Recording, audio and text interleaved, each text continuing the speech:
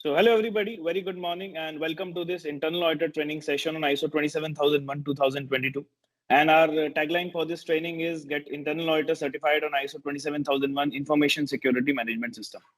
So this is powered by Quality Asia Certifications Private Limited, and it's a completely free of cost certified internal auditor training program that we are conducting today. Next slide, please. Fine. So we'll talk about the structure of the course. So it will start with an introduction, followed by the revision and history of the ISMS standard, some important concepts.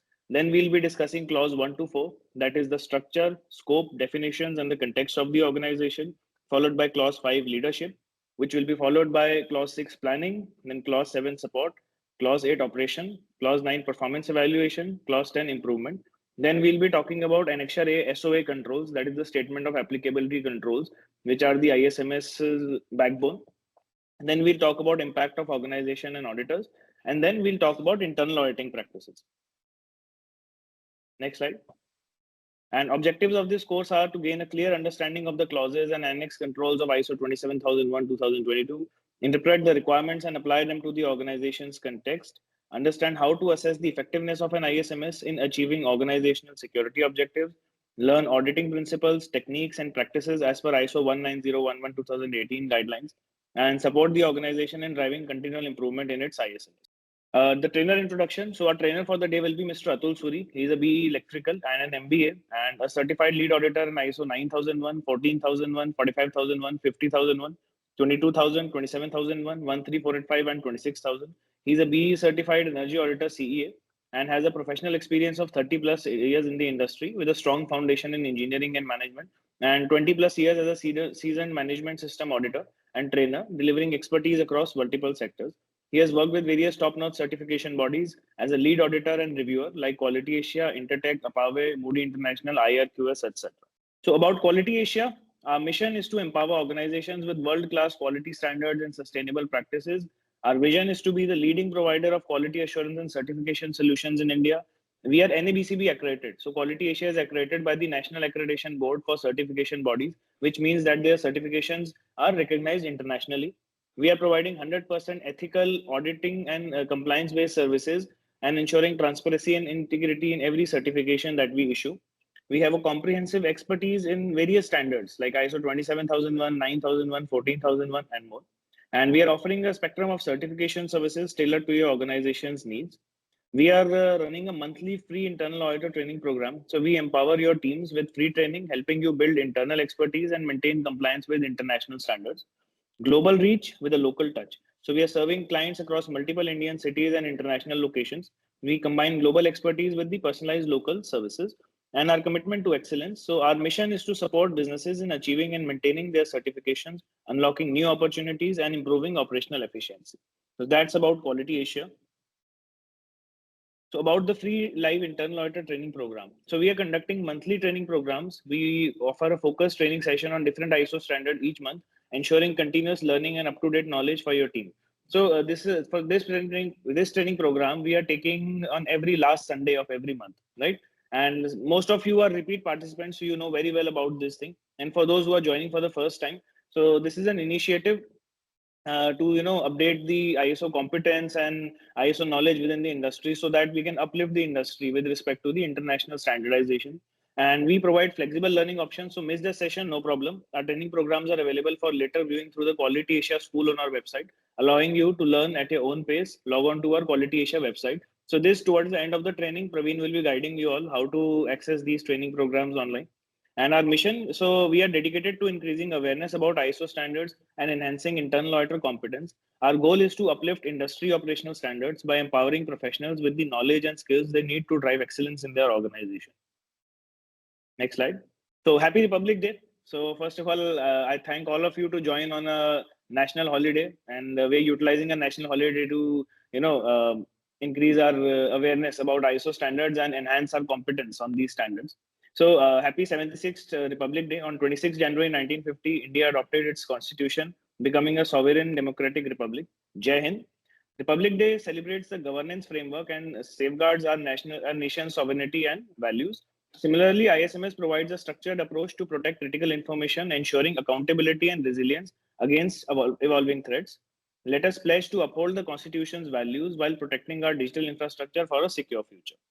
Next slide. Fine. So now we begin with the ISO 27001-2022 training content. I'll ask Mr. Atul Suri to please continue this training program further, and we'll connect over various workshops. And towards the end of this session, we'll have a Q&A session. So thank you very much for having everyone on board, and looking forward to delivering an excellent experience during the day. Thank you. Mr. Atul Suri, I'll request you to please take it up from here. Okay, so good morning to all of you and happy Republic Day. And today we are basically discussing a very important standard, that is ISO 27001, 22000. And now it is becoming increasing more and more important because you all must be getting very random calls also on your phone. These are basically cyber crimes people. They are basically calling people and making all kind of cyber crimes. So ISO, I think there is some echo. Hello. Yeah. So this standard basically helps you to protect from all those cyber crimes and criminals. So let us discuss what is ISO 27000 2022 Information Security Management System. Next slide. So this information security, basically there are three aspects: confidentiality, integrity, and availability. So this information security, basically it is a concept which refers to the preservation of three properties of information. And again, I repeat, confidentiality, integrity, and availability. So all these properties are equally important for information security to be achieved. We will discuss about what all is meant by confidentiality, integrity, and availability in subsequent slides. Yeah, next please. Yeah. So information security is about confidentiality, integrity, and availability. So confidentiality refers to the information not being available or not being disclosed to unauthorized individuals or entities, because each information it is basically it is for only for the authorized user. So others or unauthorized individuals or entities should not access the information. So that is very important aspect of information security. So confidentiality is about information not be. I request Can you, everyone to please mute yourself during this training program. Thank you. so confidentiality is about information not being available or not being disclosed to unauthorized individuals or entities, because if unauthorized individuals or entities get access to the information, so basically companies, any organization's intellectual property is lost, and then again misuse can be then, and especially in case of, let us say, banking or other critical sectors, that confidentiality loss or critical information loss can be very dangerous for the organization. So next is about the integrity. Integrity is about the accuracy and completeness of information. So again, it is about preventing information from being corrupted. That means the information which is passed on to the only to the authorized individuals, basically that information is correct and complete. And the third is availability of the information. So this availability refers to that information which is accessible and usable on demand only by authorized person and entity. So basically there are three aspects: confidentiality, integrity, and availability. I repeat once again, these are the three pillars of information security management system. Confidentiality is about information not being available or not being disclosed to unauthorized individuals or entities, so that misuse of that information can be prevented. Then integrity is about the accuracy and completeness of information. That is, information should not get corrupted, so that the information which is to be used or processed, that is accurate and there are no bugs. And third is availability, that information has to be accessible and usable whenever that information is required, but only to the authorized persons or entity. Okay, so these are the three pillars: confidentiality, integrity, and availability. So when we talk about information system, information security management is about coordinated activities to achieve, maintain, and information security by identifying security risks and applying suitable controls to them. So when you're talking about information security, So what is required? So first of all, we need to identify the security risk, which can basically breach the information. And then we need to have suitable controls so that adequate preventive measures can be taken. So information security management is about identifying security risks and then applying suitable controls so that those can be addressed. Yeah, next. And what is an ISMS? The Integrated Information Security Management System. This basically consists of, because see, you have attended other previous trainings programs also on various standards like ISO 9001, which was Quality Management System Standard, 14001, which was Environmental Management System Standard, 45001, which is Occupational Health and Safety Management System Standard, ISO 22000, which is Food Safety Management System Standard, and ISO 50001 also, that is Energy Management System Standard. So likewise, ISO 27000 also is a management system standard which talks about information security. So what is an ISMS? So like all management system standards, you require policies, procedures, guidelines, formats, resources, and activities. So likewise, this information security management system is about the basic requirements are the policies, the procedures, various guidelines, the resources required for implementation, and various activities which are required for execution. And these are managed by the organization which is implementing information security management system with the ultimate objective of protecting its information assets. Next. So like for any management system, there are certain things which you need to implement or for the positive implementation or successful implementation. So likewise, the principles for successful implementation of an information security management system are, first of all, awareness is required. Awareness about the need for information security. So basically the organization has to be aware that yes, our information security is important, so that needs to be protected. Then, like any other management system, you have to assign responsibilities, fix responsibilities and authorities. So assignment of responsibility for information security. The next step is, like just like any other management system, you need commitment, because commitment comes from the top management, and also has to take care of the interest of stakeholders. So incorporating management commitment and interest of stakeholders is another requirement. Then ultimately we have to enhance the societal values also. Just like any other management system standard, here also risk assessment is required. So what we do is we do a risk assessment, and based on the risk assessment, we take appropriate control measures for mitigating the effect of those risks. So risk assessment is the next activity. Then whatever security related procedures and SOPs are there, that we incorporate into our management system. So security incorporated as an essential element of information networks and systems.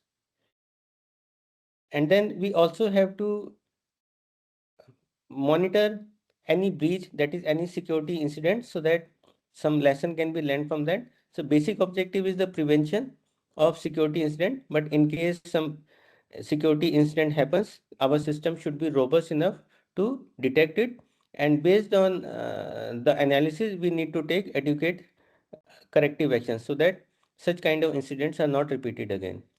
And then finally, there is a comprehensive approach to information security management system. So just like any other management system, we need to have policy, information security policy, we need to have information security objectives, and then after implementation, we need to conduct proper internal audit, management reviews, and aim for continual improvement.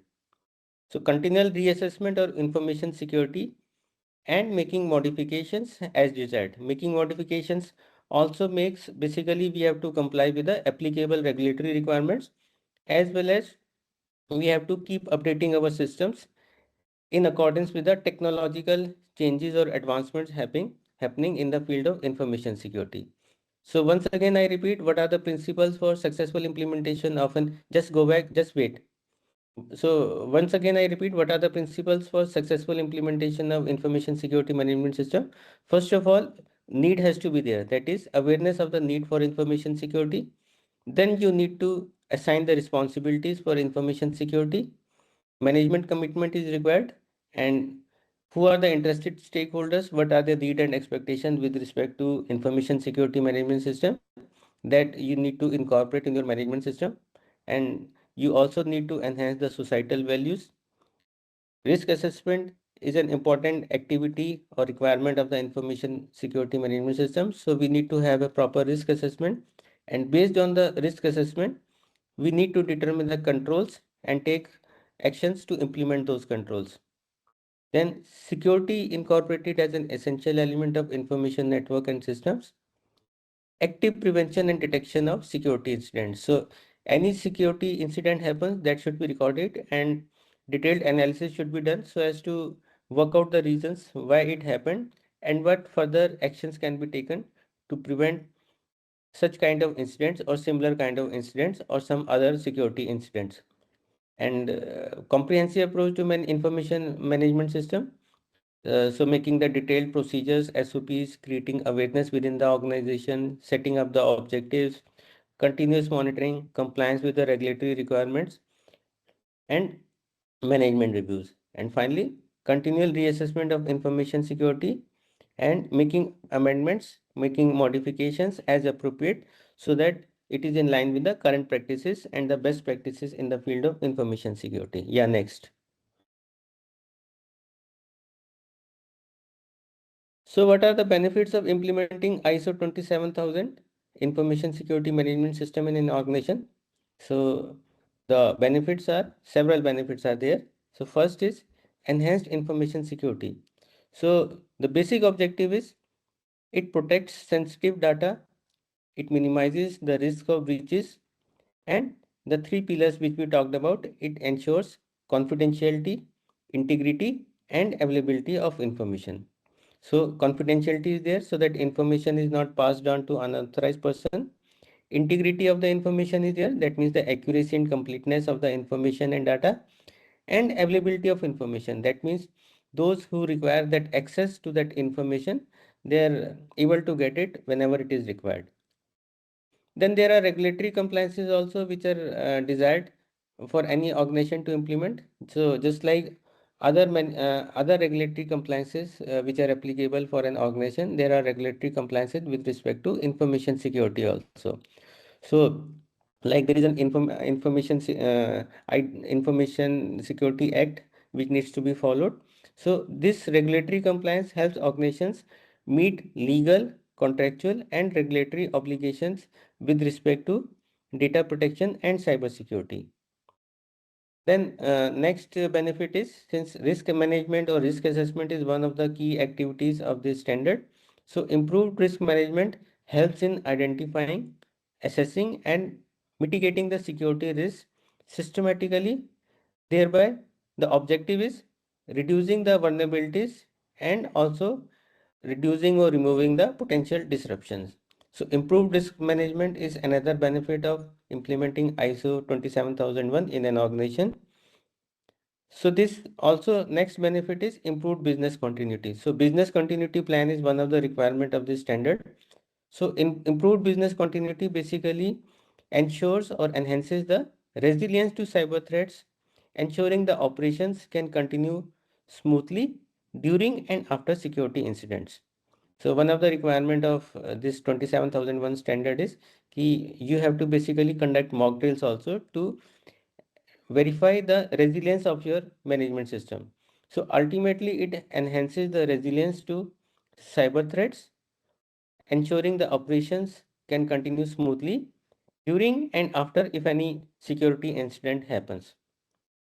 So there are other benefits also. So it gives a competitive advantage with respect to a company which is not certified, because normally many organizations, they are basically service providers to some critical organizations which are in, let us say, healthcare or in defense sector or banking sector. So basically whenever they are selecting their partners or say service providers, please keep in mute everybody.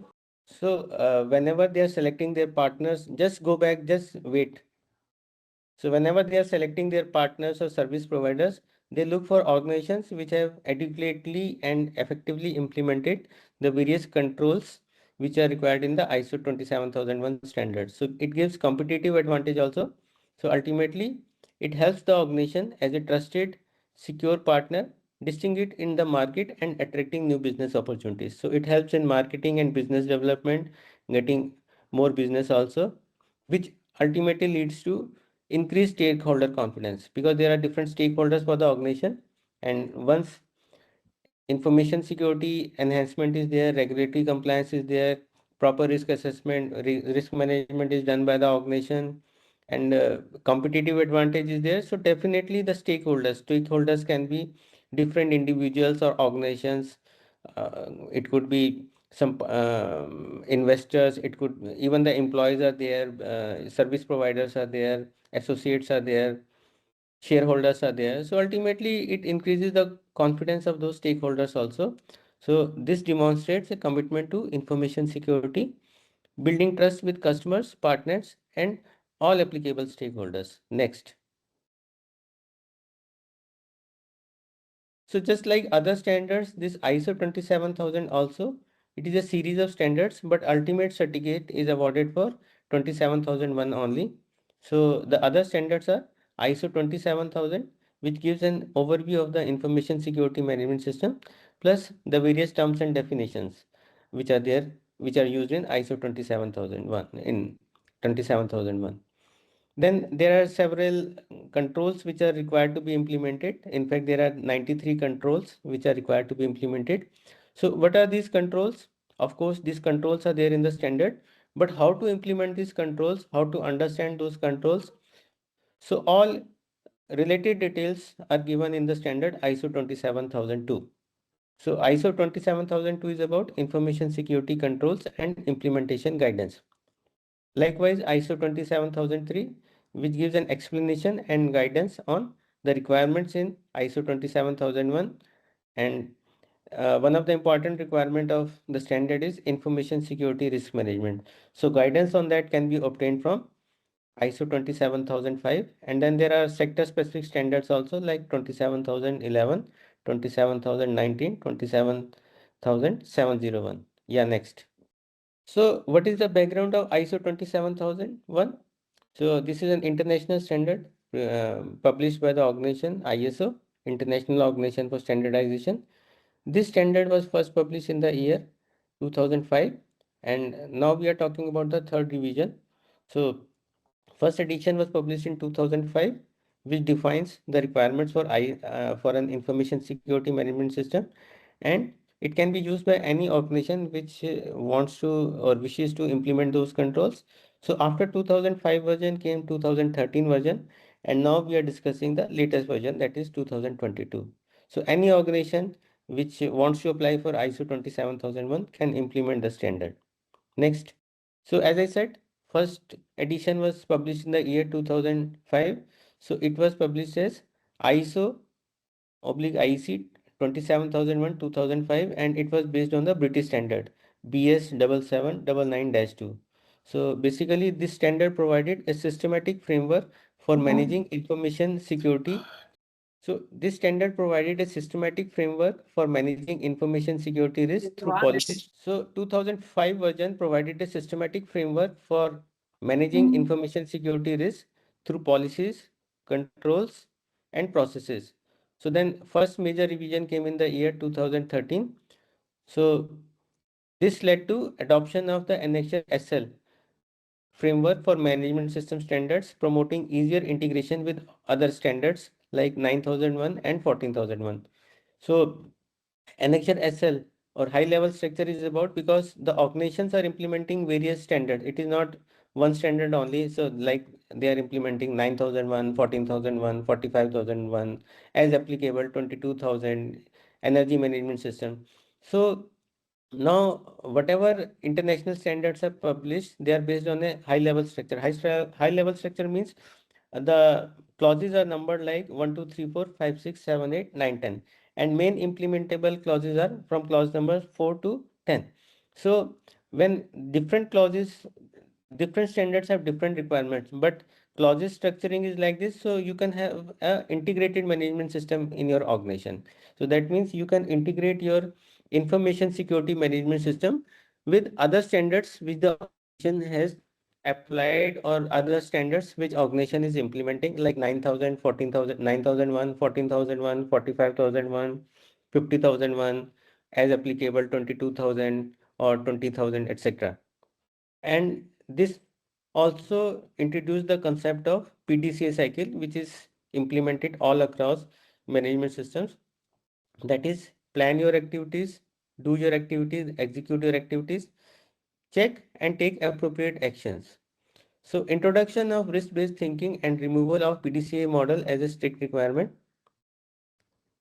Then it also focused on leadership involvement and context of organization. Basically, these are the changes with respect to ISO 22022, not 2013. So updated controls set in Annex A aligned with ISO 27002 2013. Next. So now we are talking about 27001 2022. So Annex A is aligned, control sets aligned with ISO 27002 2022. So 27002 22 is the guidance standard. And total number of controls in new standard is 93. So basically they are reorganized into 4 control themes. So these themes are organizational, people, technological, and physical.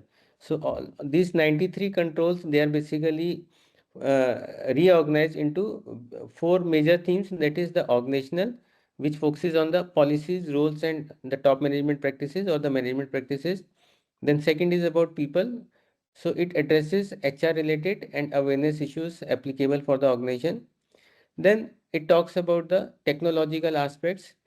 So various technical controls are covered, just like access management and encryption of data. And it also includes physical access to the property or the organization. So it includes physical security measures like secure facilities. And it also emphasizes on addressing emerging threats like cloud security, because now many organizations basically they are using cloud services. So cloud security is also addressed, data leakage prevention, and threat intelligence is also addressed. And then now in last few years, this remote working has also become applicable for many organizations. So some new controls have been introduced like remote working, data masking, and monitoring. So the organizations which are already certified to ISO 27001 to 13, for them the deadline is to convert their management system to 27001 2022 version by October 31st 2025. But the new certifications are now only awarded for 27001 to 22 version. So no certification to the previous version 27001 2013 is happening. Yeah, next. So there is a small exercise now. Thank you, Atul sir. Yes, we will initiate the workshop. So, dear participant, firstly, a very happy Republic Day to all. And now we are starting with the workshop. This workshop, you can just scan this barcode and access the workshop. Okay. Sagar, request you to share the link in the chat box. In the meanwhile. Yes, it's already shared. Okay. Thank you, Sagar. So I just want to tell you that these workshops are provided in the training program to make the training program more interactive and to increase your engagement in the training. Okay, so I request all participant to submit their question answers for these work questions. Okay, for the workshop. We will wait few responses to come and then we will go for the stats. And for the information, dear participants, who have any questions or any queries in between the training program, you can just make them noted in your notepads. Okay. After this training session, we will be having a question answer session. Okay. And during that period, we will be answering your all queries. Okay. So just note down your queries. Ranjana is submitted. Very first one. Congratulations, Ranjana. Hi, good morning, Pabran. This is Madheshwaran. Yeah, good morning, Manishwaran ji. Yes. I'm not able to get the WhatsApp now. Is there any number to join? Sorry, I'm not able to scan it. Okay, Manishwanji, you can just access the link in the chat box. Okay. Link is already provided in the chat box by Mr. Sagar. Let me try that. Yes, yes. Please try once in the chat box through the link. Thank you, Manishwanji. Yes, Mr. Parnab Chaturvedi already submitted. Great, Parnabji. Meena Hemant Pawar also submitted the exam. Narendrajit Kaurji submitted. Great, Narendraji. Sagar, please let me know once we have submitted the questions by participants. Lakshmi Narayanji already submitted. Maninderji, great. Lakshmiji, great. Maninderji. So now we will go with the stats. Okay, we have already received the 23 responses. Mr. Varun Kumar also submitted. Great, Varunji. So the first question for this workshop: what does a CIA tried in ISO 27022 stands for? And the correct answer for this question: confidentiality, integrity, and availability. So we have received 96% responses, correct ones. So again, who have participated, congratulations to all participants. Okay, next please. The second question for this workshop: which of the following is the primary purpose of the Information Security Management System, that is ISMS? And the correct answer, that's great. After out of 29 responses, we have received 100 responses are correct. Okay. So, and the correct answer for this question: to ensure the security of information assets by managing risk. Again, congratulations to all participants. Then third question for this workshop: what significant change was introduced in the 2022 version of ISO 27001? And the correct answer for this question: replacement of Annex A controls with a new control structure. And for this question, we have received 68% correct answers. Again, congratulations to all. Yes, next question number 4. What is the key benefit of implementing ISO 27001 2022 in an organization? And correct answer for this question: it provides a systematic approach to managing information security risks. And out of 30 responses, we have received 93% responses correct ones. Again, congratulations to all. Sagar, next. Yes, the last question. In the context of ISO 27001 2022, what does the availability in the CIA triad ensure? And the correct answer for this question: information is available to authorized user when needed. And out of 34, we have received 55% the correct answers. So I again congratulate to all who have actively participated in this workshop. And I have just noted that Mr. Modgil has shared the question in the chat box. So Mr. Modgil, I just request you to just make a note down in your notepad. Okay. I once again repeating, we will be having a question answer session at the end of this training session. Okay. And we will be answering your all queries. So just note it down your notepad. We will be answering all the questions. Thank you, Mr. Mogil. And I request Atul Suri sir to resume the training session. Thank you. Okay, so now we come to the overview of the standards. So structure of ISO 27001 to 2022. So as I said, now it is aligned with the high level structure, and now organizations can integrate this management system with other management systems which are being implemented in the organization. So basically there are 10 clauses, but 1, 2, 3 are introduction. So it talks about scope, normative reference, and terms and definitions.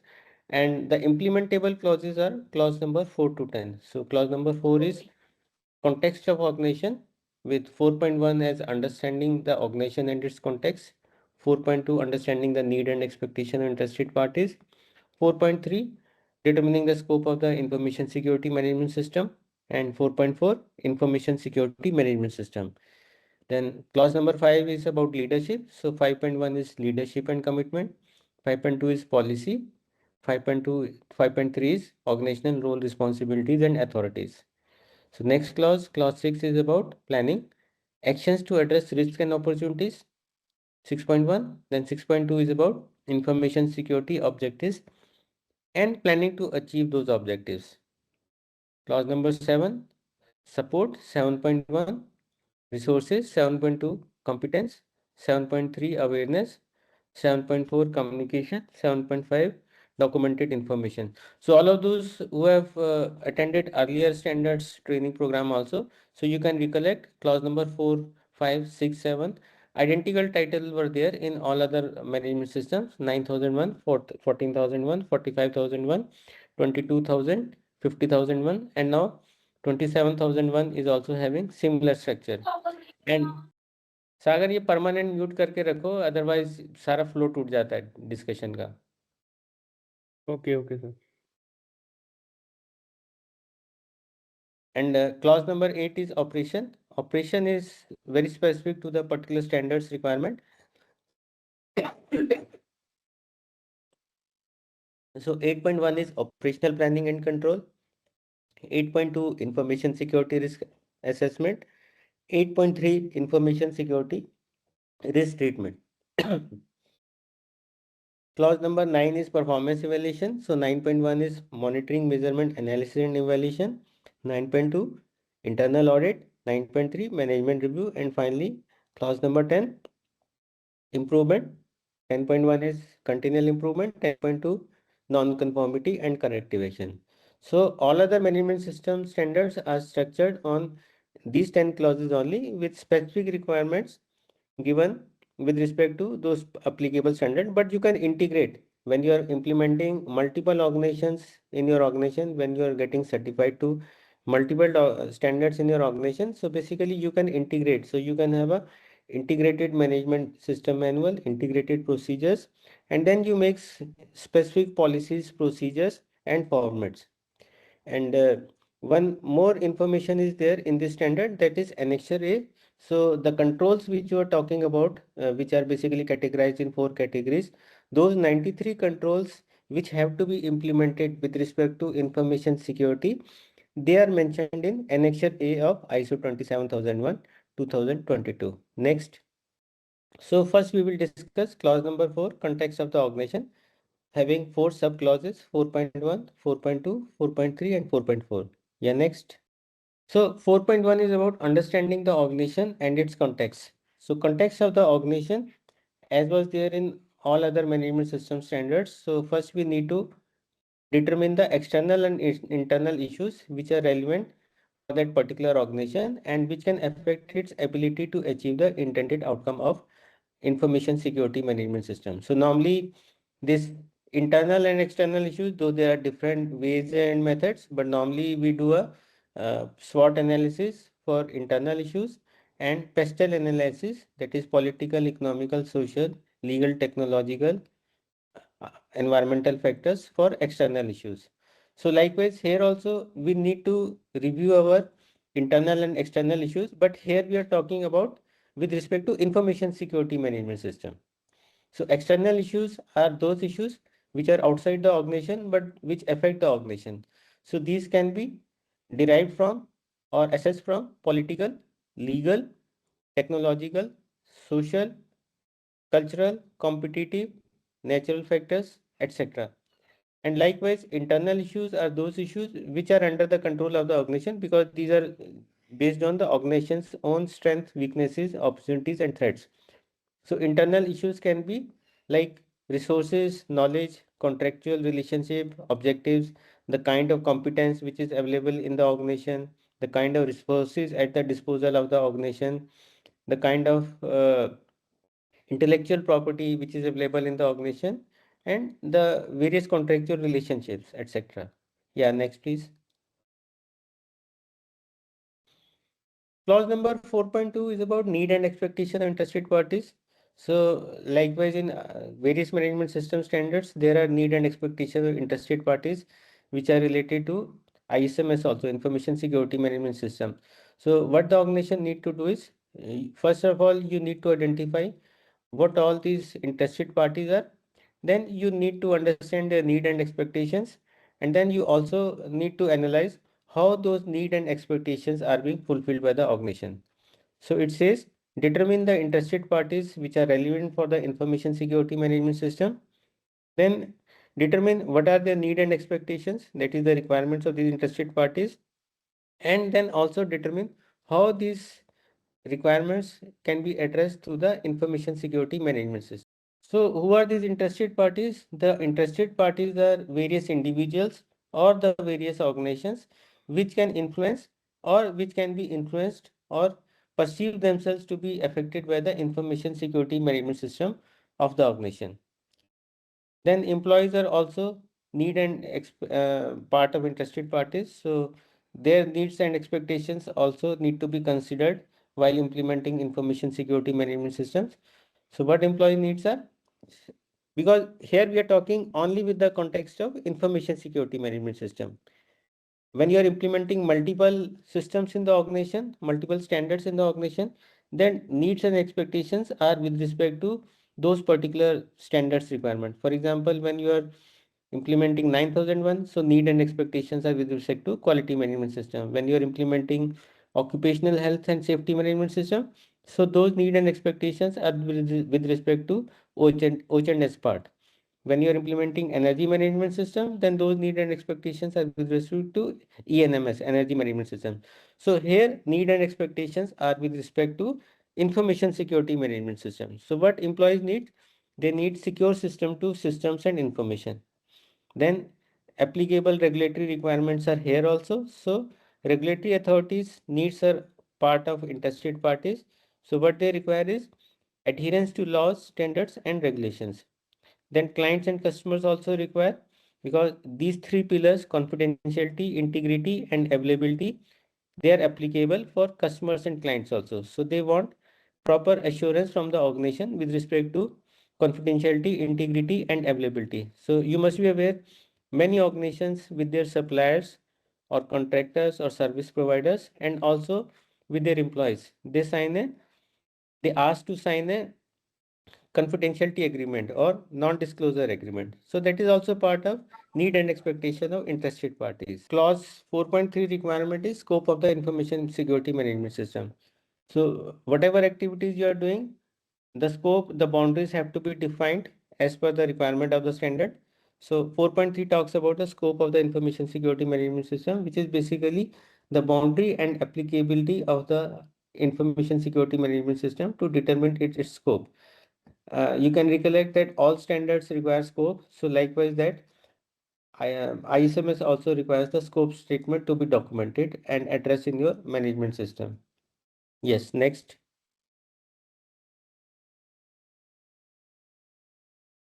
And then clause 4.4, basically it is generally talking about various processes of the information security management system. So it says establish, implement, maintain, continually improve the information security management system in accordance with the different requirements of the standard ISO 27001 and integrate this information security management system into the processes and business activities of the organization and ultimately aim for the continual improvement of the management system. Next.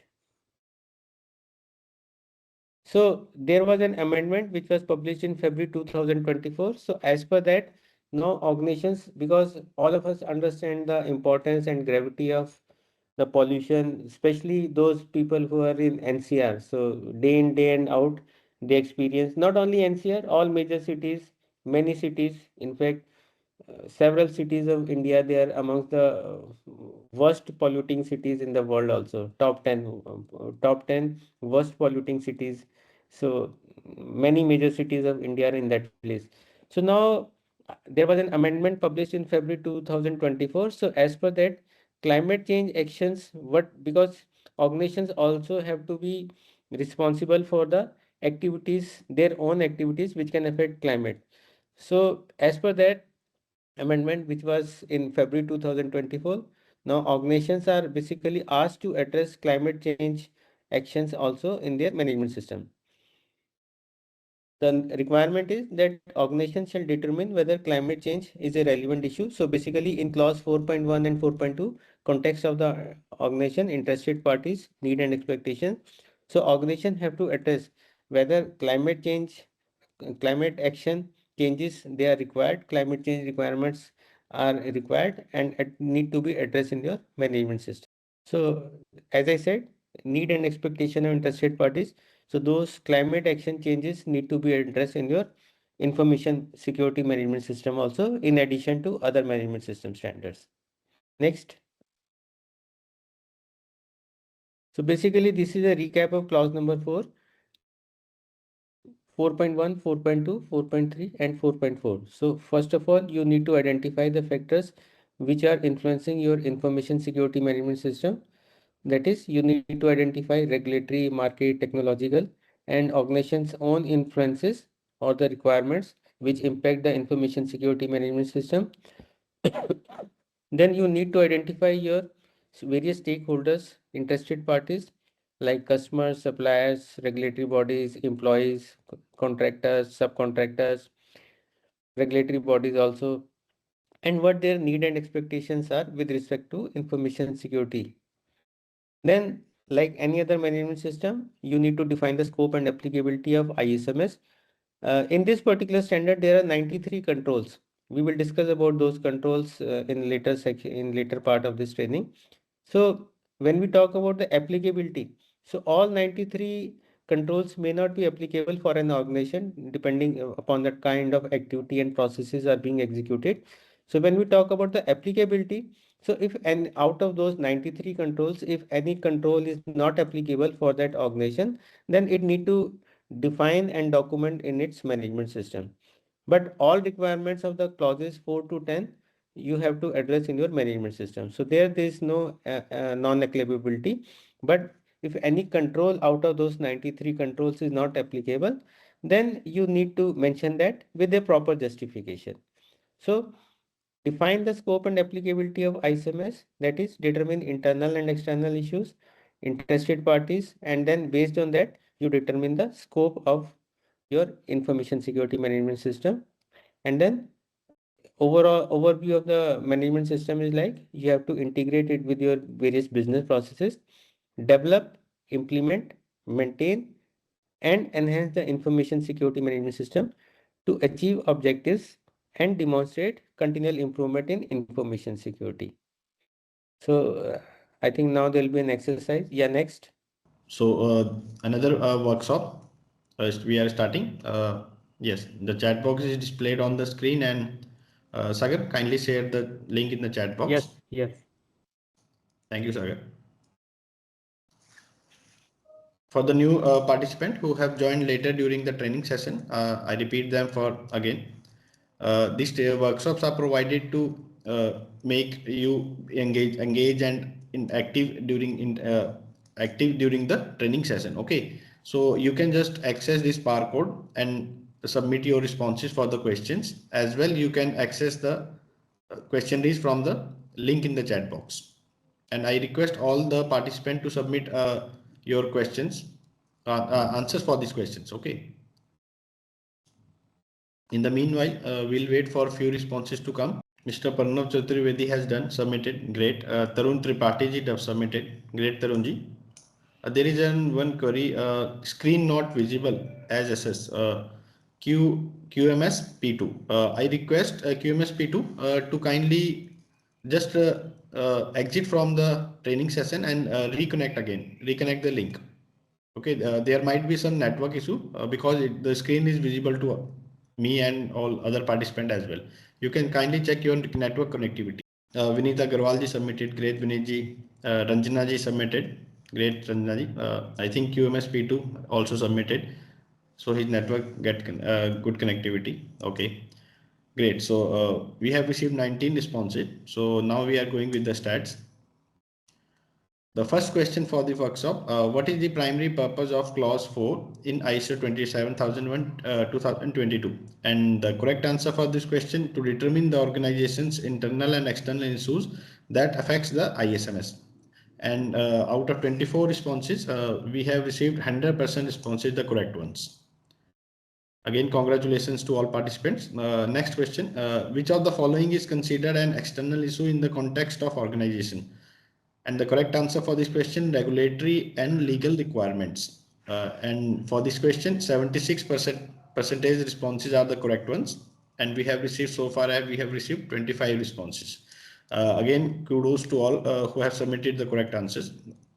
The third question, who are referred to as interested parties in clause 4 of ISO 27001 2022? And the correct answer for this question is stakeholders such as customers, suppliers, regulators, and employees. And for this question, we have received 96% correct answers. Again, congratulations to all. What should be the organization established when defining the scope of its ISMS under clause 4? And the correct answer for this question, boundaries and applicability of ISMS considering internal and external issues. And for this question, we have received 100% correct answer. So it shows basically how you are in, you can say, aware and actively listening to the trainer, right? Next question, which of the following is a requirement for documenting the scope of the ISMS? And the correct answer for the question, it must clearly define the information assets, locations, and process included in the ISMS. And for this question, 90% answer received as a correct answer. And so far we have received 31 responses. Yes, next please.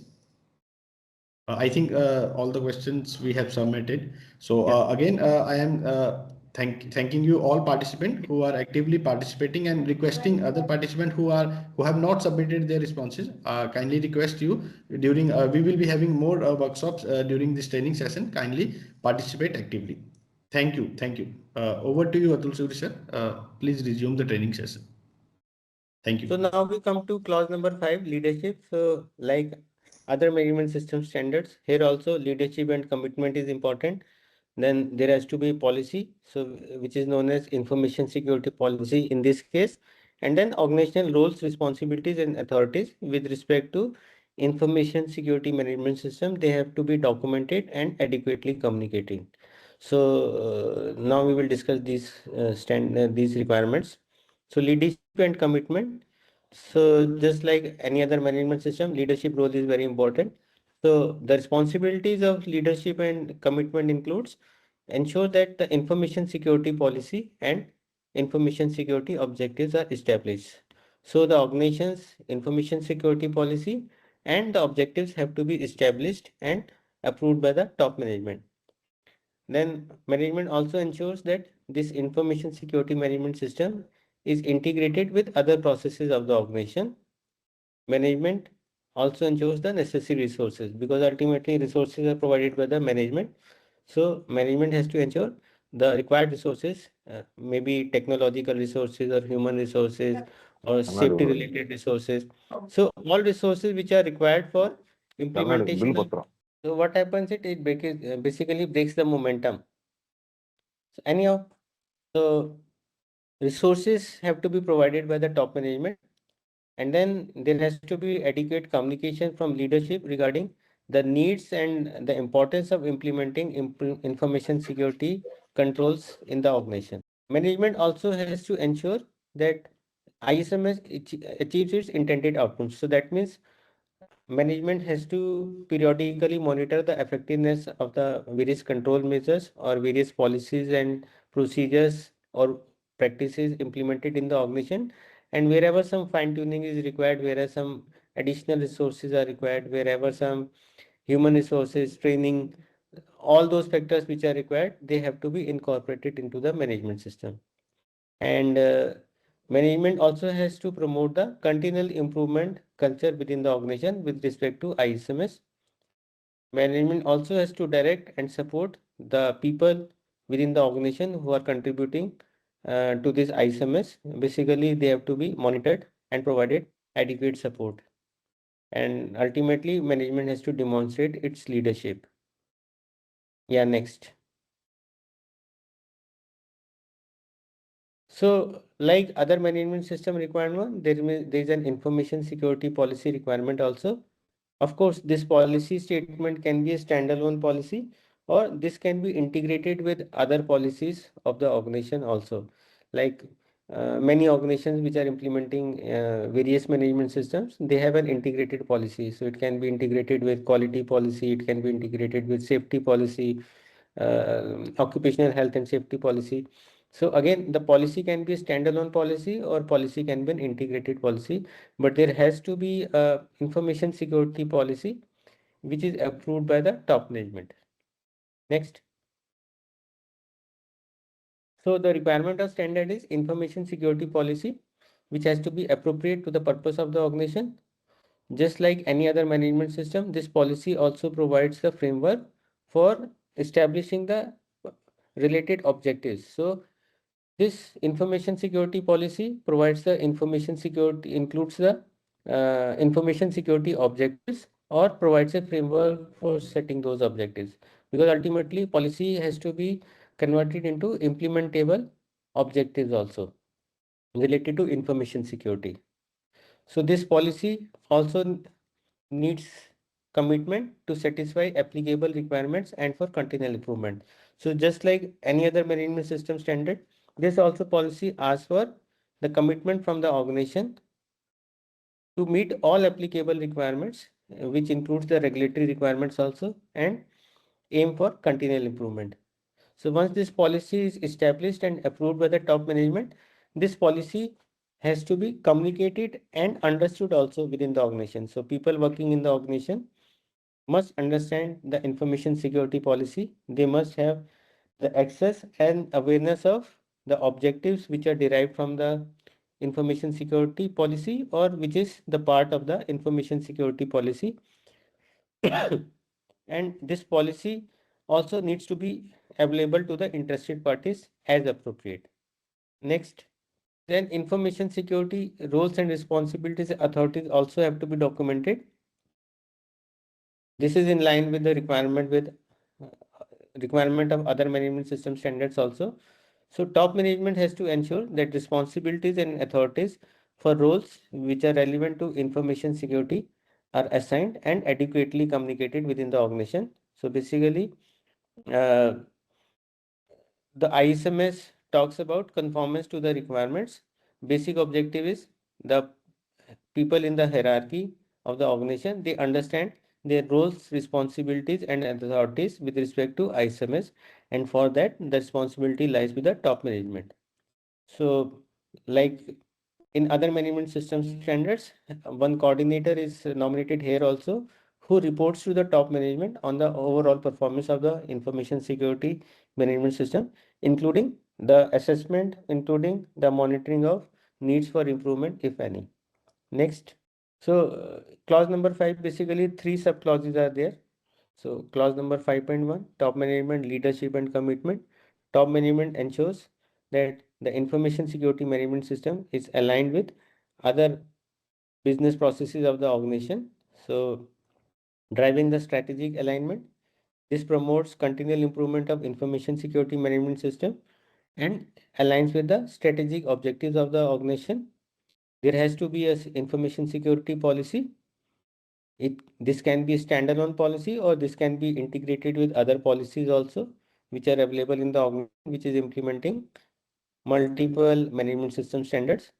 So the requirements is develop and maintain a policy which supports organizational goals and ensures compliance with applicable regulatory requirements and promotes secure practices.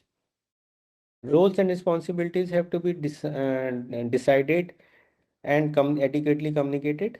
So it says assign and communicate responsibilities across the organization to ensure effective implementation, maintenance, and improvement of the information security management system.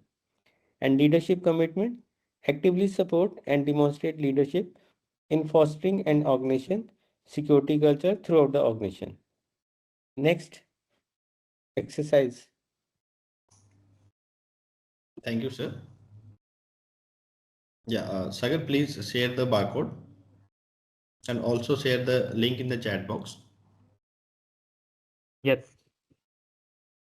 Yeah, and it is a humble request, dear all participants, because during the training session, if you unmute yourself, as the Atul sir already shared, that the momentum get disturbed, right?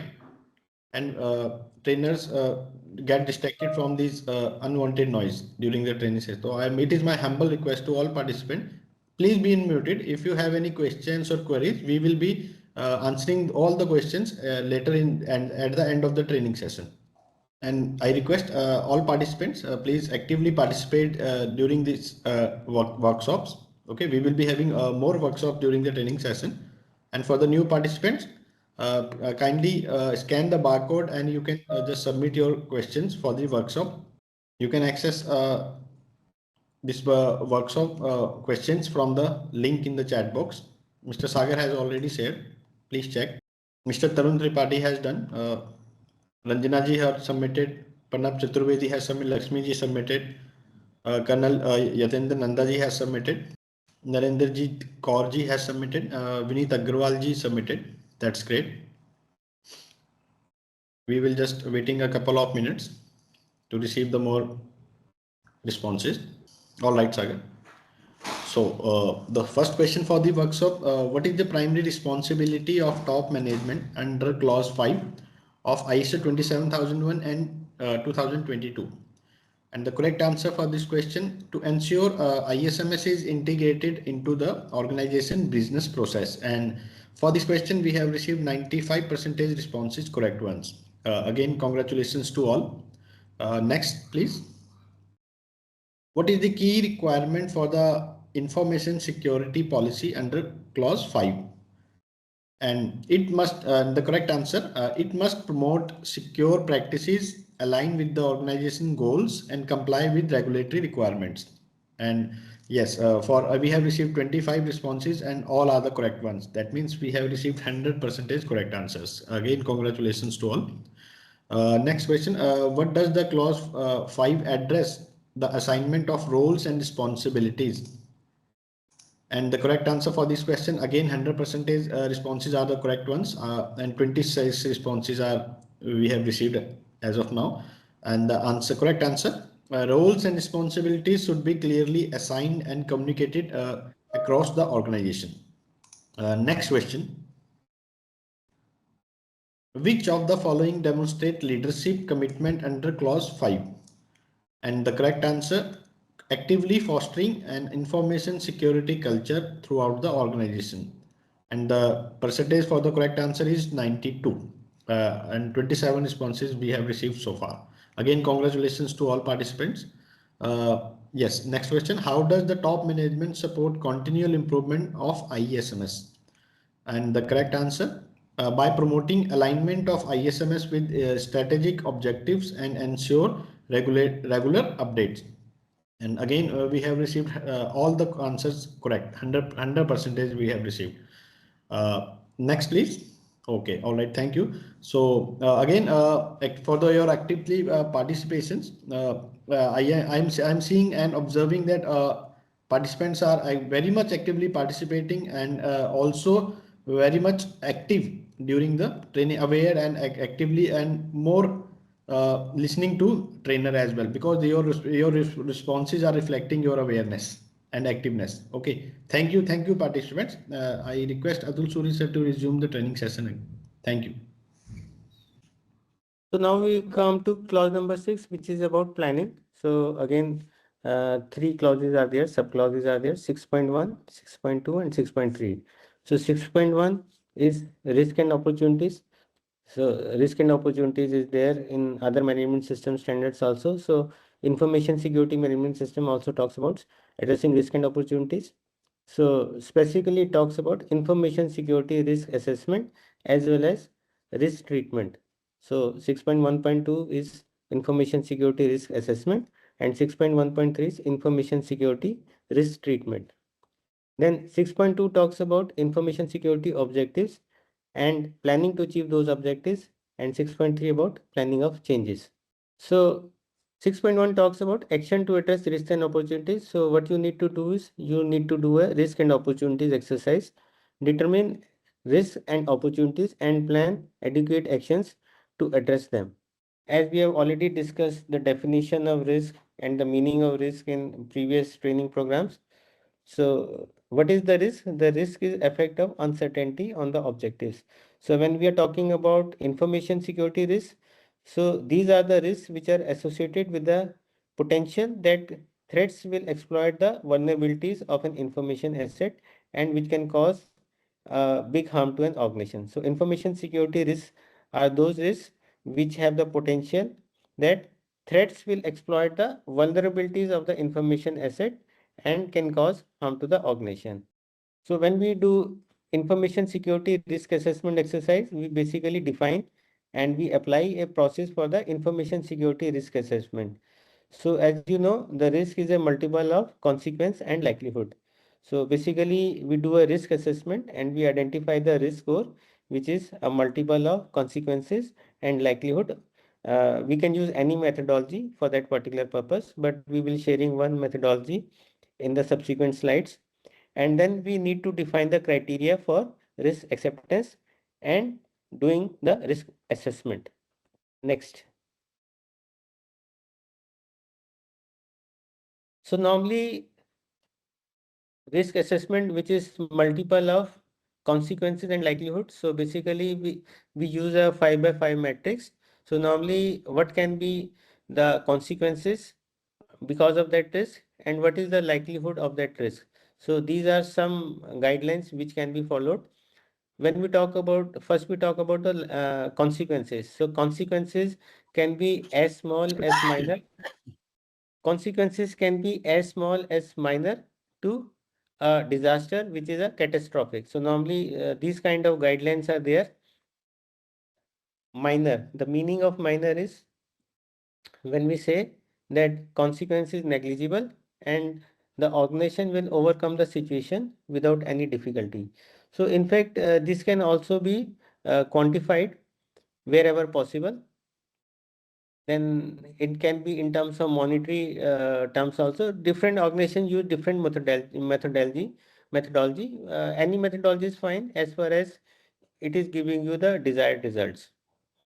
So consequences are like minor, significant, serious, critical, and catastrophic. So general guideline description is minor is a negligible consequence and the organization will be able to overcome the situation without any difficulty or the much difficulties. But significant is significant, but again it is limited. Limited consequences with a degradation in the performance or losses or breaches of requirements or damage to the reputation or public trust. But still organization will be able to overcome the situation despite some facing some difficulties. Serious, as the word says, as the meaning of word serious is substantial consequences having high degradation of activities, significant losses, breaches to legal, regulatory or contractual obligations, because anything which affects your meeting the legal requirements or contractual obligation, customer requirement, definitely it cannot be minor thing. It has to be a serious one or critical one. So depending upon the gravity of that particular mishappening or the consequence, you can decide whether breach of any legal requirement, regulatory requirement or contractual requirement is to be considered serious, critical or catastrophic. So still organization can take adequate action, will overcome the situation, but it will have to face several difficulties, because anything where there is a legal non-compliance, regulatory non-compliance, or anything where any contractual requirements are not met, any security lapses with respect to contractual requirements, then you have to face the music either from the regulatory body, concerned regulatory body, or the customer or the client. Still you will be able to overcome the situation, but definitely degradation in performance is there, and then loss of reputation of the organization in terms of regulatory body or that particular client can also be there.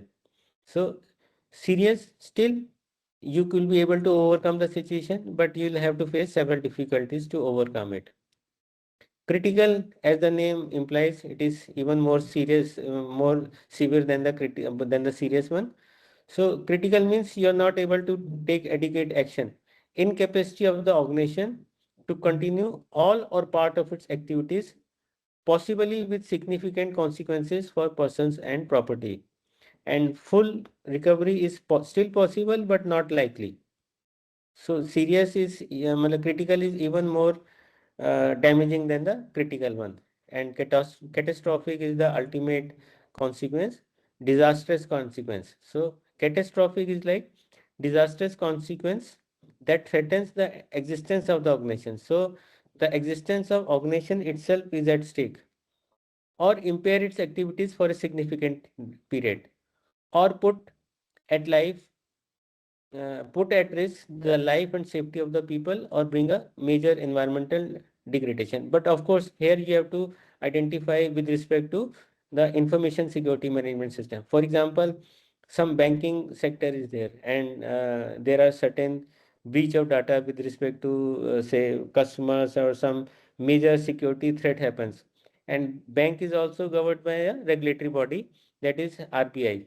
So RBI basically suspends that banking activities, or credit card. It happens sometimes. You must have noticed, matlab, read also.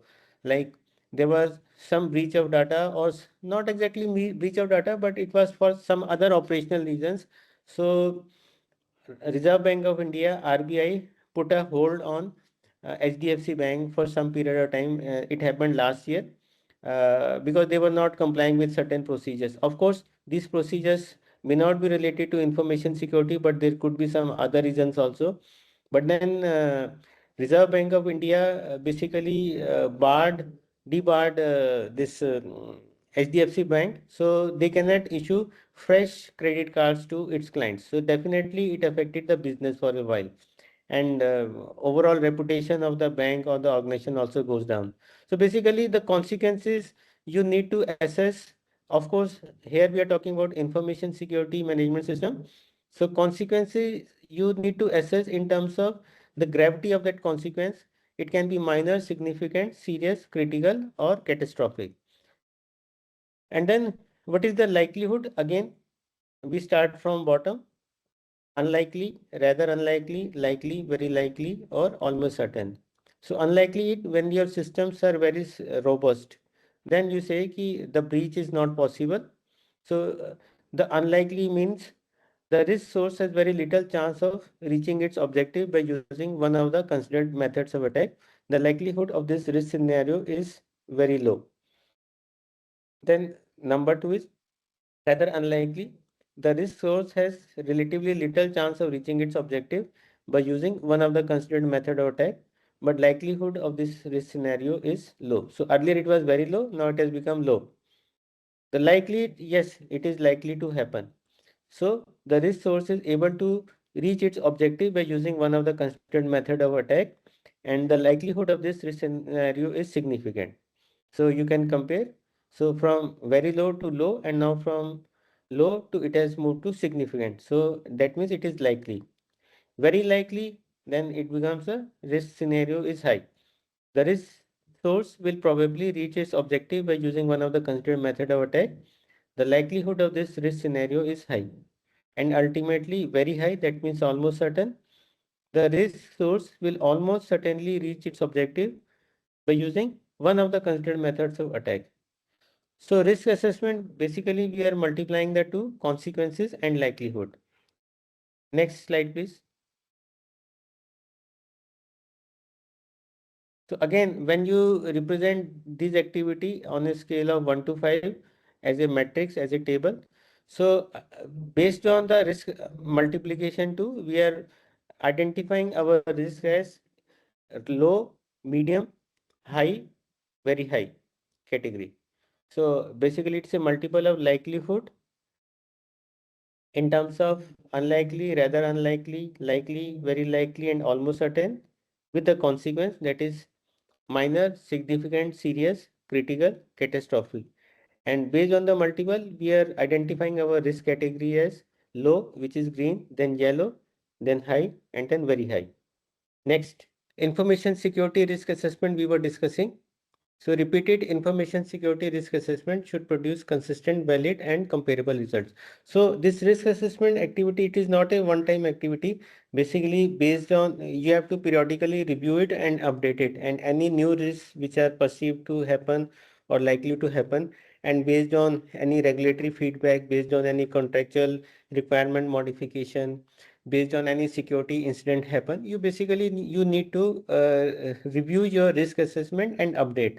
So what I mean to say, it is not a one-time activity. It is basically like a ongoing activity which you need to periodically review and update for any changes and any likely risk scenario, any likely severity change or any likely impact change. So this risk identification, basically it's an ongoing activity. So the idea is that risk assessment should produce consistent, valid and comparable results. And then there are different risk approaches. It can be event based or it can be an asset based. So this risk assessment you can do activity based also, and you can do it based on the assets which are available in the organization. So these are some examples of threats and vulnerabilities, because we have to do an assessment of threats and vulnerabilities. So there can be different kind of threats which can happen with an organization. So there can be physical threats. These physical threats can come from water, fire, pollution, harmful radiation. There can be some natural threats, that is climatic phenomena, seismic phenomena, volcanic phenomena. There can be infrastructure failures. It can be a failure of supply system. It can be failure of cooling or ventilation system. It can be failure of power supply. There can be technical failures, failure of a device or system, saturation of the information system, violation of information system, and proper maintainability also can be an issue.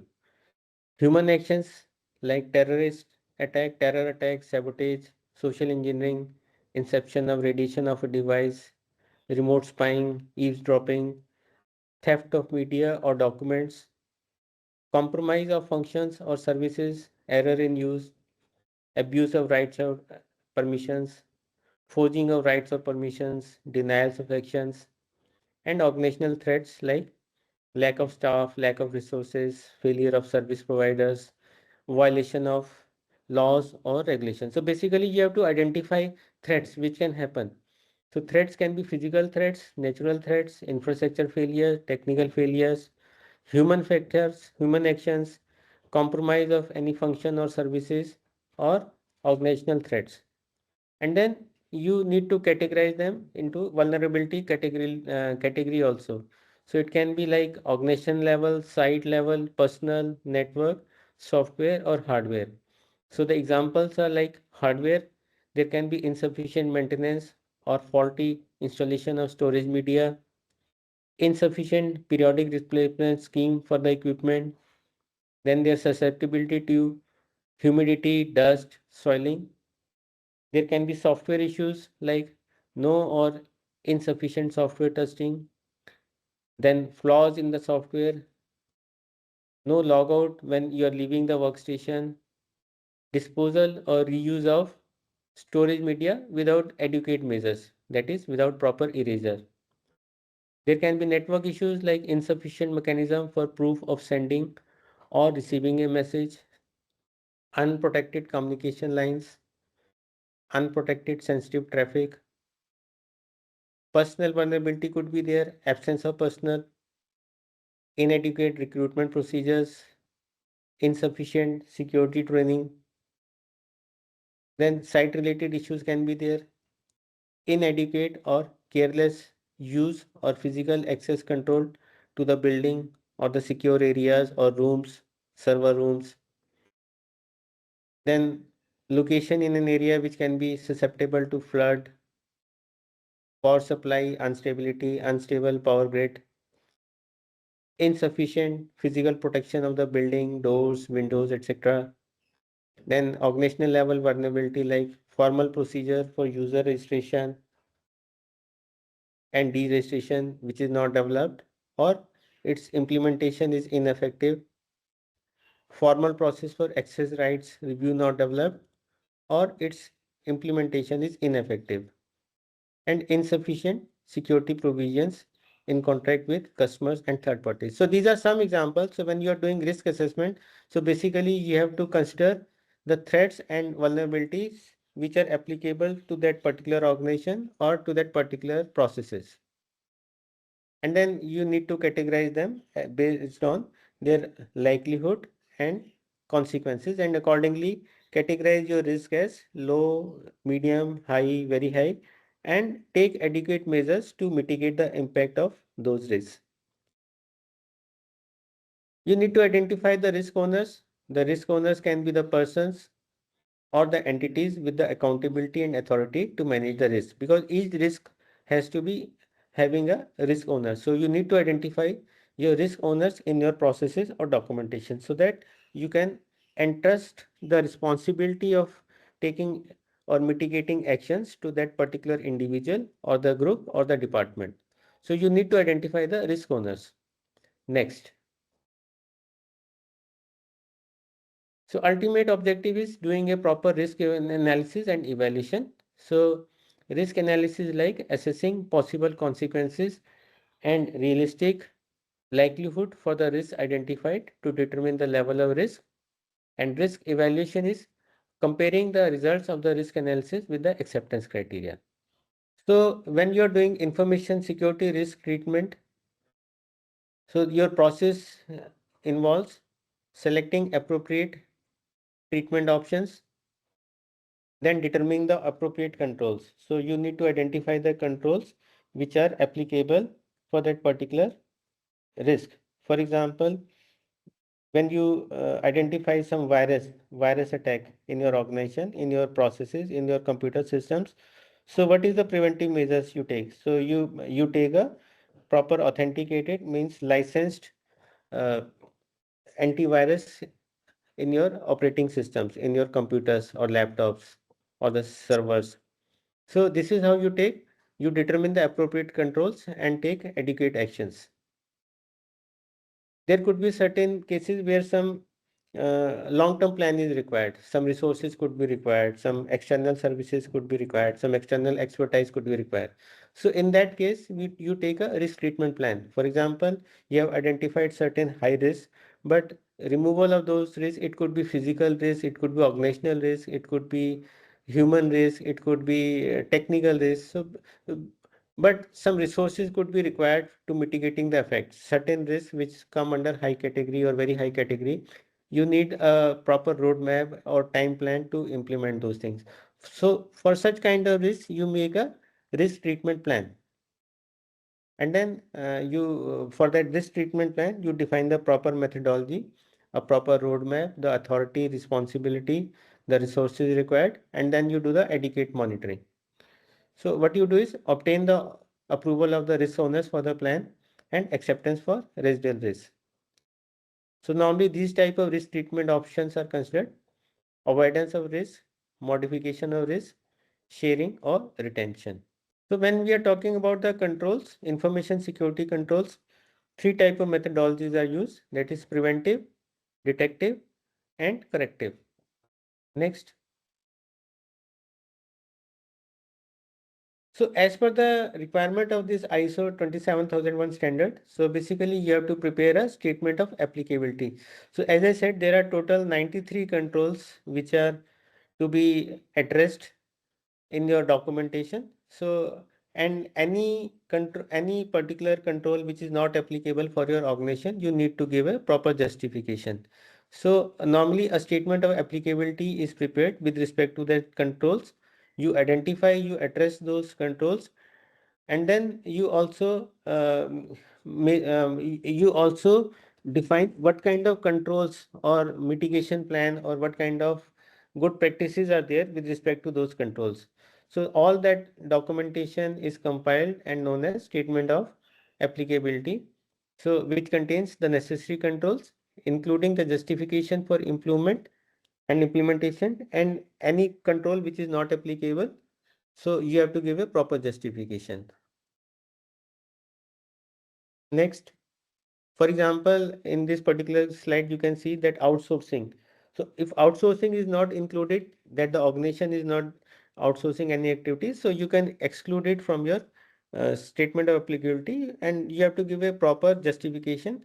Like in this particular case, it is written that outsource development is not included because it is not applicable, and all development is done in-house, and the organization is not outsourcing any activity of system development, so it can be excluded.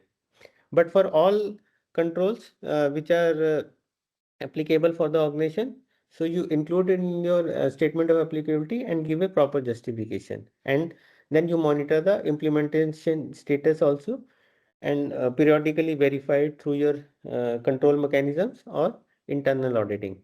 So when you prepare a risk treatment plan for identified information security risks, especially where you require some improvement, for example, some risk coming in high category or very high category, then for each such kind of risk, identified risk, you prepare a treatment plan. That means you prepare action plan or roadmap to treat that risk. Then you monitor the status of implementation also, and you allocate proper responsibilities, resources, and define the timelines for mitigating the effect of that risk. So that activity is known as risk treatment plan. So once you have implemented the risk treatment, then comes the residual risk. Residual means is where your likelihood and consequences have come down. For example, earlier the score was 4 into 3, 12. Now it has reduced to 2 into 2 into 3, 2 into 3, 6. So that is the residual risk. So ultimately you define, you accept that this risk is acceptable to us. It will not create any harm because the impact will be low, or the consequences or the likelihood of that particular risk is low. So that risk is accepted by the organization after the treatment. So that is known as a residual risk. Residual risk, the risk that remains after treatment, and it is accepted by the risk owner. So all this is a mandatory record of ISO 27001. That means you have to retain the documented information about the risk assessment process and your risk treatment process. So likewise, any management system standard, you need to prepare the objectives also. So one of the requirement of this standard is you have to prepare information security objectives. So again, when we set up the objectives, we try to make a SMART objectives: specific, measurable, achievable, realistic, time-bound objectives. So likewise, here we establish information security risks at relevant functions and levels within the organization. So the requirement is establish information security risks objectives at relevant functions and levels within the organization. Your objectives have to be consistent with your policy and measurable, variable, possible, variable, practicable. And these objectives have to take care of or include applicable requirements. These requirements could be client requirements, this could be organization's own requirements, business needs, process needs. It could be based on some applicable regulatory requirements also. And these objectives need to be monitored, communicated, and appropriately updated periodically also. So when you set up your objectives, you need to plan for achievement of objectives also. So basically, again, you make a roadmap. So when you make a roadmap for achieving the objectives, you identify what will be done, what resources are required to achieve those objectives, who is responsible, that means the process owner, and how these objectives and when these objectives will be completed, and how the results of the objectives will be evaluated. So basically, this is a mandatory requirement, and documented information on the objectives and the planning for achievement of objectives and related monitoring data is mandatory record of ISO 27001 standard. So I'll just give some examples of objectives. What could be information security objectives? For example, the policy element could be 100% compliance to legal requirements related to ISMS. So basically, your objective is there is no legal non-compliance with respect to information security management system. Then you have number of laptops, servers, desktops in the organization. So one objective could be monthly security patching activity. So you identify what all number of laptops, desktops, and servers are there in your organization, and you have to ensure that security patches are installed in all laptops and servers whenever these required to be updated. Then it could be training related objective. For example, induction training. As a part of induction training program, mandatory training for all new joiners within the organization, all those new joiners who have joined the organization within first week of joining, because especially in IT companies, because see, basically most of the controls are applicable for IT companies. So whenever a new joinee joins the organization, the new joinee may or may not be aware of the information security policies and objectives and all related requirements. So as a part of induction training, because the organization is having this information security management system, so there are policies, procedures, activities which need to be complied with. So like induction training includes other modules of the organization's working, the various processes, the various activities, the various functions being executed for the organization by the organization. So as a part of that, the new joinees also need to understand what are the good practices they are expected to follow as per the information security management system. So the objective could be mandatory training for all new joinees. And so I'm just telling one within 1 week of joining, it should be as early as possible. But then it depends upon the training curriculum of the organization also. Then the objective could be some refresher training, because every standard requires some sort of refresher training. So it could be like refresher ISMS training, uh, which can be a part of annual training curriculum. So at least 90-95% employees, depending upon the size of organization, of course, at least 90 to 95% employees will be given ISMS refresher training at least once in a year. So it could be other example could be NDA with employees. So 100% achievement, NDA should be signed by all employees of the organization, non-disclosure agreement. Then it could be non-disclosure agreement with all third-party vendors and suppliers. So that can also be a part of information security objectives. Then security breach monitoring, of course, objective target should be that there is no security breach happens, and 100% compliant or 100% safe and secure work procedures or information security processes are there. Then it could be some addition of resources, like addition of some CCTV coverage or implementing some better controls, etc. So these are some examples of information security objectives I have given. Of course, organization has to decide its own objective, information security objectives, considering its own values and own budgeting and those kind of things. But ultimately, these information security objectives have to be formulated with a proper action plan and roadmap defining what is to be done, what resources are required, who is responsible, when these objectives will be completed, and how the results of achievement of objectives would be monitored. Yeah, next slide, please. Then 6.3 is about planning of changes. So whenever there are changes to the ISMS, they shall be carried out in a planned manner to avoid unwanted consequences. So this is a recap of planning. Planning involves identifying and assessing risks to information security by evaluating potential threats and vulnerabilities. Then you need to address the risks. Risks are addressed through treatment options like avoidance, modification, sharing, or retention, supported by a risk treatment plan. And then you need to prepare a statement of applicability, because as I said, there are total 93 controls which are mentioned in Annex A of ISO 27001 standard. All controls may not be applicable, but yes, if any particular control is not applicable, then you can exclude it, but there has to be proper justification. Without a justification, you cannot exclude any control. So statement of applicability, which justifies control inclusion or exclusion and tracks implementation. And you also need to ensure that measurable and consistent security objectives are established, monitored, and updated. And any changes which you make to your information security management system, they have to be planned. They have to follow your procedure for monitoring and taking actions for these changes, and they have to be assigned with your information security management system goals. Yeah, next. Yes, sir. Okay. Thank you, sir. So, dear participants, the bar has been shown on the screen. I request Sagar to kindly share the link in the chat box. Participants can access questions from this bar by accessing this barcode, and also from the link provided in the chat box. Abhishek Bhatnagar, link has already provided in the by Mr. Sagar.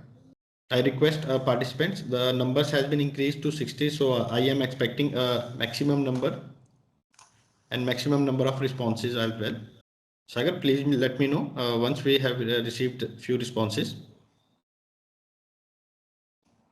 Yes, we are currently on 11 responses.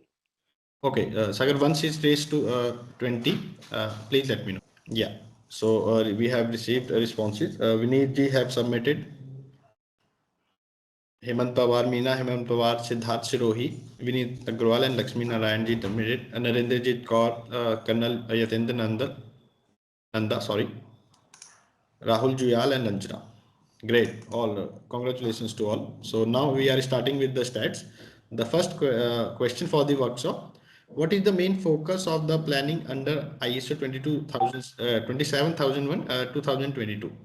And the correct answer for this question: identifying and assessing risks to information security. And for this question, we have received 92% answers are the correct ones. Congratulations to all. Next, please. Second question, which of the following is not a risk statement option under clause 6? And the correct answer, that is outsourcing. And for this question, we have received 55% is the correct answers. Congratulations to all who have submitted the correct responses. Yes, third question, what is the purpose of statement of applicability, that is SOA? And correct answer is to justify the inclusion and exclusion of controls and track their implementation status. And for this question, we have received 81% the correct answers. 27 responses we have received so far. Next question. What are the key characteristics of information security objectives under clause 6? And for this question, we have received 96% correct answers. That is consistent with policy, measurable and regularly monitored. And this is the correct answer for this question. Next, please. In following option, which is not a threat to information security? And the correct answer is strong password. That is the 60% and 35% have submitted the wrong, and even 3% more wrong email address and typo. But the correct answer for this question is strong password. Right, that is the thing. Next, please. I think Yes. it is completed. Yes, yes. Okay, all right, Sagar. Yes, so Sagar, can we, yes, I just want to inform our audience, we have invited Mr. Sridhar Dangeti as a guest speaker. Okay, and yes, and I request Mr. Dangeti I would like to invite, Mr. our today's guest speaker, Mr. Dangeti. Yeah, Mr. Dangeti, are you in the call? I request you to unmute yourself, switch on your camera. Yeah, it's on. Yeah, yes, Mr. Dangeti, I think it is evening, late in the evening or night there in US. Almost 30 Yeah. minutes for the next day. It's 11:30. All right. So I must wish you it is good night or good morning. Good night for 30 minutes, and after that, good morning. Okay, that's great. So Yeah. I must good morning, Mr. Dangeti, because we are in the morning right now. Okay. Yeah. Yeah. Good morning, everybody. It's a pleasure to be addressing this beautiful committee out here. So, my name is Sridhar Dangeti, and I I have my own company. It's called Stallion Professional Services. It's an IT staffing company, which we've strategically established it only for new IT startup companies. We help resource for all the IT startups. This could be any technology and any platform. So my my introduction to Samad Suri and his team came when I was with RI Advisory. I was working as the global director for operations at RI Advisory, and it was the third year of our ISO certification, and we were in the evaluation stage for new partners to help us with the ISO certification because the previous one had left abruptly, and we had some issues. They were not following up well or something of that sort. So when we had first evaluated Samad Suri's team, they promptly give us a good proposal, and then they were shortlisted by our CEO actually. So then we didn't go back after that. It's been 3 years. We are still with, I think, RI Advisory is still with Samad Suri. The best part about their team is what is that their customer service. You send an email, you send a query, immediately you'll find the answers as soon as possible that they could retrieve, right? And they made the process so simple.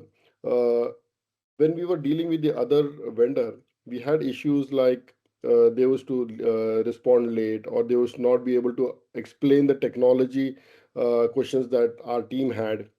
So we had to literally struggle with them, and it used to take us a lot of time. And then we also had issues with the audit sessions. So the best part is that their quick response, they simplify the processes so good that even like I would say a 10th grade would understand. And I think you guys would have just seen the proof of that. I was just listening to the number of percentage of answers that everybody was giving correct right now. It was 90%, 80%. Just imagine that if in a 20-minute presentation you have such a good numbers, what will happen when they take over your team training for 6 months or so. So I really appreciate Mr. Samad Suri and his team for all the help that they're giving us. And tomorrow, if like my company just started like 6 months ago, but the day I feel that my company needs ISO certification, I surely will reach out to Samad for that. That's for sure. Yeah. Any questions that anybody has for me from my past experience about Samad Suri's team, you could please ask me. No questions, Mr. Sridhar. Okay. Yeah. And then I would say that thanks a lot. Thanks a lot for inviting me out here, and all the very best to everybody out here. Happy New Year to everybody.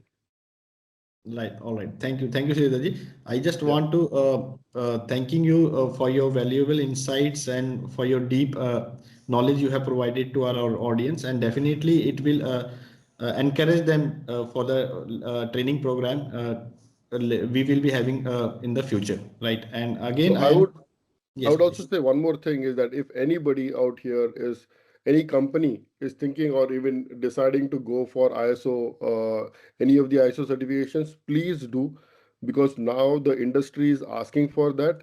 And once you get your ISO certification, you have humongous opportunities in the market, right? So don't delay it. And even people who are thinking of getting their training done for ISO certification, please do it, because that would be an added feature on your resume, and it would gain more weightage for you guys for the new job opportunities. I did my training also, and it really has helped me a lot in my career. Yeah, so that's one suggestion that I would give to everybody on this platform today. Thank you, Mr. Dangiti, again for your valuable insights providing to our audience, and pleasure to have you on our this training program as a guest speaker. And thank you once again for accepting our proposal for the as a guest speaker, right? And you have spoken so much kinder words, and thank you for all those words as well. And again, I am repeating also that Mr. Dangeti has waiting for the, you already told that it's 30 minutes already and he will be in the morning, right? So he was waiting. So yes, Mr. Dangeti, once again, very much thankful to you for your valuable time and waiting for such a long in the light and to No address problem. our beautiful audience. No problem, no problem. It's always a pleasure to be with Samad Suri. It was a very good experience, and I would continue to support you guys whenever you ask me. It's a pleasure. Thank you. And sir, once again, congratulations for your new venture, and Thanks a lot. hoping all the best for your future endeavor. Thanks a lot. Thanks. And I hope to get myself certified by you guys whenever I'm ready. My pleasure, sir. It's always our pleasure. Bye. Okay, thank you. Thank you, sir. Okay, so now we start on clause number 7, which is support. So there are 5 sub-clauses. 7.1 competent resources, 7.2 competence, 7.3 awareness, 7.4 communication, and 7.5 documented information. Next. So 7.1 is about resources. So like in other management system standards also, here also resources are required. And we have already discussed in 5.1 that leadership and commitment, leaders also have to provide the resources. So ultimately, we are talking about the resources, what all resources are required that need to be addressed in as per the requirement of clause 7.1. So what the organization need to do is determine and provide the resources which are required for establishment, implementation, maintenance, and continual improvement of the information security management system. Next, then again, for any organization, competence is very important thing. Rather, I would say the most important thing, because ultimately the organization is run by competent people. So for implementing or effectively implementing information security management system, organization requires competent people. So what we need to do is define the requirements of competence, and this competence requirement could be in terms of education, training, skill, or experience. And then organization has to take actions to improve or to maintain that competence and evaluate the effectiveness of action taken, specifically in case of information security management system, because a lot of technological advancements are happening, lot of security threats and vulnerabilities are happening. So organization has to update or upgrade the management system, that is information system management system, accordingly. And for that, the competence and skill level also of the employees also have to be upgraded accordingly. For example, when this ISO 27001 2005 version was published, or even 2013, that time cyber crime was very limited, so cyber threats were very limited. But nowadays, a lot of new cyber threats are coming, different modus operandi. You must be reading in the newspaper also. Vulnerable people are targeted, vulnerable organizations are targeted. So likewise, organization has to improve or update its information management system, and accordingly the competence or the skill level of the persons or individuals or the departments or the teams who are responsible for implementing, improving, and maintaining the information management system, they also need to upgrade their competence. So competence is very important thing for the organization as a whole, and specifically talking in terms of information management system. So first of all, competence has to be defined, competence has to be maintained, and competence has to be continually upgraded also to align in or to take care of the information security threats or vulnerabilities which are increasing day by day. Next. So once competence is there, then awareness is also required. Like other management system standards, this management system also requires awareness at appropriate levels within the organization. So the bare minimum requirement is that people shall be aware of the information security policy of the company, the relevant information security objectives, and how an individual or a group of team or a department is contributing to the information security management system. What are the benefits of improved security performance, and also what are the implications or what damage could be done to the organization or the processes or the resources if there is no compliance to the requirements, or there is non-conformities or security breaches or security incidents happening within the organization. So as a bare minimum, personnel shall be aware of information security policy, the related objectives, what is their individual contribution to the information security management system, what are the benefits if there is an improved security performance within the organization, and also what are the losses or what damages could be done, or what are the implications if the specified requirements are not met. Okay, next. Communication. So again, here also internal and external communication is relevant. And communication, you can recollect, all standards require communication with respect to the requirements of that particular management system. So communication is internal communication within the organization, and communication is also with the outside world. For example, with the respective stakeholders or regulatory bodies or clients or service providers, contractors, or where the activities are outsourced. So effective means of communication shall be there. So organization need to determine what needs to be communicated internally as well as externally. So need to identify what communication will be done, when it will be done, with whom it will be done, how it will be done. And then communication related evidences or records also the organization has to maintain. Next. So documented information, this is the requirement of all management system standards. So this is applicable for ISO 27001 also. So since you are implementing an international standard, so there has to be documentary evidences. So documentation includes the documents which are specified by the standard, which is mentioned in the standard, and also documents which are not mentioned in the standard but which are effective, which are desired for the effective implementation of information security management system. So organization has to take its own call on what all standards, what all documents are required for ensuring the effective implementation of the information security management system, like the policies, the procedures, the guidelines, the formats, risk treatment, statement of applicability. So these are some of the documents which are required by the international standard. So when you are preparing the documents, you are creating and updating the documents. So there has to be proper, just like document control, because in your ISMS documentation, or for that matter, any management system documentation. So one of the essential documents or procedure which you make is with respect to the control of documented information. So same is applicable for ISMS documents also. So you need to have a procedure for identification and description of documentation, what format, review and approval. So normally all these things are considered in your procedure for control of documented information.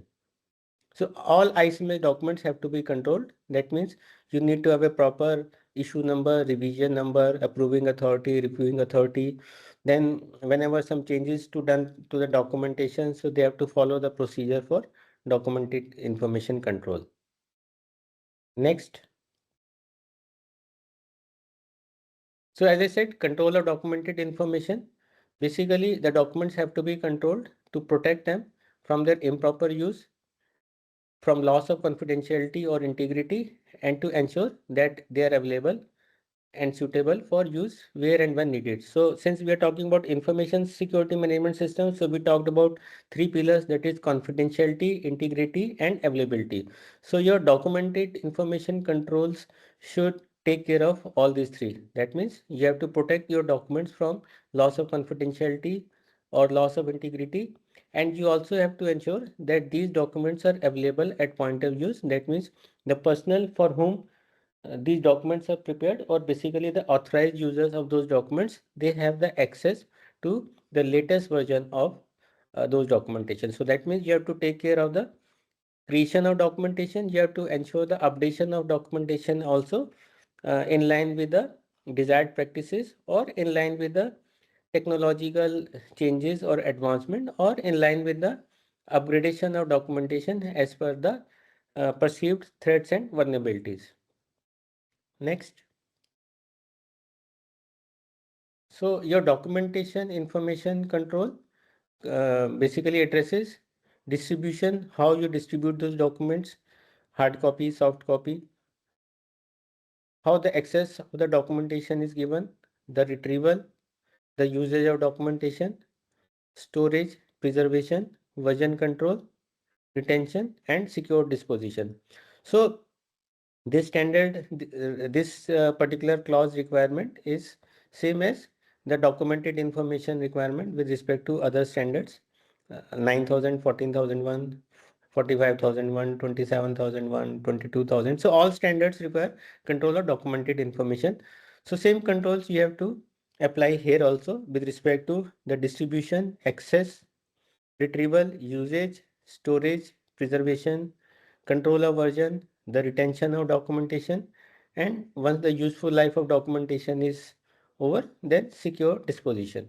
And since the documentation of the organization with respect to IMS, they are basically addressing your confidentiality, integrity, and availability. So secure disposition and access is all the more important as compared with the documentation of other standards. Of course, documentation protection and preservation and control is required for everywhere for all management system standards, but it becomes all the more applicable with respect to the information security.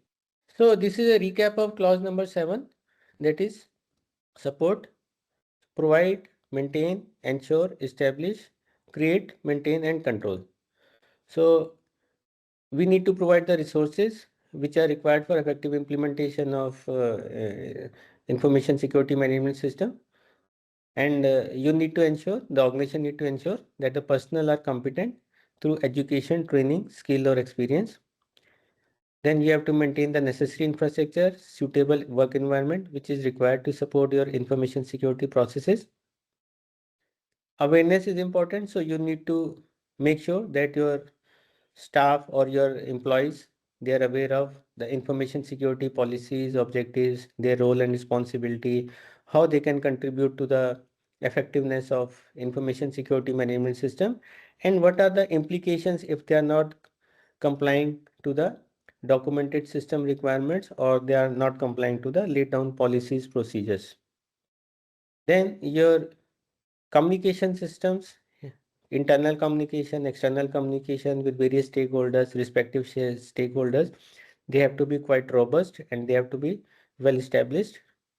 And then you need to have a proper document control also, create, maintain, and control documented information to ensure that your ISMS operations and the compliance to regulatory requirements, contractual requirements is effective and properly monitored. Yeah, next. So exercise now.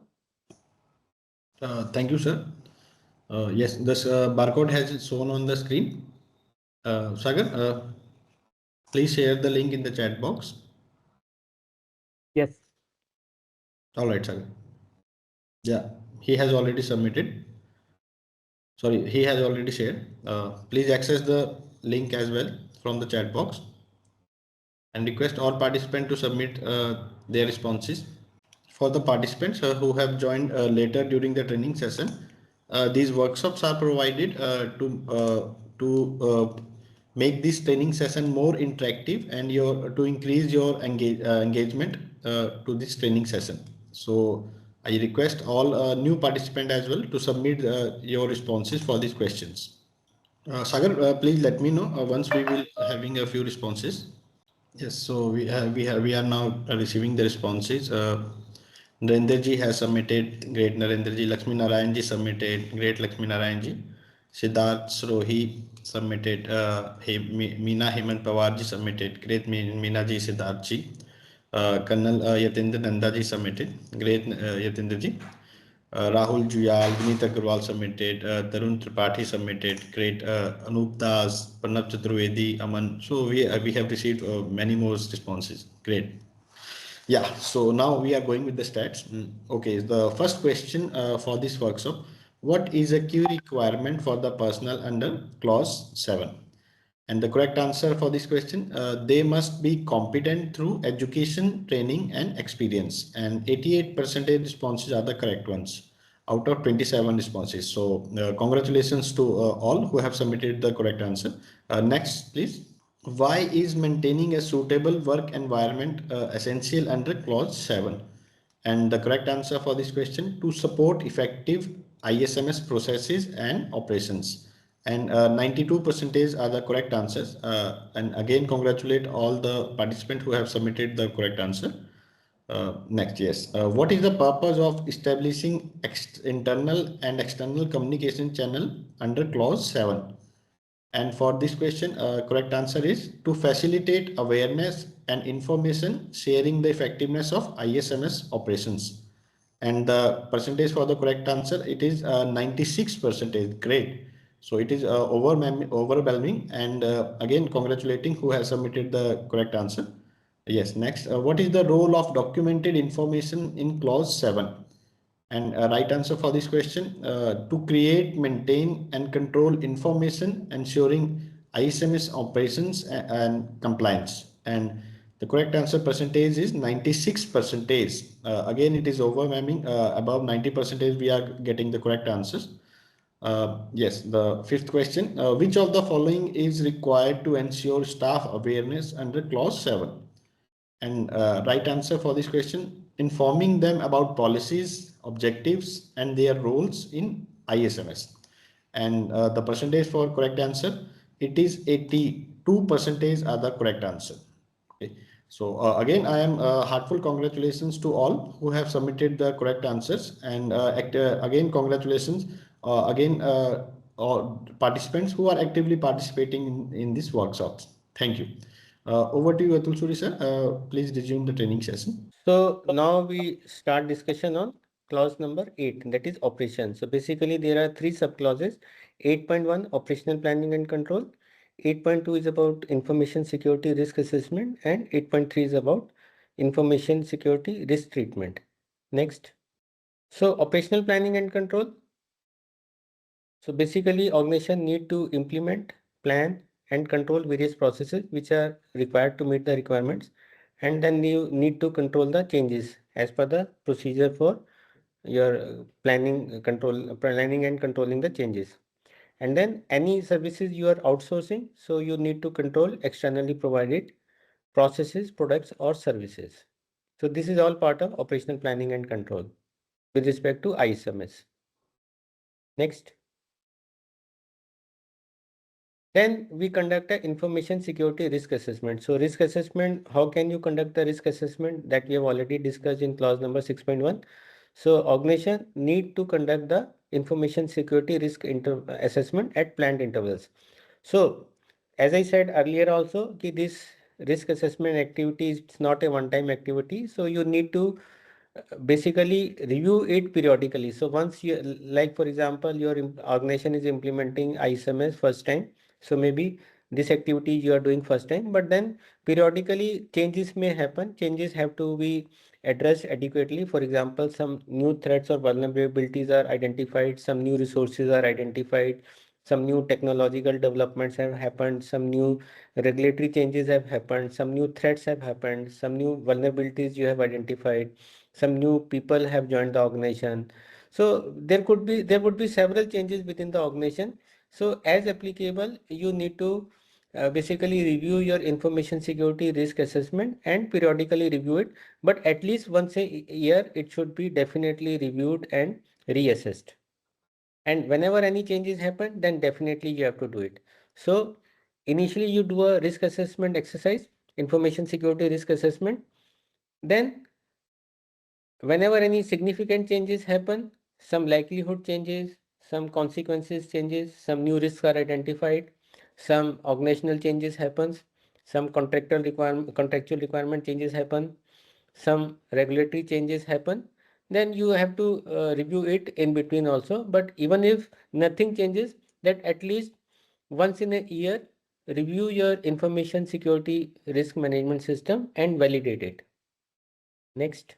So based on the risk assessment now, because based on the risk assessment, you have identified your risk in various categories depending upon the score, like low risk, medium risk, high risk, etc. And wherever the risk is high, then you need to show a risk treatment plan also. So clause 8.3 talks about, of course, we will discuss all these things in detail when we discuss the operational controls. So then you will understand the requirements in a better way. But as of now, we are just restricting to the requirements of various clauses. So information security risk treatment plan has to be prepared, and like in any plan, you need to identify the resources, who is responsible for what, how the monitoring will be done, how the evaluation will be done, what resources would be required. So all that is part of risk treatment plan. Next. So operational planning, basically in operations, we are covering three subclauses, 8.1, 8.2, 8.3. So based on PDCA cycle, plan, implement, and control the process in order to meet the requirements of ISMS. Then, if any changes happen, ensure proper control of changes and externally provided processes, products, and services. Then conduct your risk assessment at planned intervals and review it periodically, at least once in a year if no changes happen. But in case any significant changes happens, like I said, with respect to contractual requirements, regulatory requirements, changes within the organization, some new threats, vulnerabilities identified, etc., etc., then you have to then you don't have to wait for 1 year. Then only you have to update your risk assessment, and there could be some change of scores, there could be some change of likelihood, there could be some change of consequences, the impact, etc. Then you have to basically update it, and wherever your risk is coming high or very high, depending upon whatever procedure guideline you have prepared for, or the threshold what you or the organization is going to accept, then based on that you need to prepare the risk treatment plan.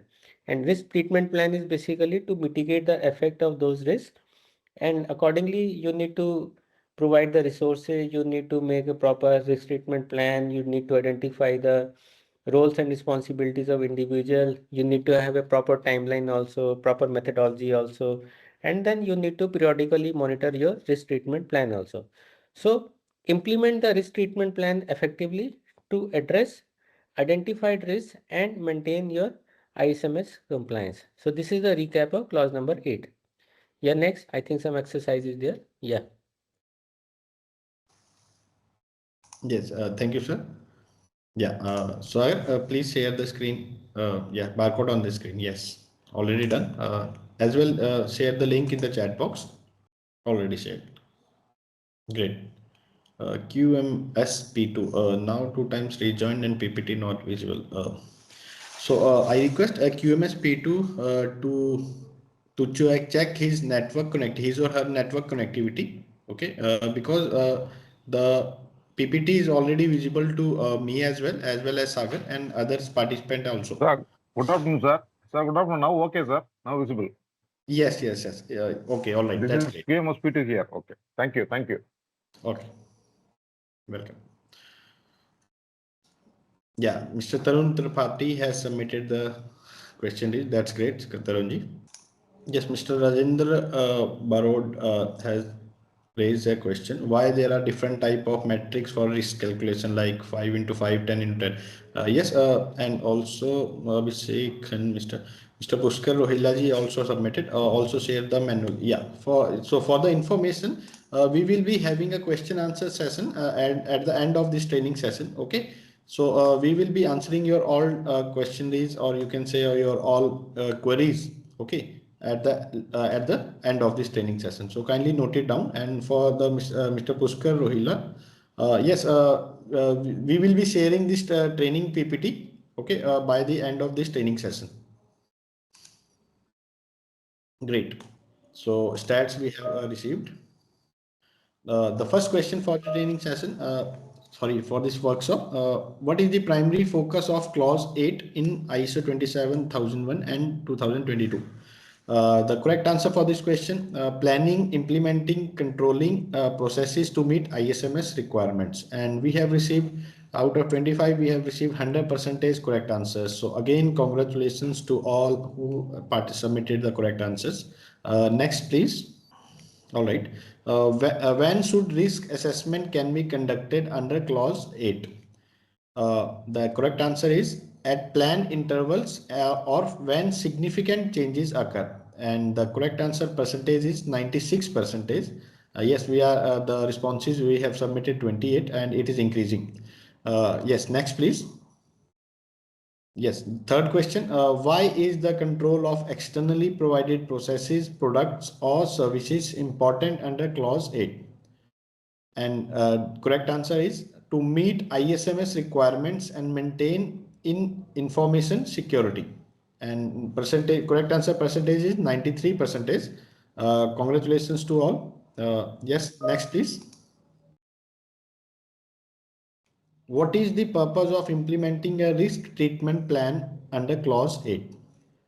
And correct answer for this question: to address identified risks and maintain ISMS compliance. And the percentage is 96%. Again, kudos and congratulations to all. Yes, the fifth question: what does operational control of changes involve under clause 8? And correct answer for this question: ensuring changes are systematically planned and aligned with the ISMS goals. And the correct answer percentage is 93. So it is overwhelming, and we are receiving the responses 80, more than 80, and even 90 and more than 90. So it shows that how actively you are participating and how active you are listening to the trainer. Okay, so again, heartfelt thankful to all participants. Thank you. Over to you, Atul Suri sir. Please resume the training session.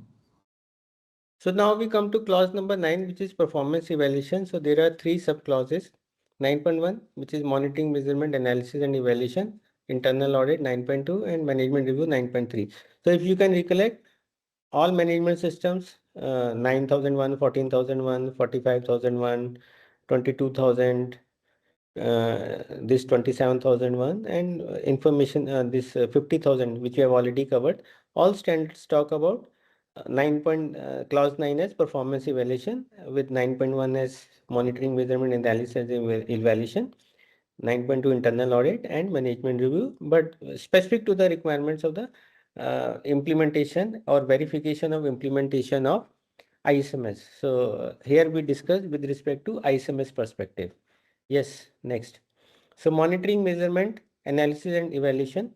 So we need to monitor, we need to determine what needs to be monitored and measured. So what would be the method for monitoring, when to monitor and measure, the responsibilities, and when the results are analyzed and evaluation. So more specifically, it would be respect to the ISMS controls that we'll be discussing in the subsequent slides. So basically those controls need to be monitored, analyzed, measured. Then these controls need to have specific responsibilities, and the outcome, the results have to be analyzed and evaluated. And this record is a mandatory record as per the requirement of standards. So documented information or the evidence of results has to be maintained by the organization. Next. Then 9.2 is internal audit. So internal audit basic principles remains the same, and internal audit towards the end of the today's session we will discuss internal audit methodology in further details, but right now we'll just understand what is the requirement of this particular clause. And of course, you can recollect this internal audit requirement is there in other management system standards also. So likewise, you need to conduct internal audit of your information system, information security management system at planned intervals. So what is that planned interval that you need to define? But of course, at least once in a year should be there.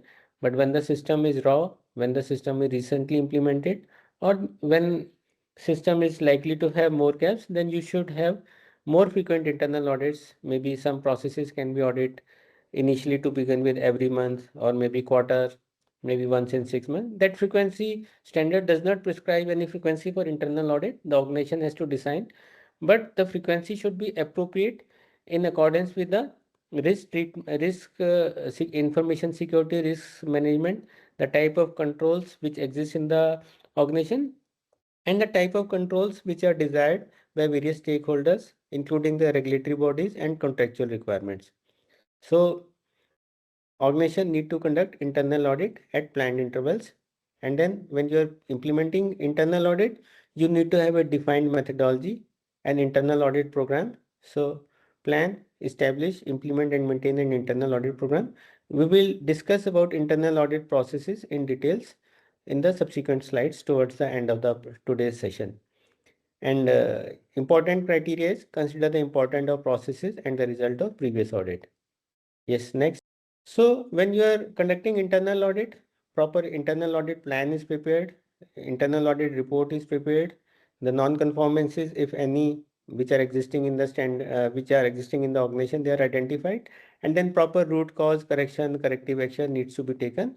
And ISO 19011, it lays down the guidelines for auditing management systems, and proper documented information has to be retained by the organization as evidence of effectively conducting the internal audits. And then finally, you need to do a management review in the organization. So this management review has to be chaired by the top management of the organization.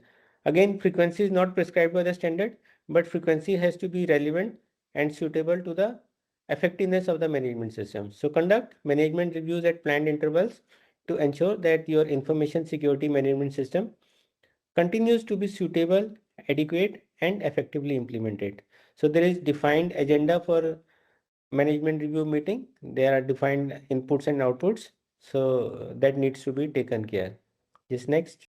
So the inputs to the management review when you're conducting ISMS review are status of action from previous reviews, changes to the context of the organization, which we discussed in clause 4.1, 4.2, feedback on information security performance, feedback from interested parties, the results of your risk assessment and risk treatment plan, which is a key activity of your information security management system, and the identified opportunities for improvement. And the outcome of management review meeting is in terms of decisions taken with respect to any changes to the information security management system, any changes to policy objectives, and any decisions which are taken by the management for improving the effectiveness of ISMS for ensuring continual improvement. So this record is a mandatory record. So documented information on the result of management review has to be retained by the organization. So the recap of clause number 9 is determine what needs to be monitored, methods, timing, responsibilities, and analysis of results. Then maintain documented evidence of monitoring and evaluation activities. Conduct internal audits at planned intervals to ensure the effectiveness of your ISMS processes. So whatever gaps are identified as non-conformities or areas for improvement in internal audit, do a proper root cause analysis, take adequate corrective actions, and monitor their effectiveness. So conduct internal audits at planned intervals to assess the performance of your information security management system. And finally, conduct management reviews at planned intervals to ensure that the ISMS implemented by the organization remains suitable, adequate, and effective. So there are defined inputs which need to be discussed in the management review and chaired by the top management of the organization. And then finally, some outcome decisions taken with respect to improvement of the effectiveness of the management system or any changes to the information security management system that should come out as a output of the management review. So all activities have mandatory records. So these mandatory records have to be maintained when you're implementing ISMS as per ISO 27001 standard. Yeah, next exercise. Yeah, all right, sir. Thank you. Yes, Sagar, please share the barcode. Yeah, it is already shared, and share the link in the chat box as well. Thank you, Sagar. Yeah, so I have seen Mr. Shiva Kumar Karthike. Do we get the course completion certificate? Yes, for your information, Mr. Shiva and all participants, you will be getting a examination link, Google Form link at the end of this training program. Okay, you have to submit that examination, and you will be if you qualified. I think Sagar, please tell. It is 50% qualifying criteria for the certification. 70%. 70%. Okay, so it is increased to 70%. That's great. So, who will be qualifying 70% marks in the examination? Okay, those candidates will be awarded with the certifications. Internal auditor certified ISO 27001 internal auditor. Okay, so yes, of course, you will be getting a certification. Okay, but not completion of this training, completion, or you can say qualifying the examination. Great. Yeah, so Narendrajit Kaur has submitted, done. That's great. Tarun Tripathi ji done. Shiva Kumar Karthikeyan ji submitted. Great. Ranjana ji submitted. Lakshmi Narayan ji submitted. Sasikant Kaleru submitted. Meena Hemant Pawar, Pradeep Kumar, Gary Singh, Rahul Juyal, Sanjay Rajput, Colonel Yatendra Nanda submitted. Great. Again, congratulations to all. So yeah, now we are going with the stats. The first question for the workshop, what is the primary purpose of clause 9 in ISO 27001:2022?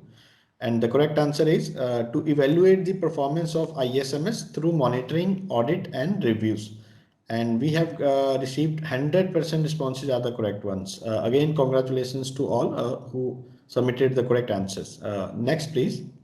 What is required when determining what needs to be monitored and measured under clause 9? And correct answer for this question, defining methods, timings, responsibilities, and criteria for the analysis. And correct answer percentage it is 96%. So again, congratulations to all who are actively participated and submitted the correct responses. Yes, third question. What is the purpose of conducting internal audits at planned interval? And the correct answer for this question, to assess ISMS performance and identify non-conformities.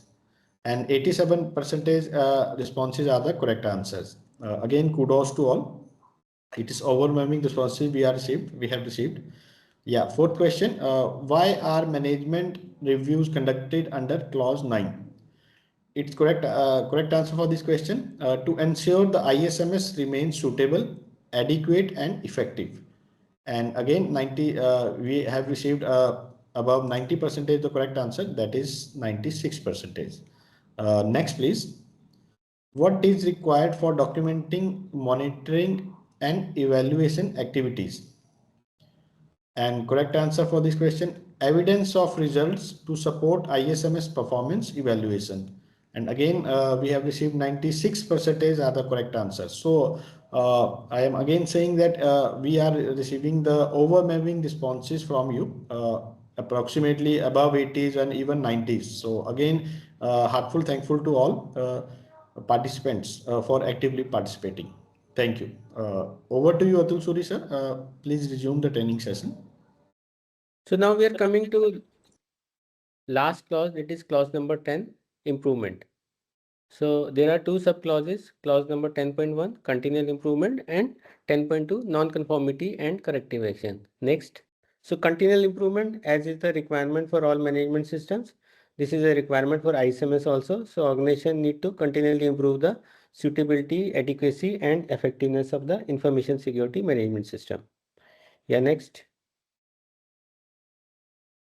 And again, as is the requirement of all management systems, here also you need to address non-conformities and corrective actions. So non-conformity is a non-fulfillment of a requirement. Next. So when you encounter non-conformities in your information security management system, so you have to react, you have to investigate, identify the causes and evaluate. So react means correct and control the situation and deal with the consequences. Then evaluate the need for the corrective actions. Corrective action is the action taken so that the problem does not occur again, to prevent its reoccurrence. Then you identify the causes, do a root cause analysis, propose the corrective actions to resolve the problem, and evaluate the effectiveness of corrective actions taken. So documented information on non-conformities and corrective actions has to be adequately maintained by the organization. Yes, next.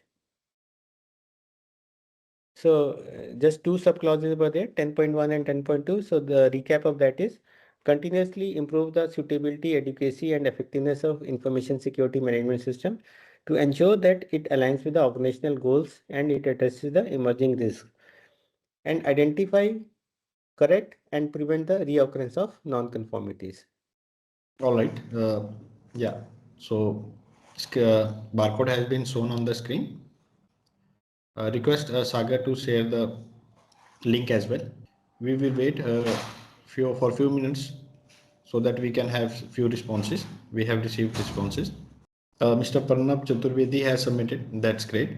Lakshmi Narayan ji submitted. I am seeing that Lakshmi Narayan ji very actively participating. Ranjana ji, Narendra Kaur ji also very much actively participating. Yatendra Nanda ji, Colonel Yatendra Nanda ji also. Siddharth Surohi Meena Hemant Pawar, Vinita Gurwal submitted. Great. Mr. Varun Kumar already done. Great, Varunji. Mr. Shivam, Mr. Pradeep Kumar. Great, Pradeep ji. Yeah, so we have received 23 responses so far. Now we are going with the stats. Okay, the first question, what is the primary objective of clause 10 in ISO 27001 2022? And the correct answer for this question, to continuously improve this suitability, adequacy and effectiveness of ISMS. And percentage for the correct answer is, it is 96%. Great. Yes, second question. What is the first step in addressing non-conformities under clause 10? And the correct answer, identify the non-conformity and correct it. And 92% is the correct answer out of 28 responses. Again, congratulations to all. Why it is important, it is third question, why it is important to prevent the reoccurrence of non-conformity? And the correct answer, to ensure the ISMS remains effective and aligned with the organization goal. And the correct answer percentage, it is 100%. Again, it is overwhelming, and congratulations to all. Yes, next please. Yeah, fourth question, which of the following is an essential part of continual improvement under clause 10? And correct answer for this question, evaluating emerging risks and updating ISMS processes accordingly. And 93% is the correct are the correct answers. Yeah, the responses we are receiving, it is increasing, and it is reached up to 30 responses, right? The fifth question, last question for this workshop, what is required for documenting improvement activities under clause 10? And the right answer, firstly, it is 100% received. We have correct answer, and the correct answer, evidence for the corrective action taken and their effectiveness. So again, congratulations to all participants. Very much, I am seeing very much actively participating, and also responses we are getting are overwhelming. Okay, thank you once again, and over to you, Atul Suri sir. Please resume the training session. Okay, so now we are discussing a very, very important or crucial requirement of information security management system. So these are basically the information security controls.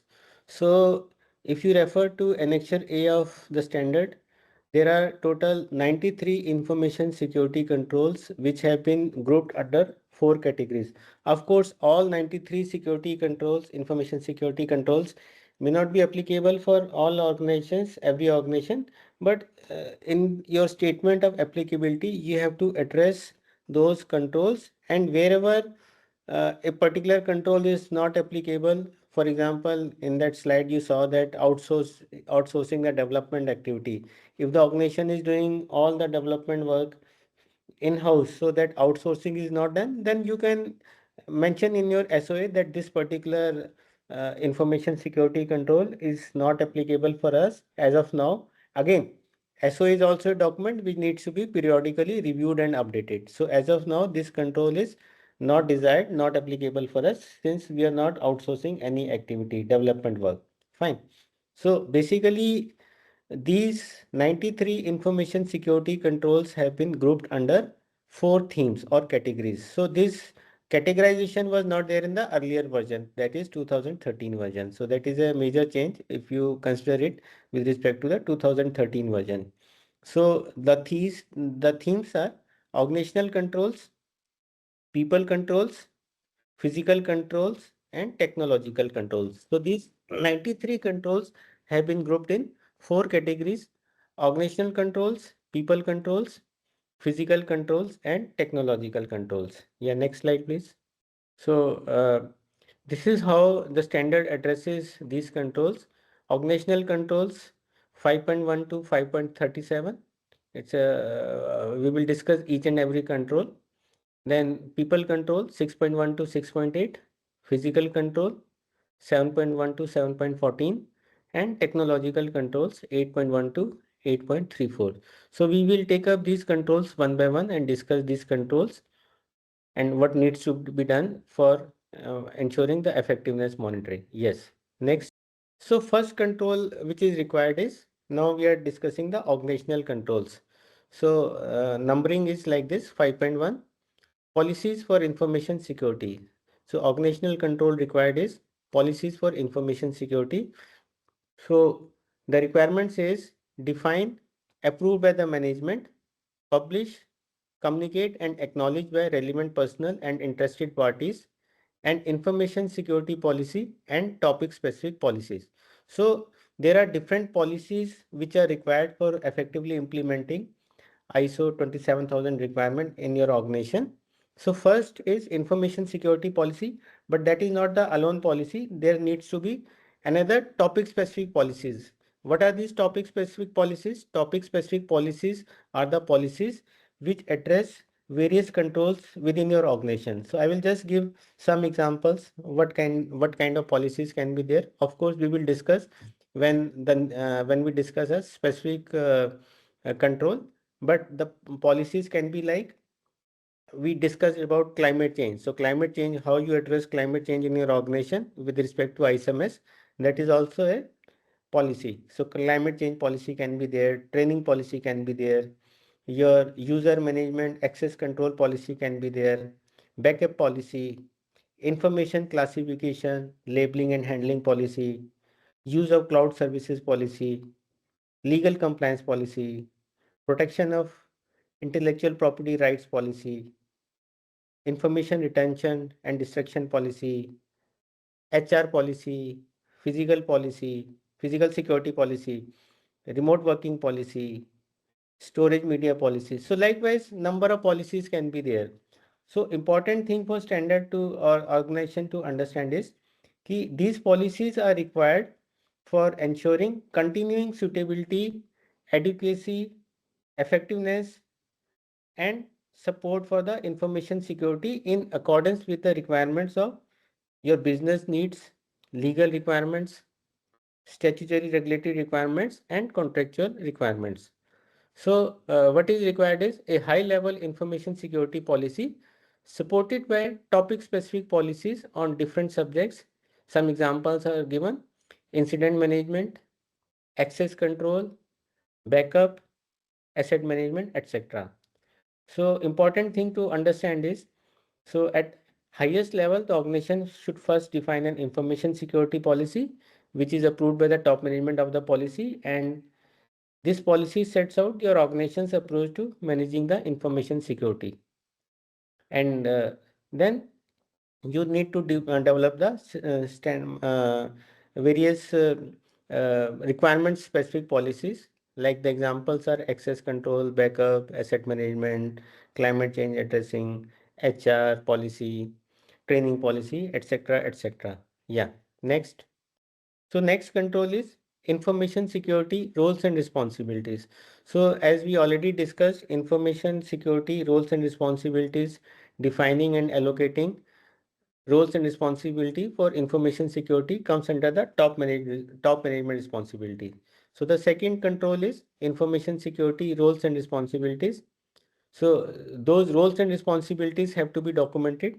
Normally it can be part of your uh, ISMS manual, it can be part of your HR manual, or it can be part of your IT manual, IT processes description, whatever way it is, it has to be defined, documented, allocated, and these roles and responsibilities have to be adequately communicated also. Okay, so basic purpose is so that once these roles and responsibilities are defined and documented, and topic specific policies are prepared and which are communicated within the organization, the basic objective is the protection of information and other associated assets of the organization, then carrying out specific information security processes and various information security risk management activities, and also as we discussed about the risk treatment plan, and taking care of high category risk or medium category risk or adequate operational controls. So for that, proper execution is required, and for proper execution, allocation of roles and responsibilities is required. So the second control, which is mandatory as per ISMS requirements, is organizational control with respect to information security roles and responsibilities. Then the third control is, of course, it is an extension of the previous requirement only, segregating conflicting duties and responsibilities, areas of responsibilities. So we don't want a situation where a single person has got all the controls. So basically, you need to segregate duties and responsibilities as per the applicability, and you need to consider key transactions, relationships, or activities. See, the basic purpose of this is to reduce the risk of fraud or error or bypassing of your information security control. So that is why standard doesn't want that only one person has got full control. So segregation of roles and responsibilities, duties and responsibilities is important. So that's why organization needs to consider which duties and areas of responsibilities will be segregated. So the examples are, for example, initiating, approving and executing a change. So this can be delegated to somebody, or requesting, approving and implementing access rights, or designing, implementing and reviewing various codes, or developing software administration production systems, or using and administrating applications. So basically, there are different roles and responsibilities within the organization. So these roles and responsibilities have to be segregated. And key thing is that you should not have a situation where a single person is having all the controls. So then misuse of controls can happen. Some fraud situations can also happen, and your risk level also goes up. Sorry. So this is the third control which you need to take care, segregation of duties. Next, management responsibilities. So 5.4 talks about, now these are control number. These are not standard clauses. These are identification number of the control. So 5.4 control is management responsibilities. So all personnel shall be required by management to apply information security according to the policies and procedures of the organization. And here top management plays a very important role. So the requirement is, the idea is to ensure management understands their own role and responsibilities in information security, and the management also undertakes the desired actions which are aimed to ensure that the personnel who are working in the organization or for the organization, they are aware of, and also they fulfill their information security responsibilities. Okay. So what is expected of the management? That management will brief its personnel on what are the information security roles and responsibilities before you are granting them access to information organization's information and other associated assets. Because definitely once an employee joins the organization and briefed by the management, so management must be allocating them some roles and responsibilities. But then prior to giving them the access to organization's information, which includes the intellectual information, proprietary information also, and access to the assets of the organization also, they must be properly briefed about what are the information security policies of the organization and what is their own role with respect to maintaining that official secrecy or maintaining that information security. So they have to be provided guidelines by the management regarding what information security expectations are from that individual by the organization, and what they are mandated to fulfill as far as the information security policy and topic specific policies of organization are there. Contact with authorities. Now there are several relevant authorities also where communication is there, regulatory compliances are there, and of course this is mandated by law also, that if any cyber threat happens, any major security incident happens in the organization, so it has to be intimated to the central repository, and it has to be updated to the applicable regulatory bodies also. So then who will be contacting with that relevant authority, that has to be documented. So establish and maintain contact with the relevant authorities to prepare for upcoming legal changes. Sometimes regulatory requirements also, like for example DPDT Act is under process of implementation. So legal changes do happen, and for those changes and for ensuring legal and regulatory compliance, and what to do in case of security incident. So the contact with regulatory authorities, that channel of communication has to be effectively documented and implemented. Again, there can be special interested groups also which are nominated. So establish and maintain contact with the special interest groups, security forums or professional associations. So the idea is basically to stay informed about threats or security best practices and to get support when dealing with a security incident. Because now a lot of cyber threats, cyber crimes are happening where people are basically under digital arrest, and they are basically forced to pay money to the, and that money also huge money to the fraudsters. And in newspapers also now a lot of media coverage is also there, lot of security incidents also happening, lot of cyber threats also, cyber security incidents also happening, and government on its part is also communicating the relevant information. Some do's and don'ts are there. So basically here also the contact with special interest groups, there need to be a policy that establish and maintain contact with special interest groups, security forums or other professional associations.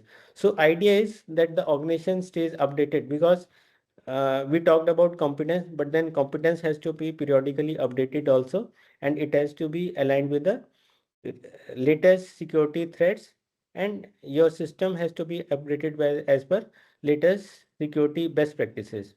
So professional associations membership is also required, and in case any security threat happens, any security incident happens, so how to get support so that the impact of that security incident is reduced to minimum possible.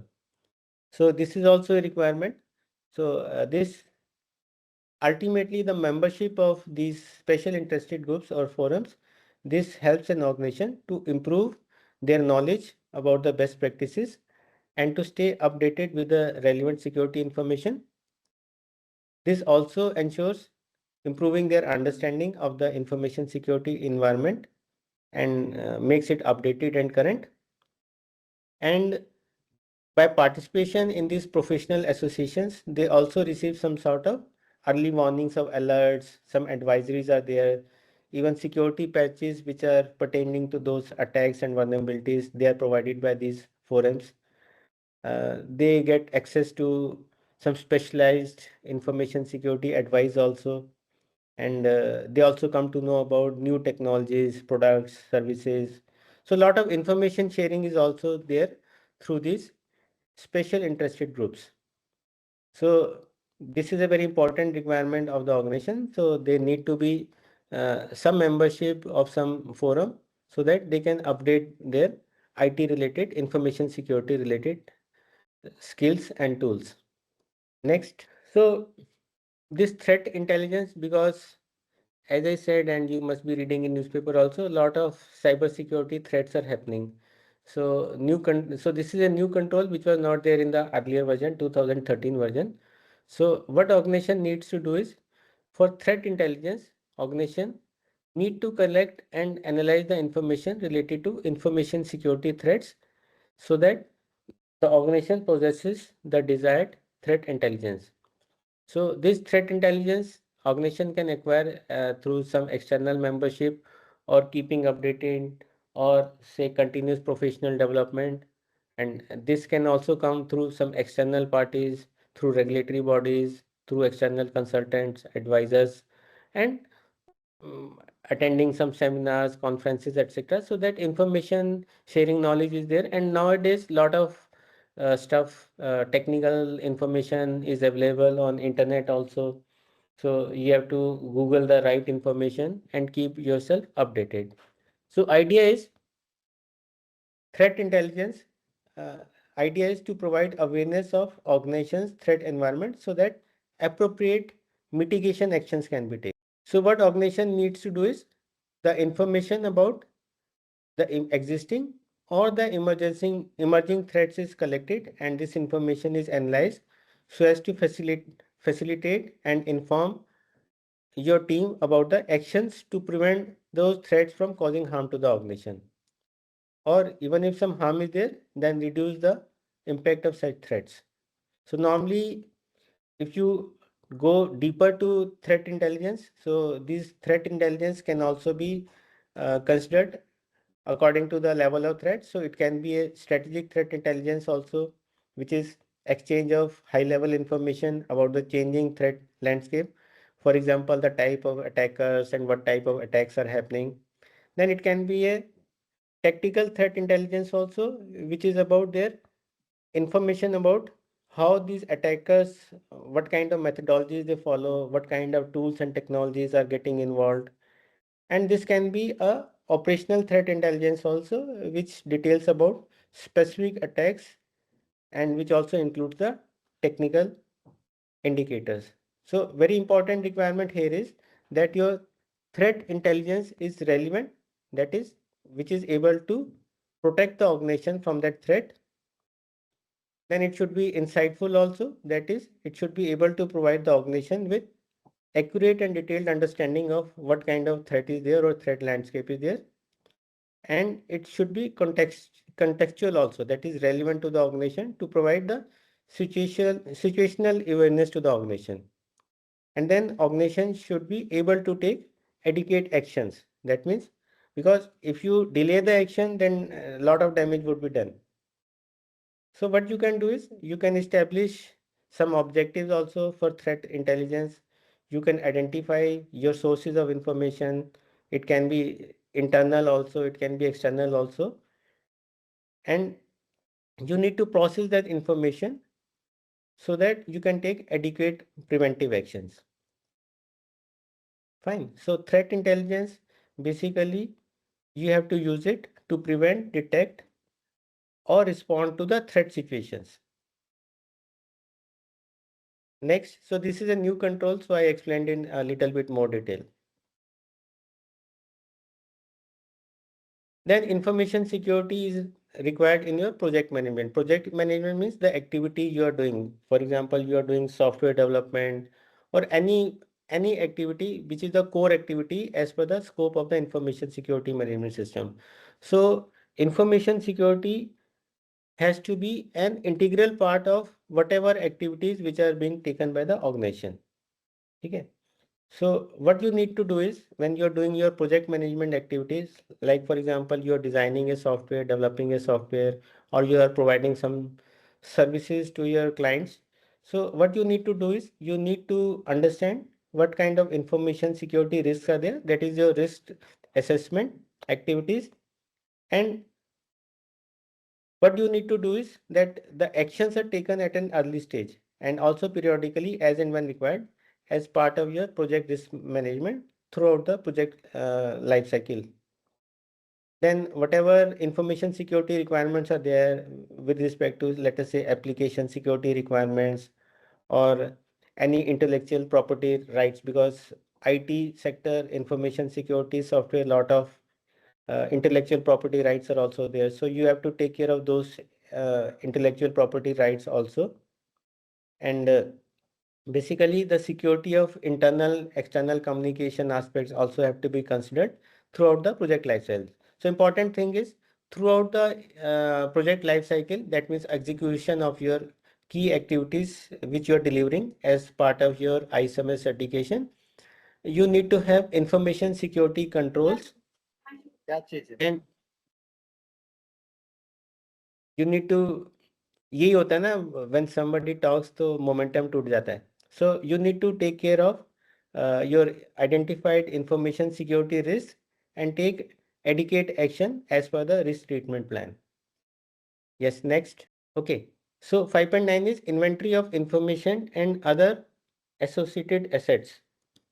So what is required is you need to develop and maintain an information of you need to develop and maintain an inventory of information and other associated assets, including who is the owner of that particular information or asset. So assets shall be included in one or more several inventories and owned. So the basic objective is to identify organizations, information and others associated assets in order to preserve the information security and assign appropriate ownership. Okay.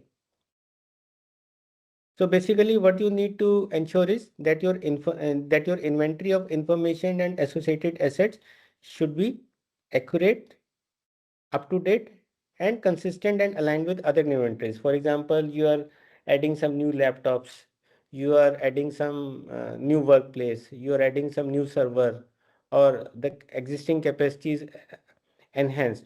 So basically your inventory is changing, or there could be some change in inventory also. You have disposed of certain assets, old assets.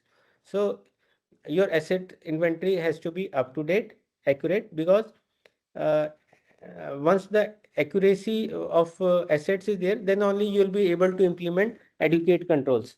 Or otherwise, what has happened? You have basically removed some assets from your inventory list, and those assets, um, some sensitive information of the organization which is in those assets can get passed on if you have not deleted all the information from that assets, or you have added some new laptops or servers or new this thing desktops, etc., but you have not updated your information security controls. So there are vulnerabilities existing in the system. So that is why this inventory of information and other assets associates has to be periodically updated whenever there is a change required. And these assets also have to be classified as per the classification of information. So that would be there in the subsequent control. So each asset has to be classified in accordance with the classification of information associated to that asset. So the next control is acceptable use of information and other associated assets. So what you need to do is you need to identify, document, and implement rules for acceptable use and procedures for handling information and other associated assets. So likewise, standard talked about information security policy as well as sector specific policy. So now there is a need for sector specific policy. So you need to have a topic specific policy on acceptable use of information and other associated impacts. For example, what happens is the personal and the external party users who are using your systems or organization's information and other associated assets, they have to be made aware of the information security requirements for protecting and handling of organization's information and other associated assets. So ultimately, they have to be given responsibility for their use for any information processing facilities. So when you develop a topic specific policy, so in that policy, you will state what are the expected and unacceptable behaviors of the individuals from the information security point of view, and what all is permitted and what is prohibited use of information and other associated assets. So that is why rights are given to individuals as per their position in the hierarchy or as per what they are supposed to work. So these should be made clear about what is permitted and what is prohibited under the use of information and the associated assets. And then you also need to monitor their activities being performed by the organization. Okay. And this has to be drawn up for the full information lifecycle in accordance with the classification. Now, classification will come under the subsequent organizational controls and also what risks you have determined. So what as an organization, what you should consider is access restrictions which support the protection requirements for various levels of classification. And you should also maintain a record of authorized user of information and other associated assets. And then storage of assets associated with the information has to follow manufacturer specification, because there are several manufacturer specifications also which you need to follow. And even for disposal of information, proper authorization has to be there. So authorization of disposal of information and other associated assets and supporting deletion methods. So there, see, whatever I'm speaking right now, there are related controls also, which we will discuss in the subsequent, because total there are 93 controls. So whatever I'm talking about right now, in some way or another, it is linked with some other control also. So if you read the standard 27002 also, it gives reference of the subsequent or the applicable controls, which are of course amongst those 93 controls only. So in some cases, those assets concerned may not be directly owned by the organization. For example, if you are using some cloud services, so then when you are using cloud services, of course, you are uploading your information on cloud, then there has to be some understanding or some non-disclosure agreement with the third party cloud service provider also, so that your information security aspects are taken care by that third agency. And sometimes you can have a collaborative working environment also. So there also you need to take care of your acceptable policies as per the information security or the identified risks. So 11 number control is return of assets. Of course, if somebody leaves the organization, so that assets have to be returned by the employee. So ensure personal and other interested parties return the assets in their possession and belongings to the organization when their employment, contract or agreement is terminated or changed. So to prevent confidential information being left on devices and restrict access to data for those ending or changing their relationship with the organization. So there has to be policy on return of assets also. So basic idea is to protect the organization's assets as part of the process of changing or terminating employment, contract or agreement. So what you need to do is, so your change or termination process should be formalized as per the organization's HR policies, which also includes the return of all previously issued physical and electronic assets which are given to that individual or that external agency also, in case some contractual thing is there before ending the or terminating of that agreement. This classification of information. So organizational control has to be there for classification of information also. So classification of information, as we discussed in the previous slides, that classification of information is required. You need to classify the information in accordance with the information security needs of the organization. So basically you have to consider three aspects, again three pillars of ISMS, that is confidentiality, integrity and availability, and the relevant requirements of the interested parties. So you need to have a policy on that classification of information, consider a topic specific policy on information classification, and then you need to adopt a classification scheme, for example, confidential, restricted, internal use, for public, etc. So when you are making a policy, you need to have adequate controls of that, and owners of the information has to be accountable as per the classification.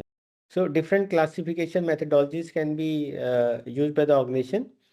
What you need to consider is, when you are classifying the information, is basically you need to ensure that the disclosures cause no harm to the organization, and the level of classification has to be adequately addressed as per the as per the classification scheme, that is confidential, restricted use, internal use or public. So basically you need to have a detailed policy on classification of information within the organization.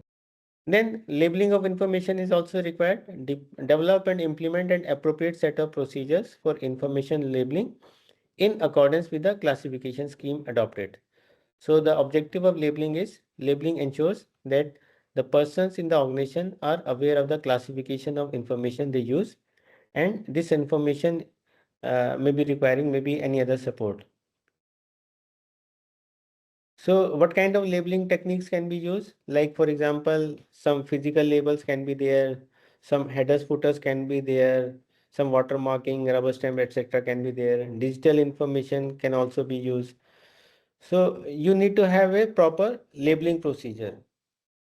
And these again, whatever procedure or whatever policy you formulate, this has to be part of awareness, because clause 7.3 talked about awareness. So whatever policies, topic specific policies you are making, they have to be adequately communicated also within the organizations. So how the labeling is done. For example, when you read emails, several organizations, they mention that this is a confidential information and this is only for information to the concerned person only, and this should not be passed on further. So that is one example of labeling. You put up some header footer on the documentation, that is also part of labeling. So labeling takes care of the uh, key requirement for information sharing. Information transfer. So when you're transferring the information to some outside agency or within the organization also, so ensure that rules, procedures or agreements are in place for transfer of information within the organization and between the organization and other parties for all types of transfer facilities.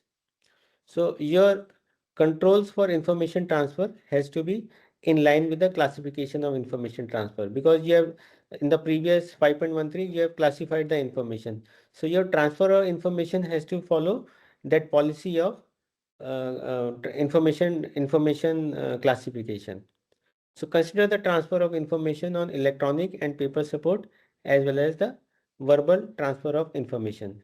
So basically, information transfer rules, procedures or agreements should be there for all type of transfer facilities within the organization and between the organization and other interested parties. So basic objective is to maintain the security of information which is transferred within the organization or with external resources.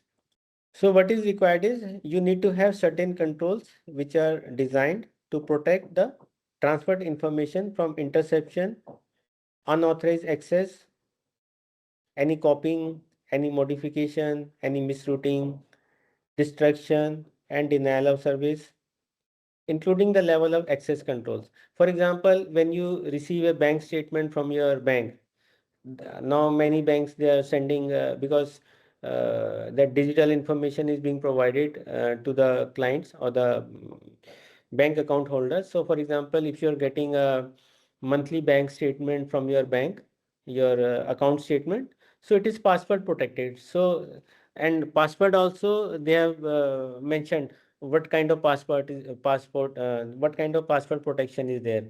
For example, you can put up your account number, or they have some methodology ki first initial letters of your name and your date of birth, then only you can open. So basic idea is that unauthorized access is not there. So only you know about the password, what is your date of birth, or what name you need to put it. So this is a type of control where some information is passed on from the bank to the account holder or the client of the bank, and then you have a proper control to protect that transferred information from unauthorized access. So next is access control.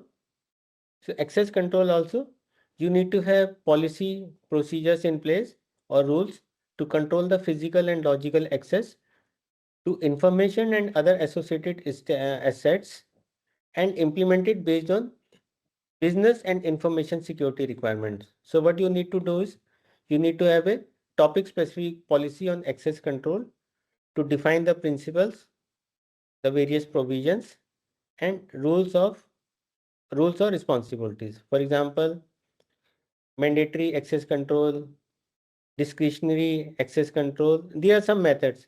Role-based access control or attribute-based access control can be there. So the owners of information and other associated assets should determine the information security and business requirements related to the access control.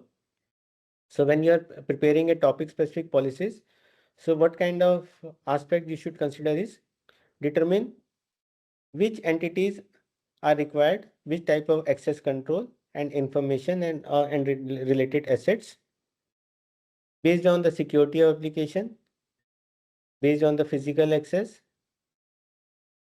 based on information dissemination and authorization, based on your restrictions to the privilege access. It can be based on the roles and responsibilities and segregation of duties. It can also be based on the relevant regulations or any contractual requirements or contractual obligations where limiting access to data or services is there. Or it can be based on segregation of access control functions, or it can be through some formal request also asking for authorization or access request, or based on the rules of logging. So basically, you can allocate your access control as per mandatory access control, discretionary access control, role-based access control, or attribute access control. But what is important is when you are defining and implementing these access control rules, so then there should be consistency between the access rights and the information classification, because you have already laid down information classification, what kind of information can be shared. So your policy of access control should be based on that. It should not be ki there you have written something else and here you're providing access control on based on something else. So there has to be consistency between what access rights you are granting and what your information classification policy has defined. Then consistency you must also consider as per the access rights and also as per the physical security needs and requirements of the organization. Okay, so there are different factors, there are different dynamics which you need to define.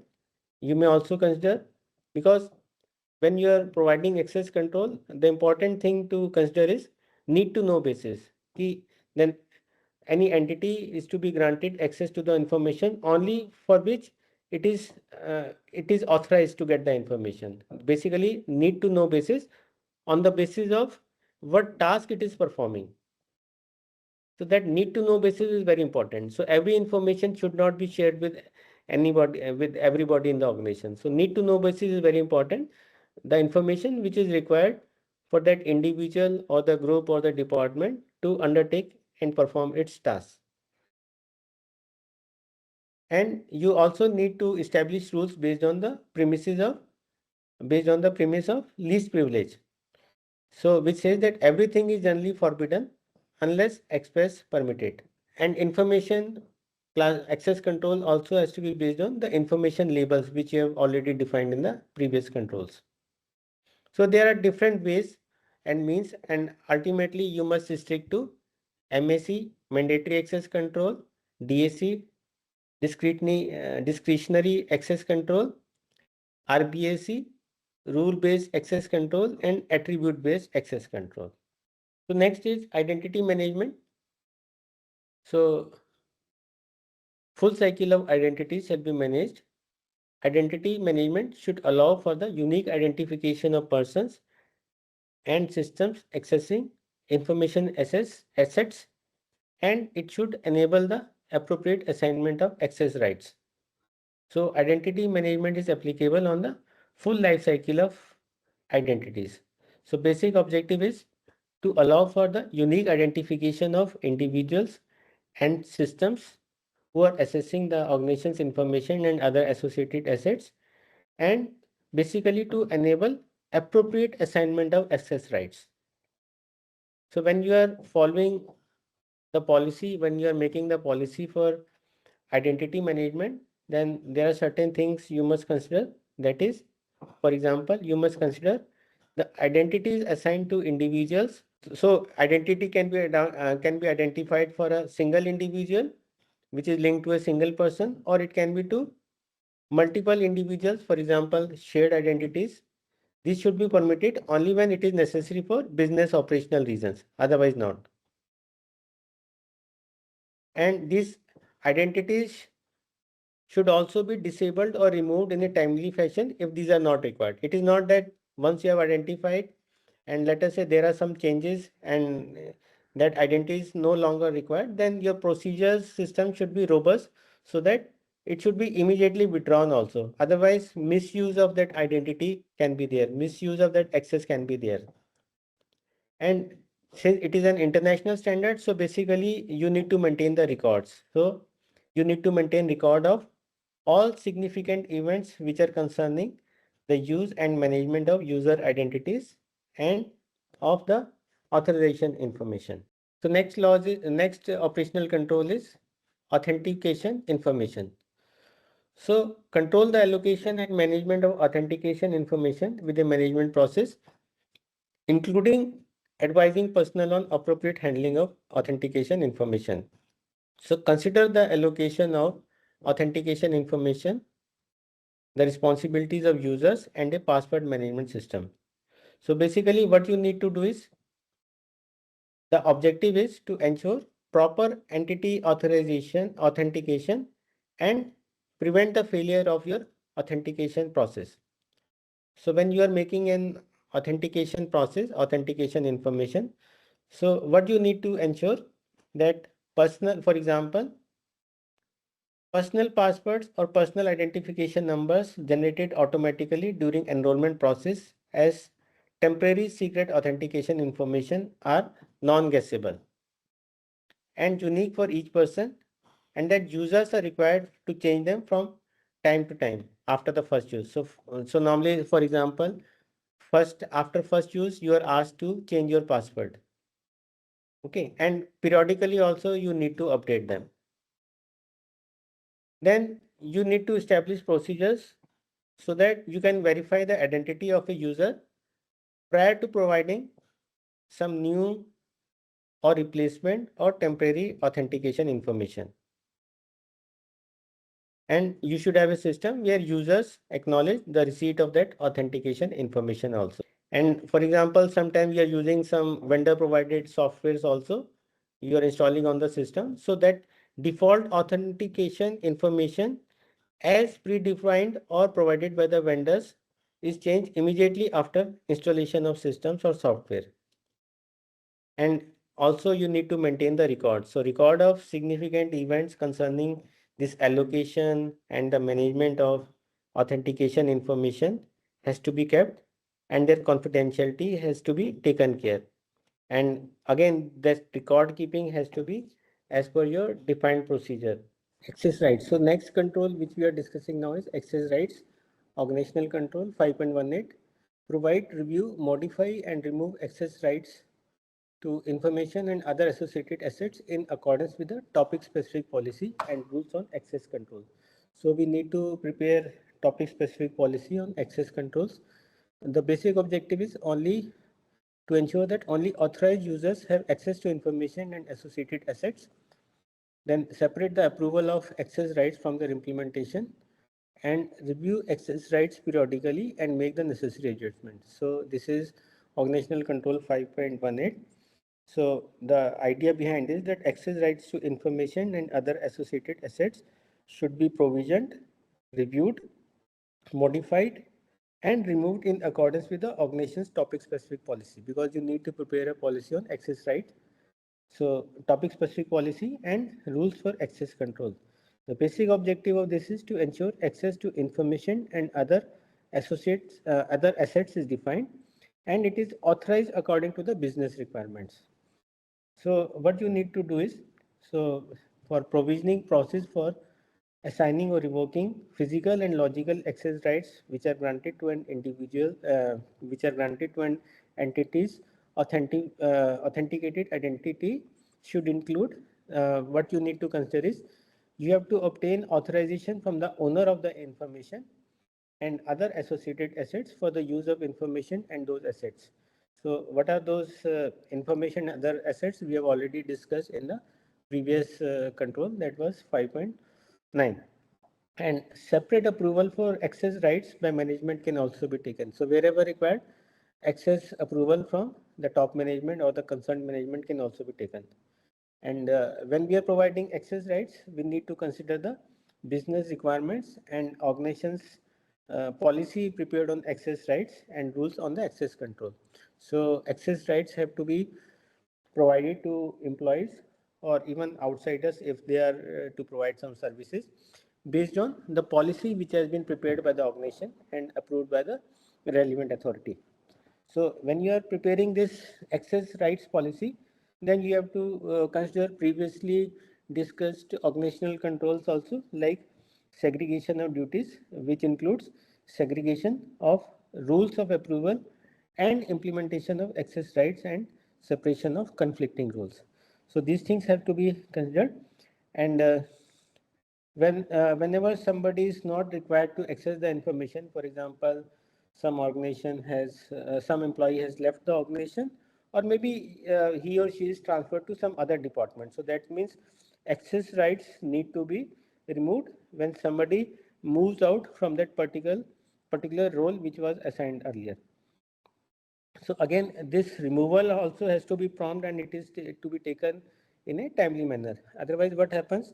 There could be some risk of uh, providing that unauthorized access, because once the person has moved out of the organization, or maybe moved out of that particular role to some other department, so he or she does not require the rights which were previously granted. So access to rights has to be periodically reviewed also.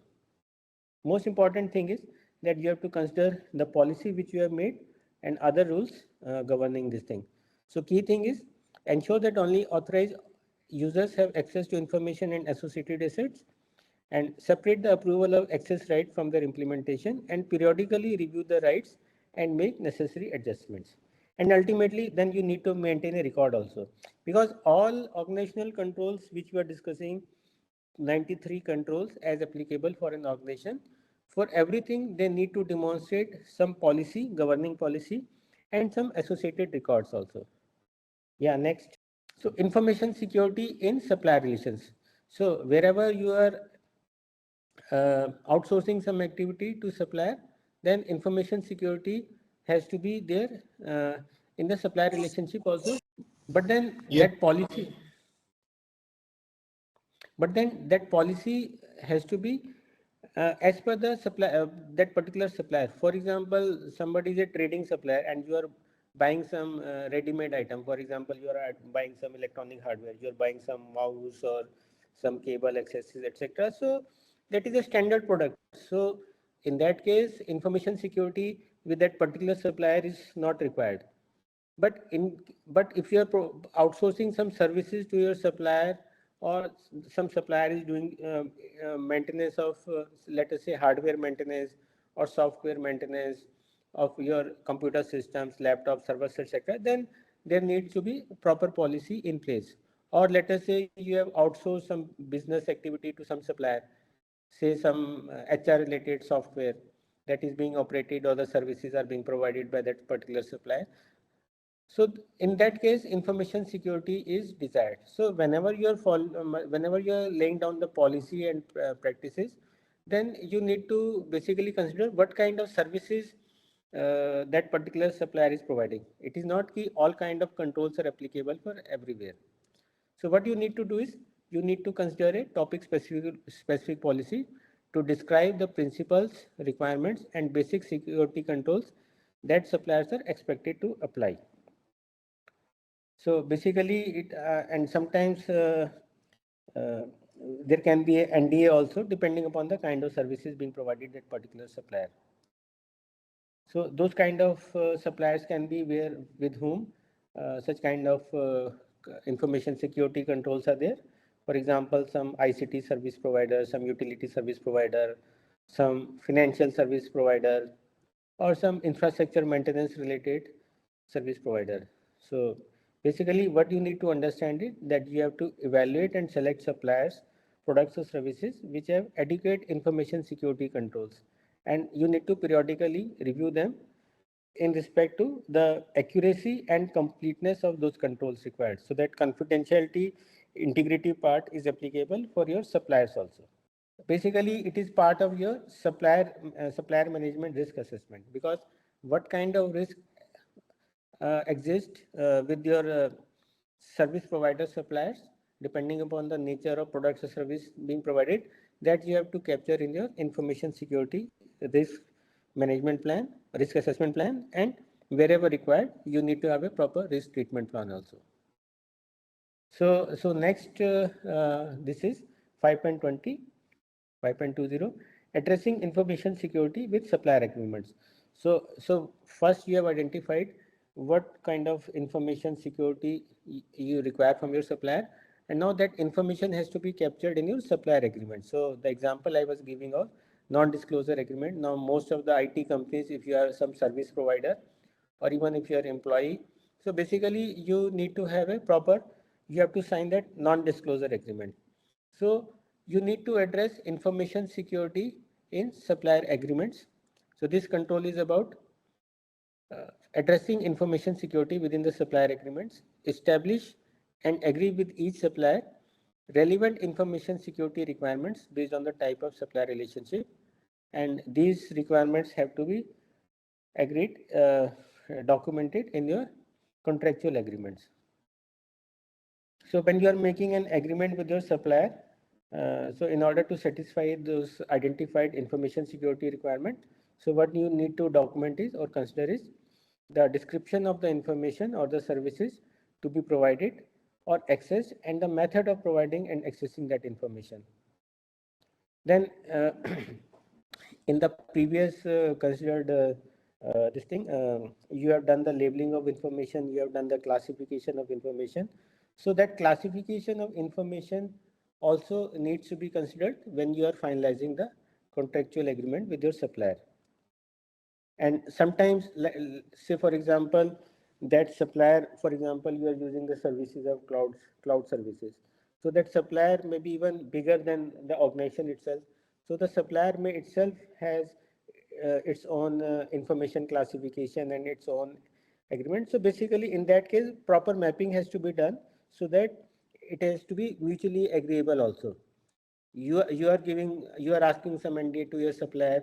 The supplier itself has got certain other requirements with respect to providing the services. So basically balancing has to be done, and wherever required, wherever applicable, the legal, statutory, regulatory, contractual requirements, which also includes your data protection, your handling of personally identified information, which is known as PII, that you need to consider. You also need to consider intellectual property rights, copyrights, etc.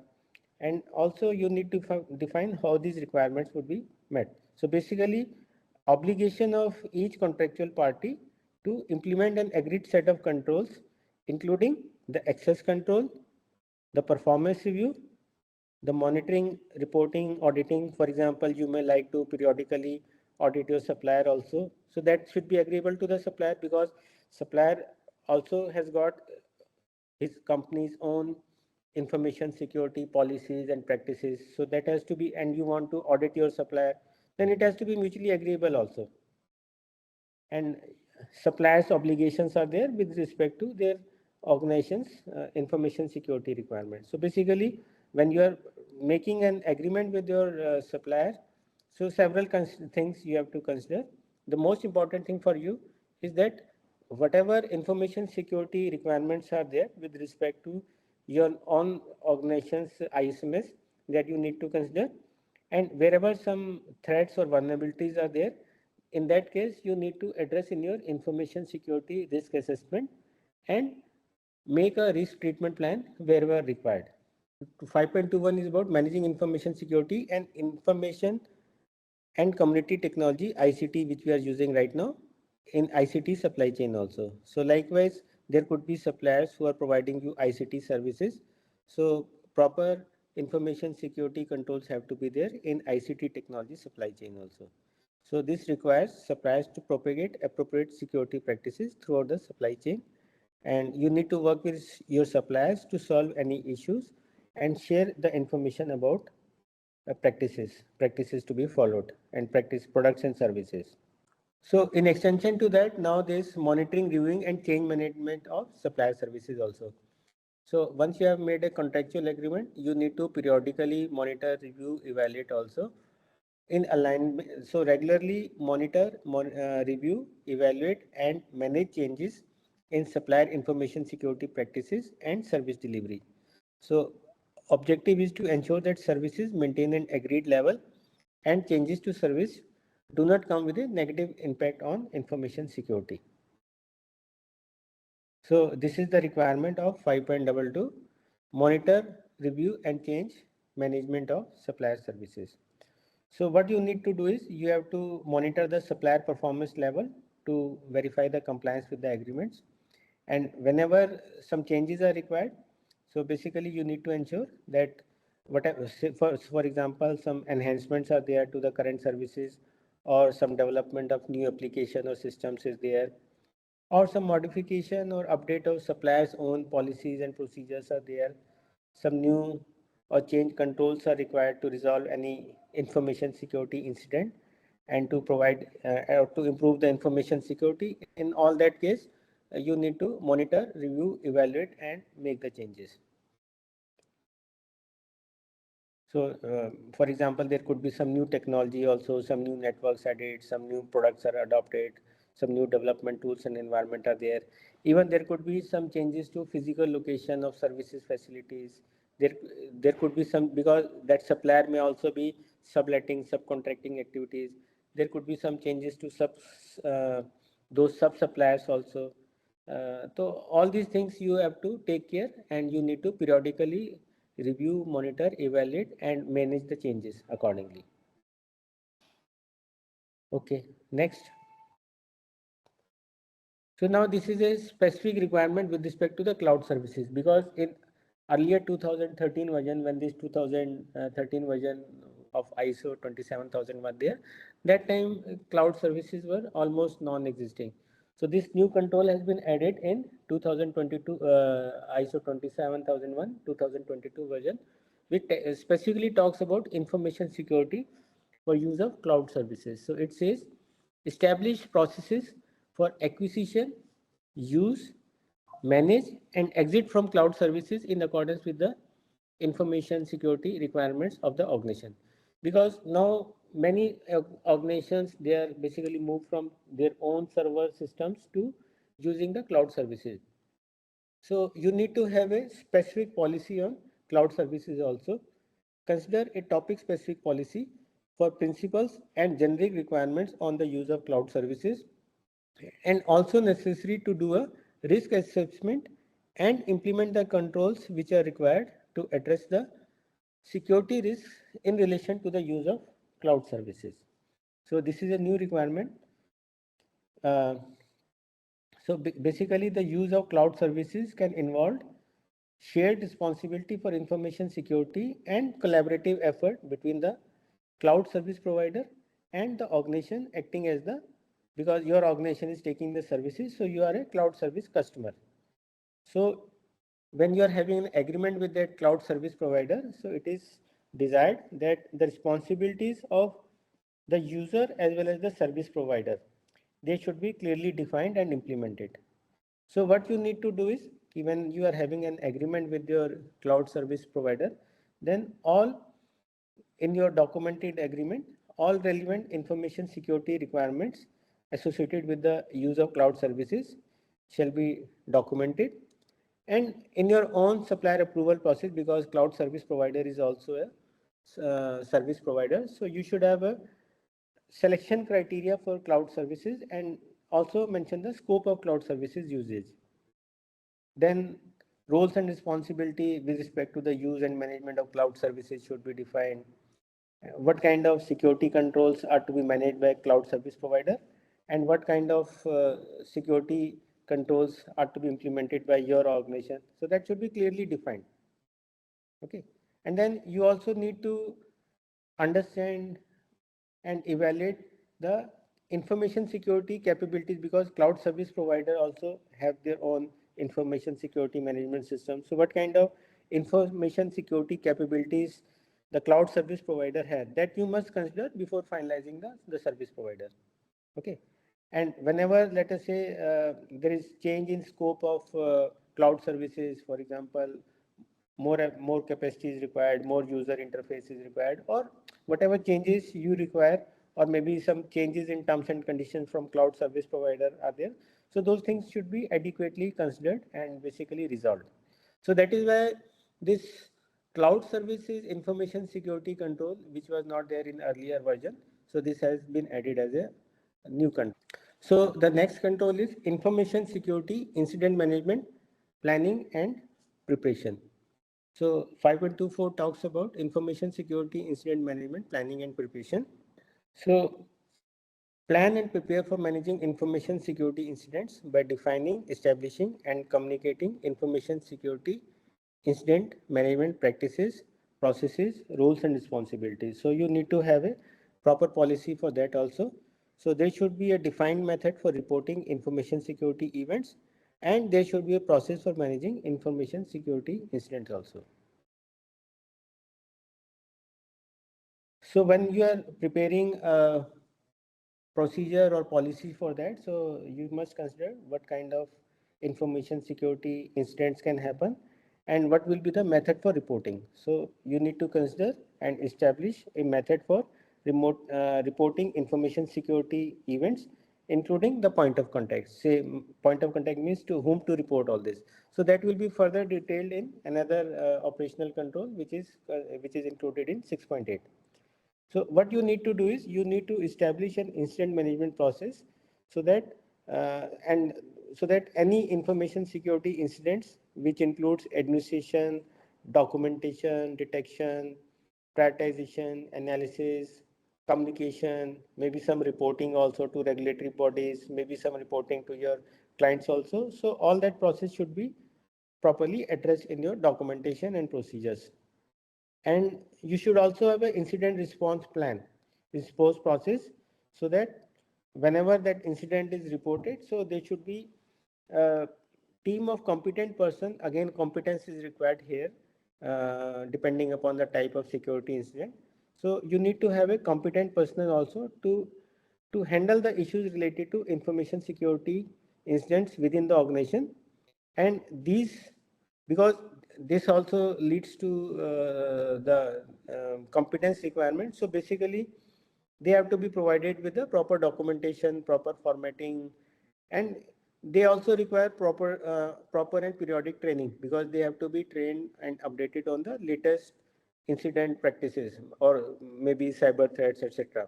So they need to be provided periodical training also. Okay, so you need to have a proper incident management procedure. Then assessment and decision on information security events. So 5.25 talks about assessment and decision on information security events. So you need to have a procedure for assessing information security incidents, events, and decide if they have to be categorized as incidents. So what you need to have a methodology where you identify what kind of security information security events happened and how to categorize them as incidents, in what category, whether they are severe category or they are minor category, or what kind of preventive measures, what kind of corrective actions can be taken further. So this also is a part of control, assessment and decision on information security events. Next, response to information security incidents. Now, when some information security incident happens, then you need to have a proper policy and procedure in place. So basically to take action upon that. So respond to emergency security incidents in accordance with the documented procedure. Idea is to limit the impact of that incident, to coordinate with various interested parties. If it is required to escalate, it should be escalated as per the escalation matrix. If it is to be reported to the regulatory bodies or to the client, then you should have defined in your procedure also, and you have to act upon that also. Then you need to collect evidence, document the incident, and again, based on your risk assessment, you need to modify or update your risk assessment also wherever required. So identify the weaknesses and vulnerabilities. So what you need to do is, so organization need to establish and communicate your procedure on information security incident response to all relevant interested parties. And then you need to have a designated team also, which will take the action, and most importantly, the team should have the necessary competence. Competence is very important to handle that information security incident. So when you take an action, your response should include, first of all, you have to contain the consequences, and so that the incident does not spread further, or the bigger system is not affected by that particular incident. And whenever you get an information on the happening of that information security incident, then you need to collect proper evidences, escalation, and you also need to ensure that all involved response activities are properly logged for later analysis. So you need to collect the data and you need to communicate the existence of these activities to relevant interested parties also. But you need to consider need to know basis. It is not key all stakeholders will be given all sort of information. You have to decide as per your own procedures and company policies whom are to intimate. Basically, you need to follow the principle of need to know basis. So only those who need to know should be apprised of that incident. And where some external parties, external interested groups, some professional bodies are involved, some regulatory bodies are involved, your clients are involved, your suppliers are involved. So you need to coordinate and share the information with them so that overall response to information security incidents improves and the consequences are minimized for other organizations also. Because once these incidents are reported and you are a member of a professional forum, then other members will get benefit from the information related to the incident and the corrective actions. So next is learning from information security incidents. 5.27 talks about the learning which you have got from information security incident. So use the knowledge gained from information security incidents to strengthen and improve the information security controls. The lessons learned while dealing with security incidents can provide useful information for preventing future incidents and also for improving the response of the organization. So what you need to do is, because you want to reduce the likelihood or consequences of future incident based on the incident which has already happened. So you need to have robust procedures in place to monitor the type, volume and cost of information security incidents, and the information which you have gained or collected from the evaluation of this incident, this you can use to enhance your own organization's incident management plan, including the scenarios and the procedures, and you can identify recurring or serious incidents and their causes to update the organization's information security risk assessment and determine and implement the additional controls which are required to reduce the likelihood or consequences of such kind of incidents in future. So these mechanisms should enable your organization in collection of the desired information, quantifying, measuring information about the incidents, the types, volumes, and costs, etc. And based on that, then you also need to enhance the user awareness through further training and awareness. And what you can do is you can provide examples of what can happen, how to respond to such incidents, and how to avoid them in future. Like you're reading the newspaper also, these cyber threats and cyber crimes are happening.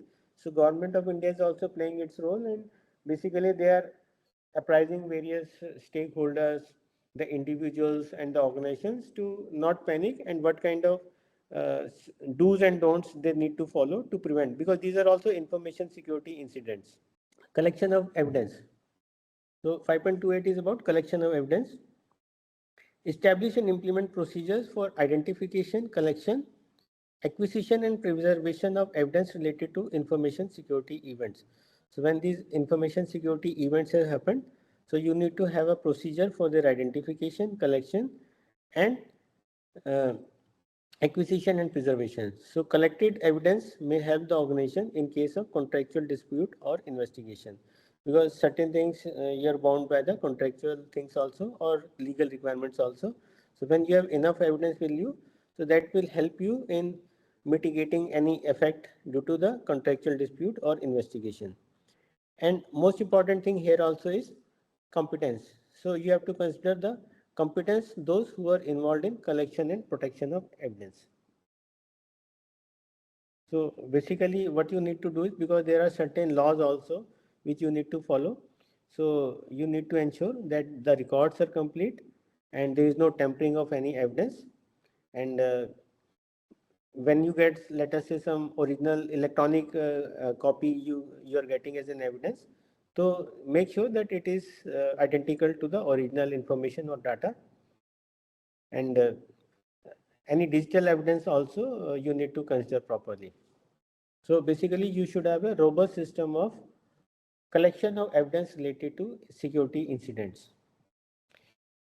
See, there are further guidelines also. There are different ISO, IC standards also which you can follow. For example, ISO IC 27031, it provides you certain definitions and various guidelines for identification, collection, acquisition and preservation of digital evidence, because nowadays many evidences are digital. So how to collect that individual digital evidence, how to identify that, how to acquire that, how to procure that, you need to refer to the specific standard. And likewise, ISO IC 27050, it deals with electronic discovery, which involves processing of electronically stored information as evidence. So in case, so basically again, all these things are subject matter expertise is required. And there are international standards which you can further refer to for further guidelines and methodologies. Information security during disruption. So it is like your risk mitigation plan, business continuity plan. When some information security happens, so what level of information security would be there in case of any disruption that you need to maintain? For example, some information security breach has happened. So what would be the method of working of the organization? So prepare to maintain an adequate level of information security in case of a major disruption or accident or information security breach. So what you need to define and implement is what kind of information security controls, supporting systems and tools within the business continuity and ICT continuity plans would be there. And then you should have a processes to maintain the existing information security controls during the disruption phase. And you should also have compensating controls for information security controls which cannot be maintained during the disruption. So again, there are further standards which can be referred and applied within the organization because this is part of business continuity. So business continuity management system is a separate ISO system, and the guidelines are available in ISO 22301 and ISO 22313. And there are further guidelines also, like guidance on business impact analysis, for which there is a technical specification ISO TS 22317. ICT readiness for business continuity. Again, this is a new control which was not there in earlier version. So it says ICT readiness for business continuity, because now your business continuity depends upon ICT also, information communication tools. So that is why they have added as a new control ICT readiness for business continuity. So plan, implement, maintain and test ICT readiness based on the business continuity objectives and ICT continuity requirements. So key activity, because nowadays your key activities rely on information and communication technology. So you need to understand ICT readiness requirements, and you need to address the risk of prioritized activities being disrupted. So what you need to ensure, you need to have a proper organization structure in place to prepare for, mitigate and respond to any disruption, which is supported by the personnel with the necessary responsibility, authority and competence. So you need to have again your core team or the key team which will work in case of any disruption. So you need to have a proper organization structure in control in place so that you prepare for, you mitigate and respond to any disruption. And your ICT, so you need to prepare an ICT continuity plan also, which includes your response time and recovery procedures. So the organization needs to prepare ICT continuity plan also, which includes your response and recovery procedures, detailing how the organization will act in case of you have to follow that ICT service disruption. And then basically it has to be evaluated through mock drills, exercises and tests. And this ICT also, because it needs approval from the management also. And you have to consider your performance and capacity specifications so that you are able to meet the business continuity requirements. Okay, next. So applicable legal requirements, statutory, regulatory and contractual requirements also have to be considered. So the next control is legal, statutory, regulatory and contractual requirements. So identify, document and keep up to date the legal, statutory, regulatory and contractual requirements relevant for information security along with organization's approach to meet them. So assign responsibilities for identifying and keeping up to date legal, statutory, for and keeping up to date legal, statutory, regulatory and contractual requirements which are linked to your information security. So your legal, statutory, contractual requirements should be considered when you are developing your information security policies and procedures, or when you are changing your information security controls, or you are classifying your information or other assets as your part of process for setting information security requirements for internal needs as well as for your supplier agreements, contractual agreements. And also when you are performing information security risk assessment and determining the risk treatment plans. And you also have to define the related roles and responsibilities related to the information security. So whatever applicable legal requirements are there, you need to consider and follow them. Intellectual property right. So implement appropriate procedures to protect intellectual property rights. So you need to have a proper policy also, that topic specific policy to outline the commitment for protection of information, protection of intellectual property rights. So what you need to have a proper policy and communication of that policy. Then you need to publish procedures for intellectual property rights compliance, which define compliant use of the software and information products. Then you also need to ensure that you are acquiring software only through known and reputable sources so that copyright is not infringed upon, because software developers, they have their copyright on their software.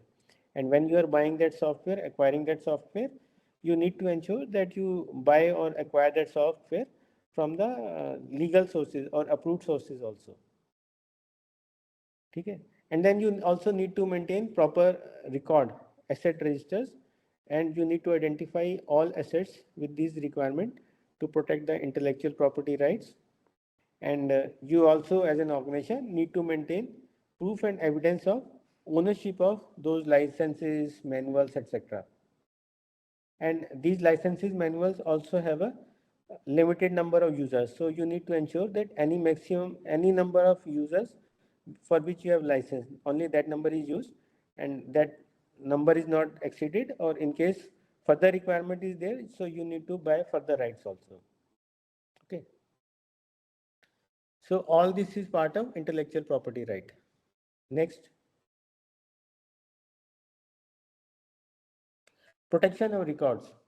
So you are having your records in both electronic medium as well as maybe some records are there in hard copy also. So proper protection of records is required. Protect records from loss, destruction, falsification, unauthorized access and unauthorized release. So what you need to have a retention schedule for the record generated and implement rules for storage, handling or disposal of records. So the idea is that records should be protected from any loss, any destruction, falsification, unauthorized access and unauthorized release. So you need to have proper guidelines on storage, handling, chain of custody and disposal of records, which includes prevention of manipulation of records. And these policies have to be aligned with your other policies on record management and other record requirements. So 5.34 is about privacy and protection of personal identifiable information. So identify and meet the requirements regarding the preservation of privacy and protection of PII according to applicable laws, regulations, and contractual requirements. So what you need to do is identify the applicable legislation, regulation, and contractual requirements and ensure compliance.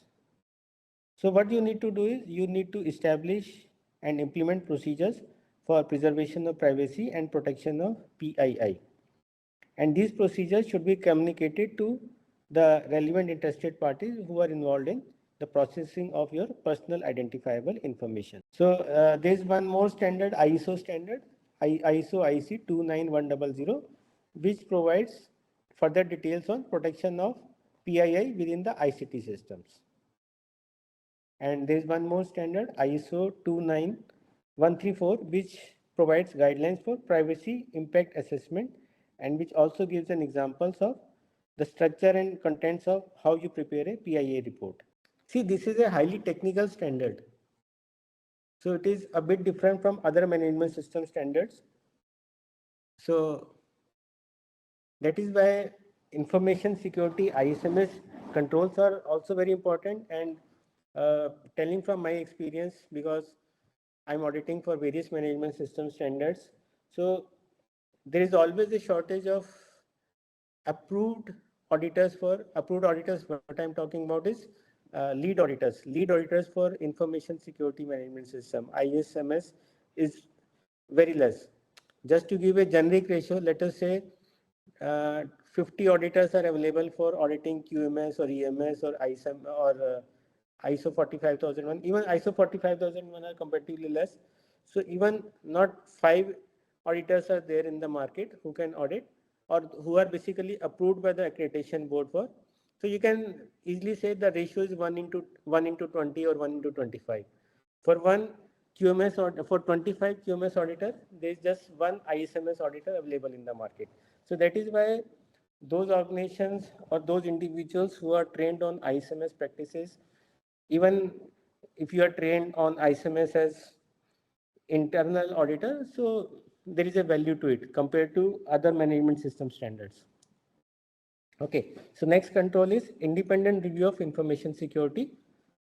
Review independently at planned intervals and whenever significant changes occur. The approach to managing information security and its implementation, including people, processes, and technology. So again, here competence of persons is important. The review should be conducted by competent persons who are independent from the activities being reviewed.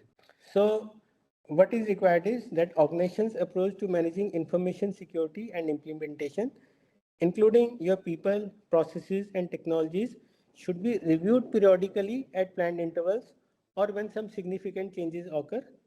And for that, you need to have processes how these independent reviews will be conducted.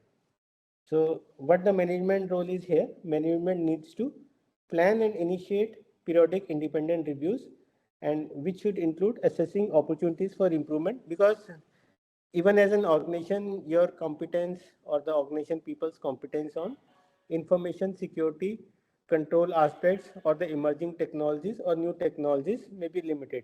So it is always better to have an independent view from experts. So experts who can basically do a information security audit of your organization or your processes. And for that, management role is also important. So management can plan and initiate periodic independent reviews, which should include assessing opportunities for improvement and the need for changes to approach to information security, including your information security policies, topic specific policies, and what other controls are there. And important thing is that when you are getting these reviews done, then in fact, for very big organizations, that review can be done by other personnel also from other departments, other areas. But important thing is that reviews should be carried out by the individuals who are independent of the area under review. That means you cannot conduct the review of your own processes. And most important thing here is that persons who are carrying out this review, they should be competent. Basically, they understand the processes, they understand the emerging technologies, they understand the kind of cybersecurity or other threats are there. They should understand what kind of security breach incidents happen and what kind of actions need to be taken. So independent review of information security is also desired. Compliance with policies, rules, and standards of information security. So once these policies, procedures, rules, and standards related to information security are in place. So organization has to periodically review the compliance also. So review regularly compliance with organization's information security policy, topic specific policies, rules and standards. The review should be conducted by managers, product, service or information owners. Consider inspections, observation or the use of automated tools. So nowadays automated tools are also are used. So if any idea is that if any non-compliance is found as a result of review, then you should be able to identify the causes of that non-compliance, and you should be able to identify the corrective actions which need to be ensured to achieve the compliance, as well as to prevent the reoccurrence of that non-conformity. And these corrective actions have to be implemented all across the organization, and they have to be monitored for evaluating the effectiveness also. And these corrective actions also have to be taken in a time-bound manner as appropriate to the risk. Documented operating procedures. So document and make available to the personnel who need them operating procedures for information processing facilities. So consider documenting procedures for activities to be performed by many employees in the same way for activities performed rarely when activities are transferred to new personnel or new activities. So again, it is a part of your document control only. So you have documented various operating procedures, you have documented various policies, procedures, formats, business continuity plan, etc. So these have to be communicated to the concerned person, and these have to be made available to the concerned person who need them while carrying out the activities or the discharging of their responsibility. So when you are making those operating procedures, so you should clearly specify who are the responsible individuals. So you should be able to identify what kind of secure installation and configuration of system is there. So what kind of information is being handled. It can be automated also, it can be manual also. So what kind of backup is to be taken? What are the scheduling requirements? What is the interdependence on some other systems also? And what are the instructions for handling errors or other exceptional conditions also? And basically you have to support and escalate contracts, including with your external suppliers in case some unexpected technical difficulty happens or operational difficulty happens. And then you need to have instructions for your storage media handling also, how the system restart is done, recovery procedures, and maintenance instructions also. Okay, next. So basically these are the operational controls. So now after this exercise, we will move to the people controls. Yes, please. Thank you, Atul sir.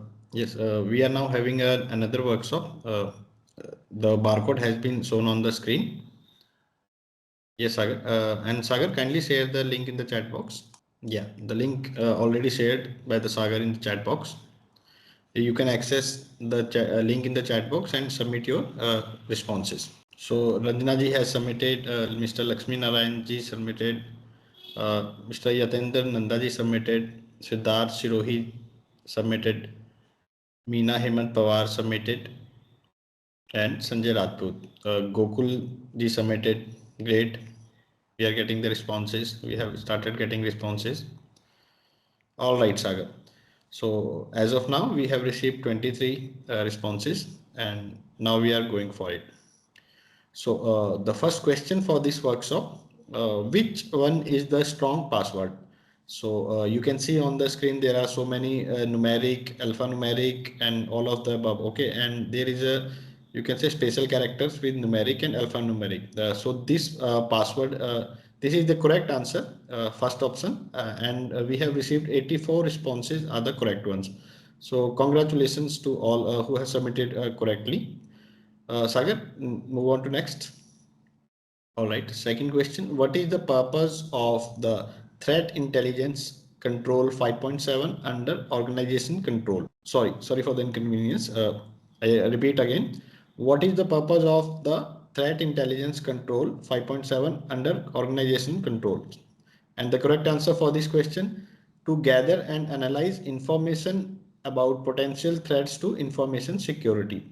and we have received 96% are the correct answers. So again, congratulations to all. Yes, next. What does the control information security for use of cloud services 5.23 address? And right answer for this question, ensuring information security requirements are met when using a cloud services. So 93% answers are the correct ones. Yes, next. Which control deals with preparing the organization to handle disruption to the business operations? And in this question, the audience is a little bit confused. And so correct answer for this question, ICT readiness for the business continuity. And for this question, we have received 48% are the correct answers. Please next. So fifth question, what is the focus of control, privacy and protection of PII? 5.3.4, sorry, 5.34. And correct answer for this question, protection personally identification information PII in accordance with applicable regulations. And 96% are the correct answer. So again, congratulations who have submitted correct answer. And I am handing over to Atul Suri sir. Request Atul Suri sir to resume the training session. Thank you. So now we move to the next section, that is people control. So here also 6.1 to 6.8 screening. So first process is screening. So standard says that carry out the background check on all the candidates to become personal before joining the organization and on an ongoing basis considering the applicable laws, regulations and ethics. The checks must be proportional to the business requirements, the perceived risk and the classification of information to be accessed. So the basic objective is to prevent hiring the wrong person and to ensure that personnel remains suitable for the job. And this screening process applies to all who are working for the organization. They can be employees, consultants, freelancers, temporary staff, etc. So what is required is basically the purpose of this is background verification check of the candidates who apply for the job for an organization. And objective is to ensure that all personnel are eligible and suitable for the role for which they are considered and remain eligible and suitable during their employment. So a screening process is required. So this screening process is required for all personnel who apply in the organization. They can be full-time employees, they can be part-time employees, or they can be temporary staff also. And because now many organizations, they are outsourcing also. So when they are hiring individuals through some contractual, through some supplier of services, then screening requirements are included in the, so basically they have to be included in the contractual agreement between the service provider also. See, for your own employees whom you are recruiting directly, you have to have screening process. But when these staff individuals, they come to you as a part of contractual employee of some service provider, then that contractor has to do the background verification on those individuals. So idea is that you should not hire wrong people, those who are not having, so those basically what you need to verify is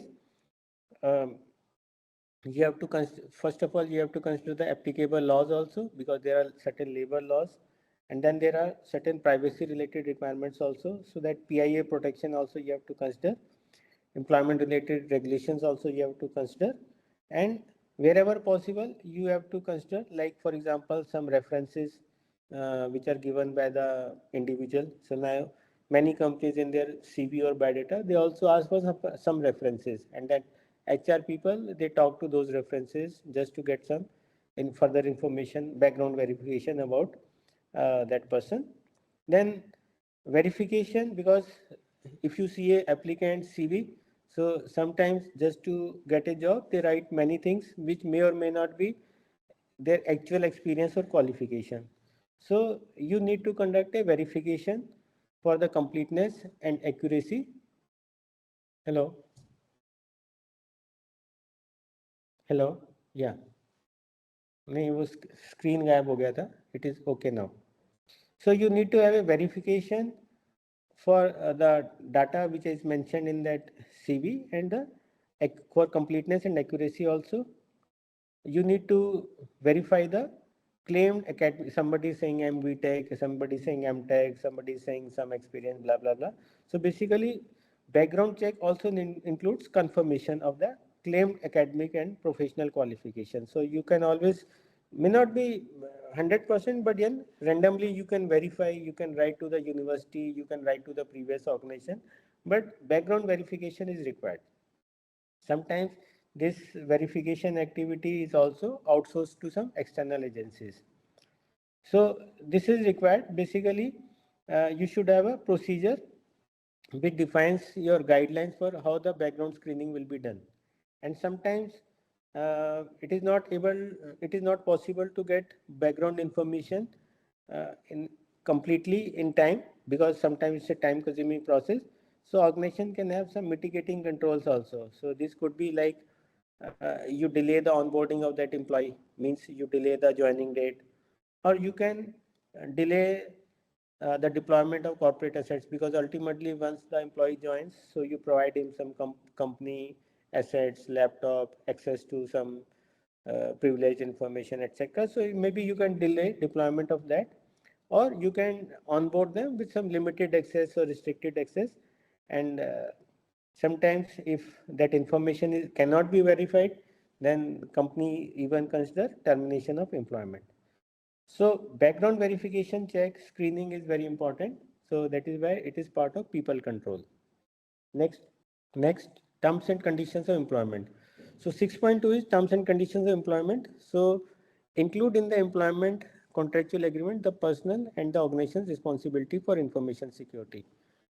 So consider for inclusion in contracts the rules for access control, return of assets, protection of information in accordance with the classification level, the transfer of information, the relationship with suppliers, non-disclosure requirements, or a mention of the disciplinary process.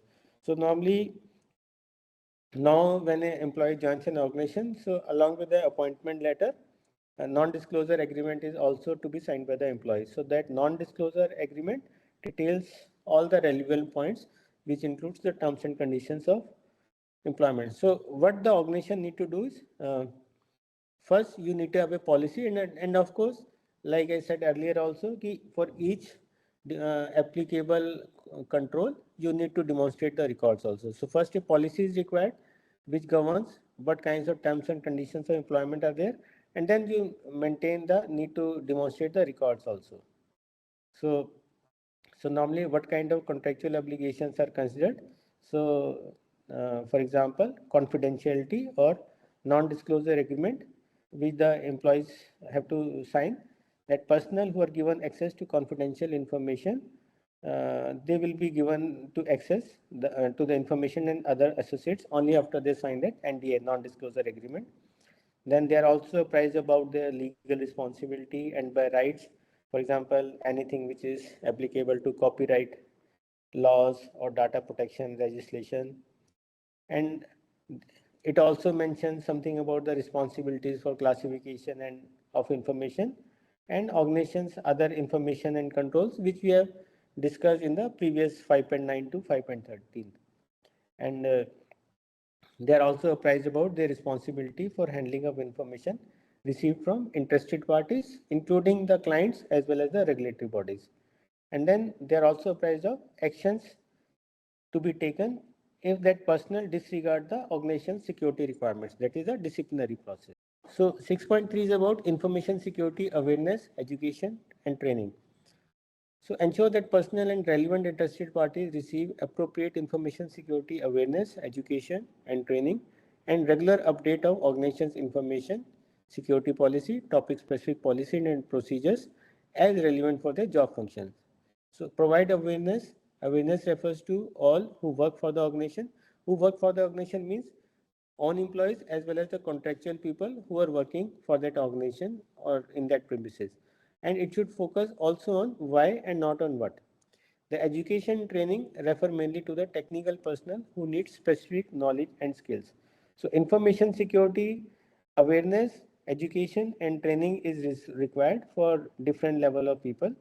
So when you are providing information security awareness, So you need to consider various aspects. Say, for example, what kind of management commitment, you can always apprise the employees about what kind of management commitment is there for information security within the organization. So they need to be familiar and they need to comply with the applicable information security rules and regulations, and they need to consider they need to have information on the security policy and also applicable topic specific policies, standards, laws, regulations, etc. And they also be aware that they are having a personal accountability for their own action and inaction. For example, somebody uh, tries to do some mischief or somebody is not following the information security policies and procedures of the organization, then appropriate disciplinary action can be initiated or taken against that particular individual. And they are also apprised about the contact points and resources for any additional information or any advice which they require related to information security matters, including the updated technology, etc. So, information security awareness education training is a part of your information security ISMS implementation process as a part of people control. Disciplinary process. So as a part of HR activities, you need to have a disciplinary process also. Establish and communicate a disciplinary process to take action against personnel and other interested parties who have committed an information security policy violation.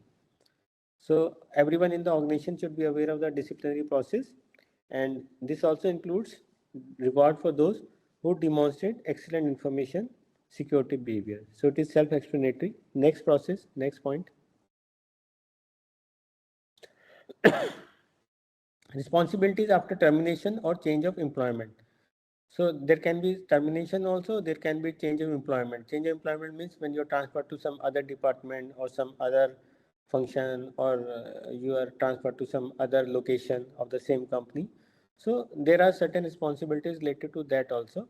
Define, enforce and communicate to relevant personnel and interested parties the information security responsibilities and duties that remain valid after termination or change of employment. So determine if there are any confidentiality requirements that extend beyond the period of employment, and apply a similar process for change of employment also. So basic objective is you should have a process for the communication of changes and of operating procedures to personnel, other interested parties, relevant contact persons whenever there is some termination or change of employment. So because when that information, that person is transferred or person leaves, then maybe somebody else will join in his or her place. So what information security roles and responsibilities held by that individual who leaves that job or changes that job or who is transferred, they should be identified and transferred to the other individual. So basically a smooth change over or transition that should be followed with this activity, with this control. Next. Confidentiality or non-disclosure agreements we have already discussed. People control, confidentiality or non-disclosure agreement. Personal and other interested parties shall sign confidentiality or non-disclosure agreement that reflect organization's need for protecting information. So consider that there may be different confidentiality requirements for different positions in the organization. So basically you need to have a proper procedure and guideline for that. Confidentiality or non-disclosure agreements should address the requirements to protect confidential information using legally enforceable terms. And these confidentiality or non-disclosure agreements are applicable to relevant interested parties and also to the personnel of the organization. So based on the organization's information security requirements, the terms in the agreement should be determined by taking into consideration what type of information will be handled by that particular individual, what is the classification level of that information, the use and permissible access by the other party. So these have to be documented in the confidentiality or non-disclosure agreements, and they have to be signed by personal and all relevant interested parties. Next. So certain conditions, because now this remote working has also become applicable in many organizations. Several organizations are still following remote working or hybrid model is there, working model is there.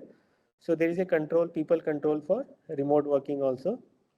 So organization need to implement security measures when personnel are working remotely to protect the information accessed, processed or stored outside the organization premises. So again, topic specific policy is required for remote working, which is supported by procedures to detail how the security risks associated with working remotely are to be managed.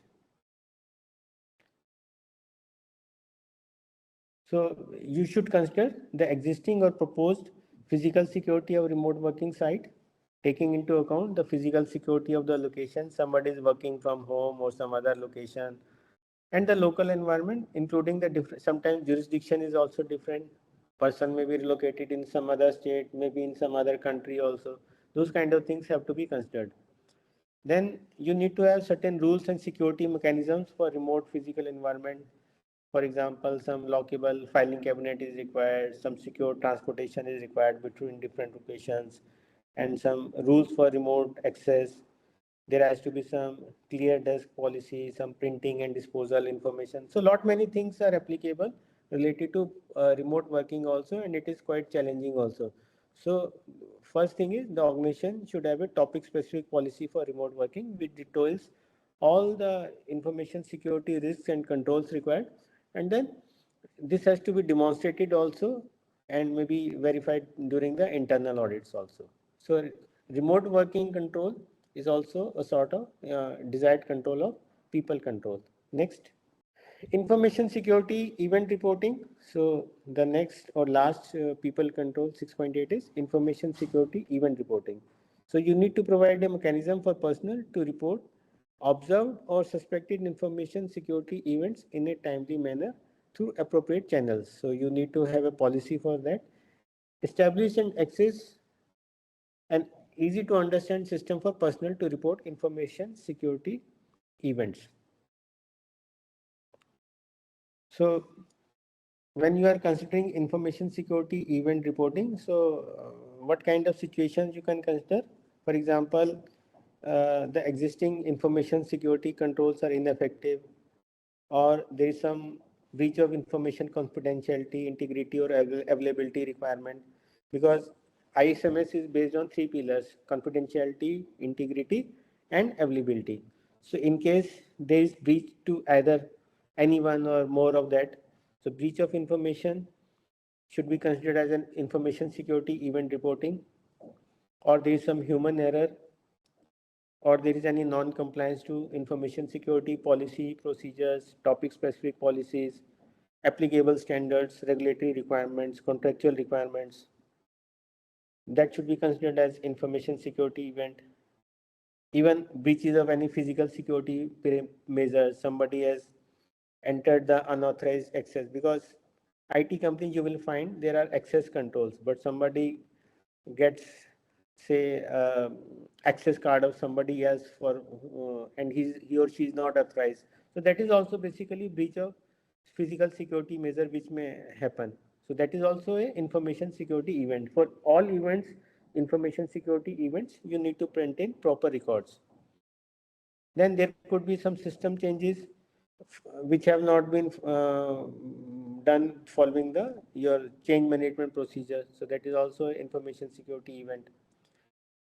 Any hardware malfunction, any software function, any abnormal behavior, any access violation, any vulnerabilities, any suspected malware infection, cyber threat, cyber crime. So basically these are all information security events which are to be reported and further analyzed. Okay. And there are certain additional information which can be found in another ISO standard, which is ISO IC 27035. Okay, next. So people control we have completed. So I think there will be an exercise. Yes. Yes, sir. Thank you, sir. Yeah. So barcode has been shared on the screen. Sagar, please share the link in the chat box. QMSP2 screen still visible, but 6.1. I request QMSP2 kindly check your network connectivity. All right, Sagar. Thank you. So we are going with the stats now. We have received 20 responses, and the first question for the workshop, what is the purpose of screening control 6.1 under people controls? And the correct answer for this question, to verify the suitability of individual for specific roles in the terms of security. And we have received 95% the correct answers. So congratulations to the participant who have successfully submitted the correct answer. Next question. Yeah. What is covered under information security awareness, education and training? 6.3. And right answer for this question, ensuring employees understand security policies, procedures and their responsibilities. And for this question, we have received 96% correct answers. Again, kudos to all who have submitted correct answers. Next, please. Right. Third question. What does the responsibilities after termination or change of employment? 6.5. Control ensure. The correct answer for this question, security responsibilities are revoked or updated after employment ends or changes. And we have received 92% answers are the correct ones. So again, congratulations to all. Next, please.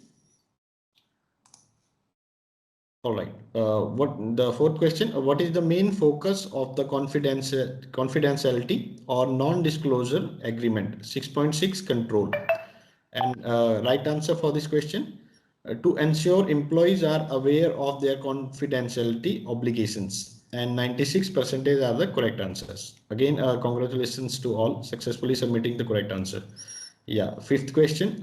Why is the information security event reporting control 6.8 important? And correct answer for this question, to ensure all security events are reported promptly for timely response. And 92% or even 93 as shown on the screen, 93% responses are the correct ones. So again, congratulations. Again, I am heartful thanks to all participants for participating actively and promptly in these workshops. Thank you. Again, handing over to Atul Suri sir. Request Atul sir to resume the training session. So now we move to physical controls. There are 14 controls, 1.4, 7.12, 7.14. So the first control is physical security parameters, 7.1. Define and use security parameters to protect areas that contain information or other assets. So not all areas of the organization have the same importance in terms of information security. So basically this is about securing your physical premises. So when you are finalizing the guidelines, the basic objective is to prevent unauthorized physical access, damage and interference to organization's information and other associated assets. So you need to consider certain guidelines, and where appropriate you have to implement those physical security parameters also. So these have to be as per your information security requirements related to the assets within this particular parameter, and physical security parameters relate to your building or the site where as applicable, where some information processing facilities happening. For example, you also have to consider what kind of construction is there, the exterior, roof, walls, ceiling, flooring. So that basic objective is that unauthorized access to the premises should be avoided. And all kind of control measures, because nowadays bars and alarms and locks, those kind of things are there. Your doors and windows should be locked when they are unattended. External protection has to be provided and considered for windows also. Alarm monitoring system, testing, fire doors, etc. So it is in addition to normal safety protocols which are part of your building occupancy or say fire safety protocols. Basically you have to consider the physically sound parameters of the building, so that unauthorized access to that physical premises of the building or the perimeter where your key activities, processing, handling activities are being done. Next.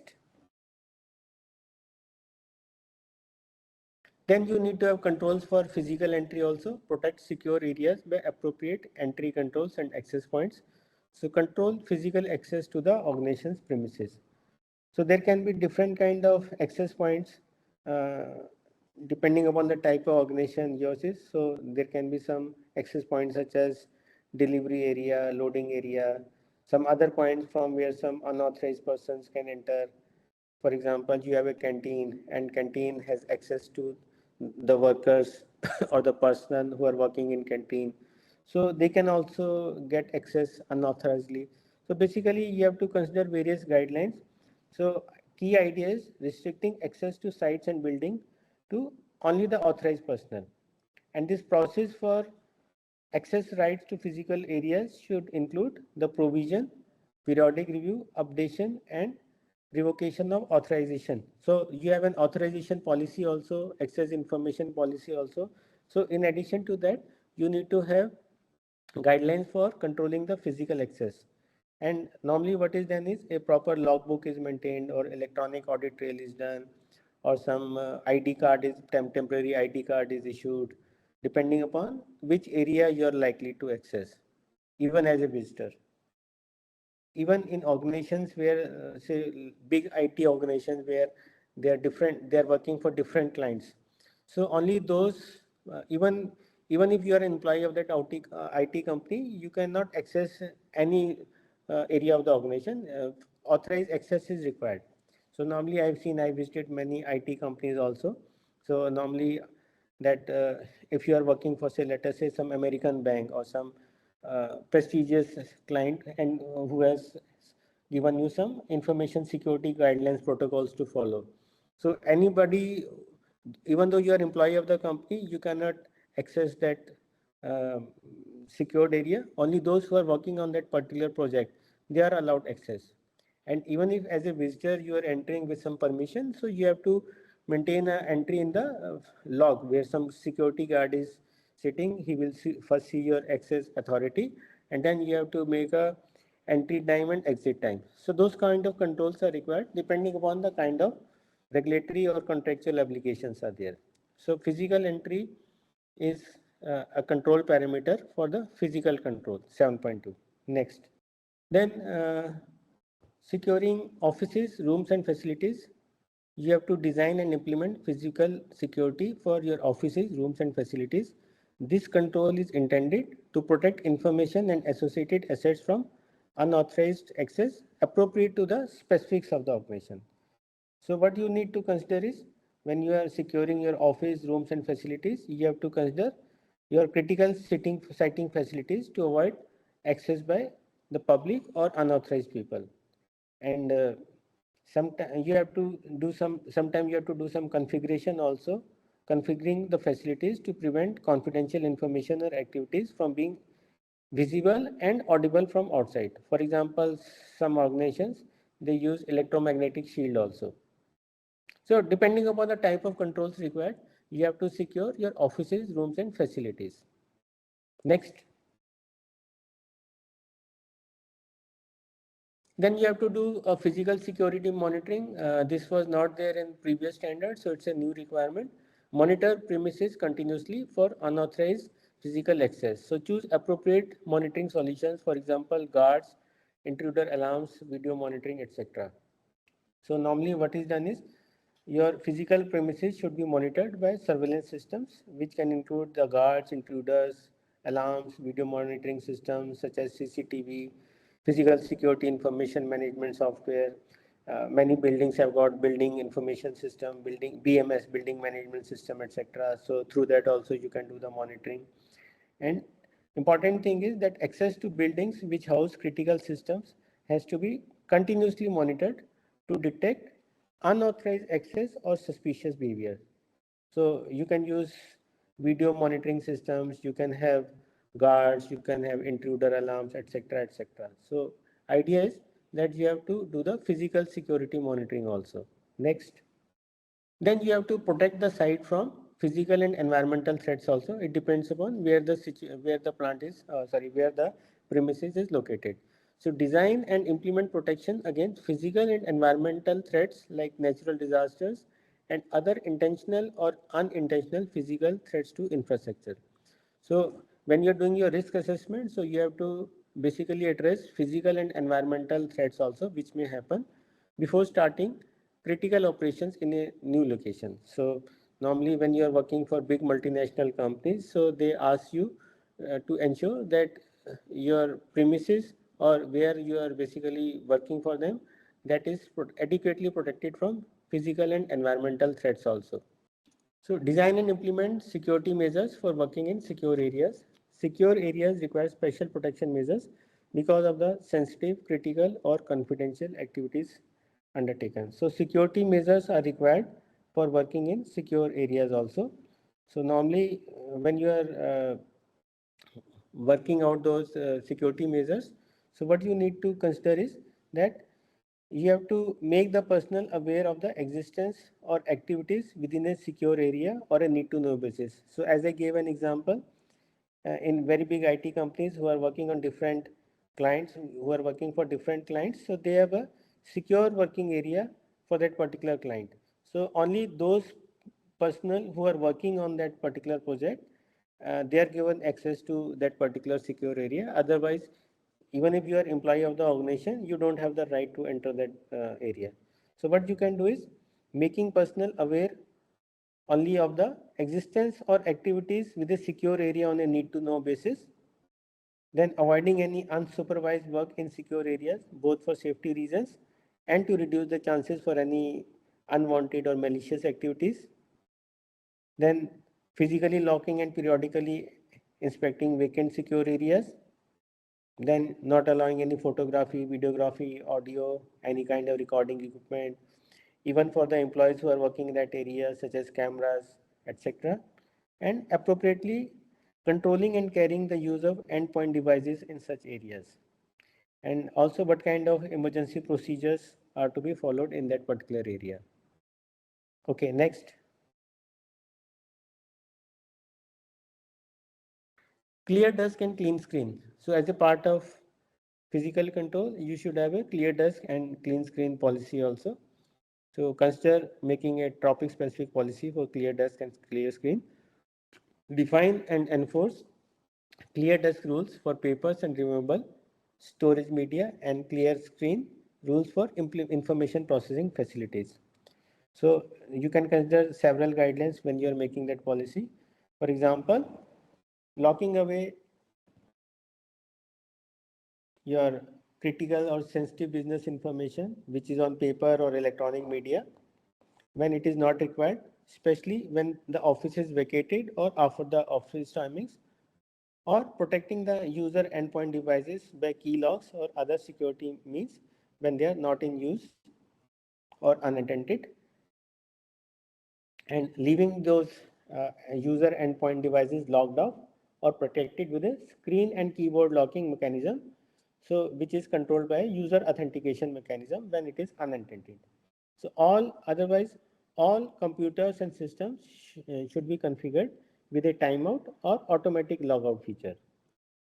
So such kind of policies and practices you can implement for meeting this requirement of clear desk and clear screen. Next. So this also includes, let us say sometimes you are having some review meeting with your own team and some information is written on the whiteboard or say display boards. So that information should also be properly cleaned. So it is not only clear desk and it is clear screen also. Yeah, next. Equipment sighting and protection. So you have to ensure that equipment is sighted, secured and protected. So protect equipment from unauthorized access from physical and environmental threats. So again, you need to follow certain guidelines to protect your equipment. So idea is to minimize unnecessary access into the work areas and to avoid any unauthorized access. And then you should also consider positioning your information processing facilities or handling sensitive data to reduce the risk of this information being used by unauthorized persons during their use. Then you can also adopt certain controls to minimize the risk of the potential physical and environmental threats. For example, protection against threat, fire, water, etc., dust, vibration, chemical effects, electrical supply interference, etc.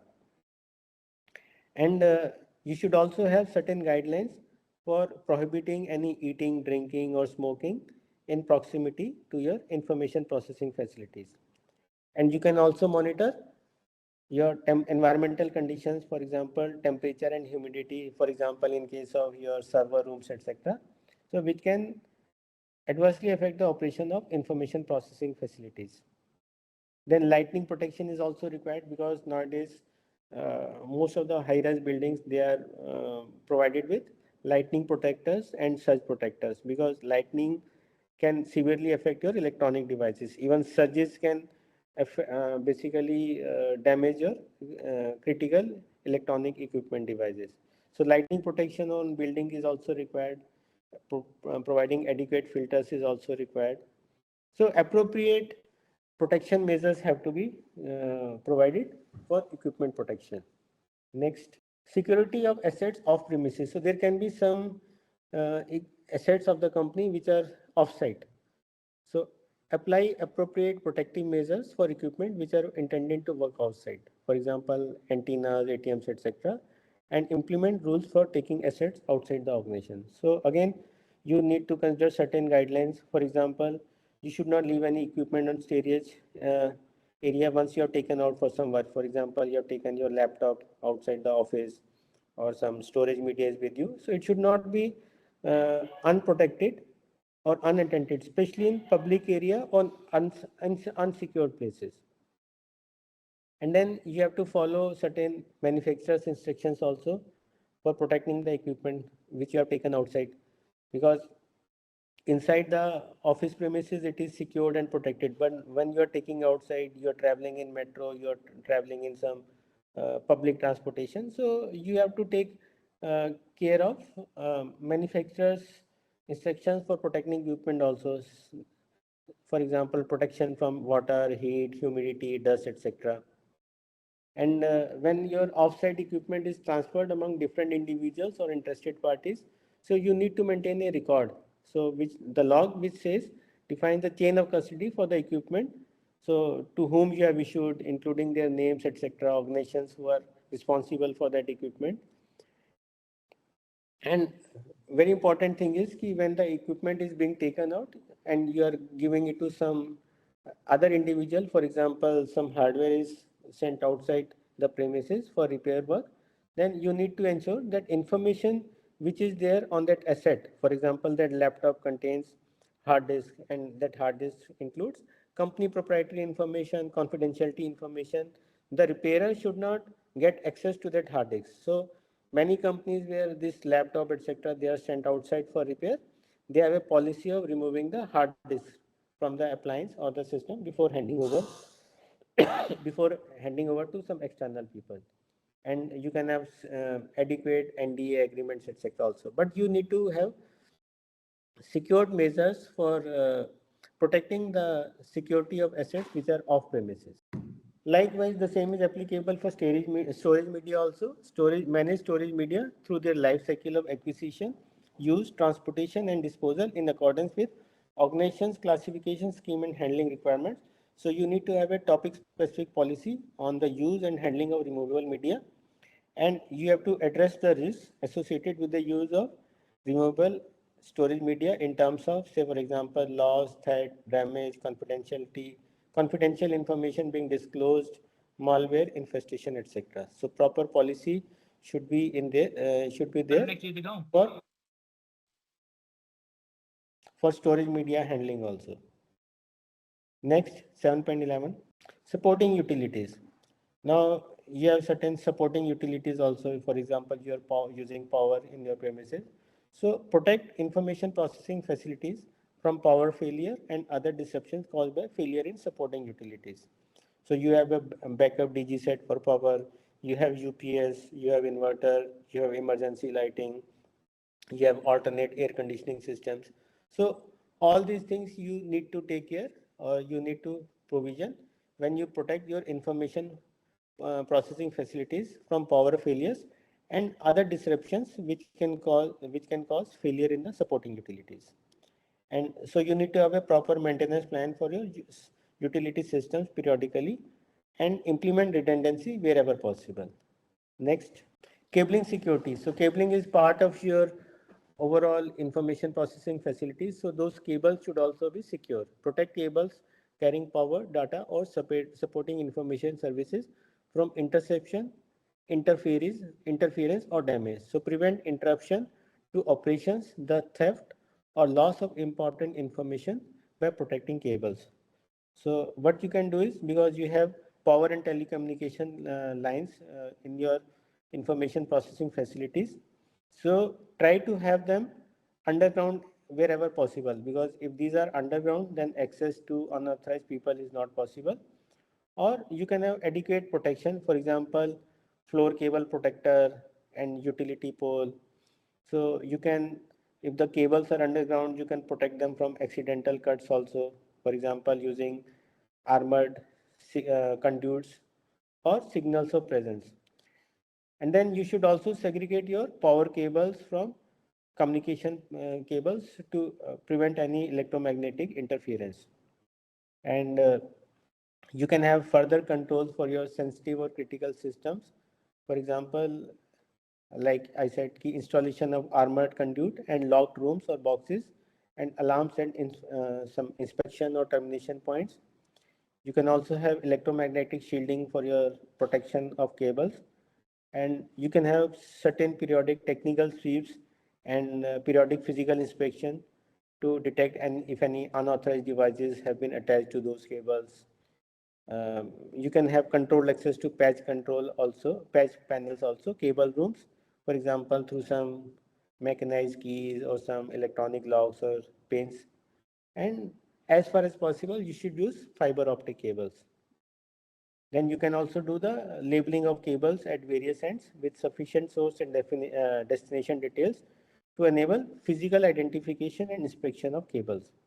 So, and wherever required, you can have certain specialized advice on the subject also. So cable protection, cable security is also part of physical control. Idea is to protect your cables from interception, interference or damage. Next. Equipment maintenance. So again, equipment maintenance is part of your physical controls. Maintain equipment correctly to ensure availability, integrity, and confidentiality of information. So you need to have a proper equipment maintenance schedule as per the manufacturer guidelines or maintenance best practices as per the specifications only by the authorized personnel. Next, 7.14. Secure disposal or reuse of equipment. So sometimes you need to dispose of your equipment, or some reuse of equipment is also desired. So you need to have policies related to that also. Verify items of equipment containing storage media to ensure that any sensitive data and licensed software has been removed or securely overwritten prior to disposal or reuse. For example, certain multinational companies, they have a policy, laptops, etc. They have defined a life cycle. Okay, the laptop can be used for three years, because after that, either it becomes very slow or the latest versions of laptops or other operating systems have come, and they feel that their systems become redundant. They are not giving the desired efficiency. So sometimes they have a policy of disposing of that. Disposal can be through sale, or it can be given through some charity, etc. But make sure whenever you're disposing it of, make sure that any licensed software or any sensitive information data is there, it has been removed or it has been securely overwritten prior to its disposal or reuse. So policies for secure disposal or reuse of equipment and the compliance with the supporting record is an essential physical control as defined in 7.14. Physically destroy storage media, encrypt or wipe any information so that it cannot be retrieved. Okay, so what we'll do is, I think you'll have an exercise, and after that we can break for tea also. Tea break. We can have a tea break for 15 minutes after this exercise. Thank you, sir. Okay, so now we are having another workshop. Yes, the barcode is on the screen, and Sagar, please share the link in the chat box. We will wait for a couple of responses to come, then we will initiate the stats. In the meanwhile, I'll repeat for the new joiners who joined later during the training session. These workshops are provided for you can say your better engagement during this training session and to make this training session more interactive. So kindly request all new participant as well and as well as the old participants to participate actively in this workshops, or you can say question raise. For the new trainees, the barcode has shown on the screen and link has already shared in the chat box. You can just access it and submit your responses. Also, for your information, after this training session completed, we will be having a question answer session. During that, we will be answering your all questions or your queries. So just note it down. Meena Hemant Pawar submitted. Lakshmi Narayan ji submitted. Great Lakshmi ji. Colonel Yatendra Nanda ji submitted. Siddharth Shirohi submitted. Great Siddharth ji. Great Nanda ji. Gokul submitted. Mahipal ji submitted. Narendrajit Kaur submitted. Great Narendra ji. Mahipal ji. Okay, so now we have received 23 responses. Now we are going with the stats. The first question for this workshop: what is the purpose of the physical security parameter control 7.1? And the correct answer for this question: to define boundaries for physical access to control information assets. And we have received 100% answers. Responses are the correct ones. So congratulations for all who submitted successfully correct answers. Next question. Second question: the information security practices in your daily activities is. And correct answer for this question: lack your computer. Sorry, it's lock your computer screen when not in use. And 89% responses are the correct answers out of 29 responses. Again, kudos to all. Next, please. Right, this is the third question. Why is physical security monitoring 7.4 important? And correct answer: to monitor and detect unauthorized physical access to facilities. And 96% answers are the correct answers. So again, congratulations who has submitted correct answers. Yeah, next, fourth question. What does the secure disposal or reuse of equipment control 7.14 ensure? And correct answer is sensitive information is removed from equipment before disposal or its reuse. So 96% is again the correct answers out of 30 responses. Next, please. Fifth question for the workshop. What is the primary purpose of the equipment maintenance control 7.13? And correct answer: to ensure equipment operates effectively and securely. And out of 30 responses, all responses are the correct answer. So the percentage is 100%. And I am very thankful to all because you are very much actively participating in these workshops. Thank you. So I request Atul Suri sir to resume this training session. So after discussing organizational controls, people controls, and physical controls, so the last set of controls is technological controls. So 8.1 is about user endpoint devices.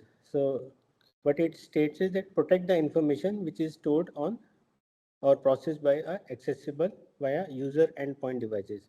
So you need to have a topic specific policy on the user endpoint devices and use awareness on security aspects which are related to the user endpoint devices and establish BYOD, bring your own device rules and requirements. So what is the objective? The objective is to protect information against the risks introduced by using user endpoint devices. So what the organizations need to do, they need to have a topic specific policy on secure configuration and handling of user endpoint devices. So this policy should be communicated to all relevant personnel, and this policy should also include the type of information and the classification levels which the user endpoint devices can handle, process, store, or support.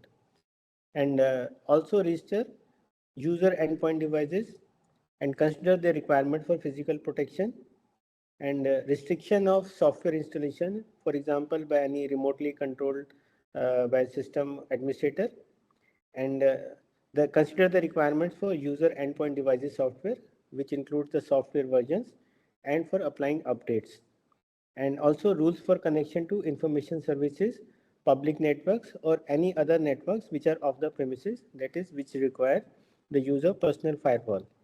Then you need to have policy for their access control and storage device encryption, protection against malware, remote disabling, deletion or lockout, the backups, usage of web services, web applications, end user behavior analytics, etc. So consideration should be given whether certain information is so sensitive that it can only be accessed via user endpoint devices, but not stored on such devices. So in such cases, additional technical safeguards are required on the device. For example, ensuring that while downloading files for offline working, it is disabled, and that local storage such as SD card is also disabled. So next is privilege access rights. So the requirement is restrict and manage the allocation and use of privilege access rights. So the uncontrolled allocation of access privileges may lead to security breaches, and periodically, and also in case of any significant changes, do a review of privilege access rights. So the basic objective of this is to ensure that only authorized users, software components, and services are provided with legal access rights. So when you are having a proper authorization process for that, and you prepare a topic specific policy for that, that you have already prepared based on access control. So you should consider identifying the users who need these privilege access rights for each system or for the process, for example, for operating systems, database management systems, or applications, and allocating these privilege access rights to users as per the requirement, and also on an event-to-event basis in line with the topic-specific policy on access control. So with the policy which I have already made as per organizational control 5.15, that is only to individuals with necessary competence to carry out activities that require privileged access and based on the minimal requirement for their functional roles. And then you need to have maintenance of this authorization process, that is determining who can approve that privilege access rights or not granting privilege access rights until the authorization process is complete, and you need to maintain the record also for all privilege allocations. Okay, so next, so 8.3 is information access restriction. So restrict access to information and other associated assets in accordance with the topic specific policy on access control. So now you have made an access control policy. So now you have to adequately implement the policy also. So that means allowing only authorized access to information and prevent unauthorized access. And you can also consider various dynamic access management techniques and processes. So the basic idea is you should not allow access to sensitive information by unknown user identities or anonymously, and public or anonymous access should only be granted to storage locations which do not contain any sensitive information. And then you should consider providing configuration mechanisms to control access to the information in systems, applications, and services, and also controlling which data can be accessed by a particular user. And you can also control which identities or the group of identities which are given access, such as read, write, delete, or execute. So information access restriction is about proper implementation of your access control policy. Next. Now it is about access to source code. So manage appropriately the read and write access to source codes, development tools, and software laboratories. So you need to establish procedures for managing access to your program's source codes also. So these codes, basically source codes and associated terminology items, for example, design, specification, verification plan, validation plan, various development tools like compilers, builders, integration tools, various test platforms and environments. So they have to be adequately controlled. And basically you need to have proper management system for that. So some organizations, they implement source code management system. So appropriate system has to be there. And these systems can differ from depending upon the organization policies. So basically you have to establish roles for managing access to program source codes. Next. Secure authentication. So you have to implement secure authentication technologies and procedures based on information access restrictions and topic specific policy on access control. So what you need to do is authenticate users who request access to information and correlate the strength of authentication with the classification of information to be accessed.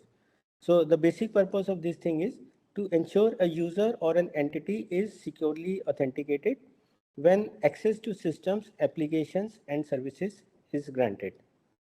And this access of authorization, authentication, this should be appropriate for the classification of information which you have already decided as per the organizational controls. And when some strong authentication or identity verification is required, so in that case, authentication methods alternative to passwords such as some digital certificate or some smart card, token, biometric means should be used. So basically, this talks about secure authentication. Next, capacity management. Then you also have to do a capacity calculation, monitor and adjust the use of resources in line with current and expected capacity requirements. So maintain availability, avoid bottlenecks, and support growth. Test systems and services to confirm there is sufficient capacity for peak periods, and document a capacity plan for the critical systems. So basic idea for this is to ensure that the organization has the required capacity of information processing facilities. That means the key activity as per the scope which you are doing. Then you have adequate human resources, offices, and other facilities. So what you need to do is you need to identify your capacity requirements for various things like information process facilities, your human resources, offices, and other facilities. So taking what you need to consider is your business criticality of the concerned systems and the processes. And you need to fine tune and monitor also wherever it is required to ensure availability and efficiency of the systems even during the peak periods, because certain businesses, they have some peak requirement also, so that should be uh, properly followed. And you need to have adequate detective controls also to indicate any upcoming problem also in due course of time. And also this capacity planning also considers future projections, that is projections of future capacity requirements, which you consider while you decide about the new businesses, new system requirements, as well as the current and projected trends in the organization's information processing capabilities. So in that case, specifically, you should take care of any resources with long procurement lead times. So for example, you are procuring some equipment, so there is a lead time for that equipment. Something needs to be imported, something which is not available off the shelf.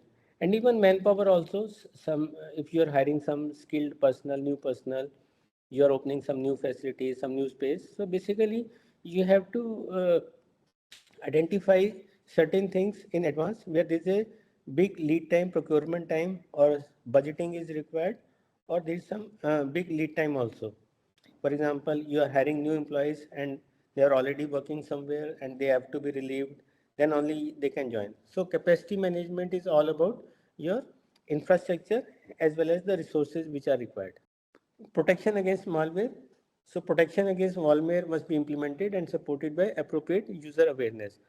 So the kind of protection and prevention and detection softwares which are used, in addition creating user awareness and system access rules and change management controls, all this is part of protection against malware. So normally organization do have a topic specific policy also.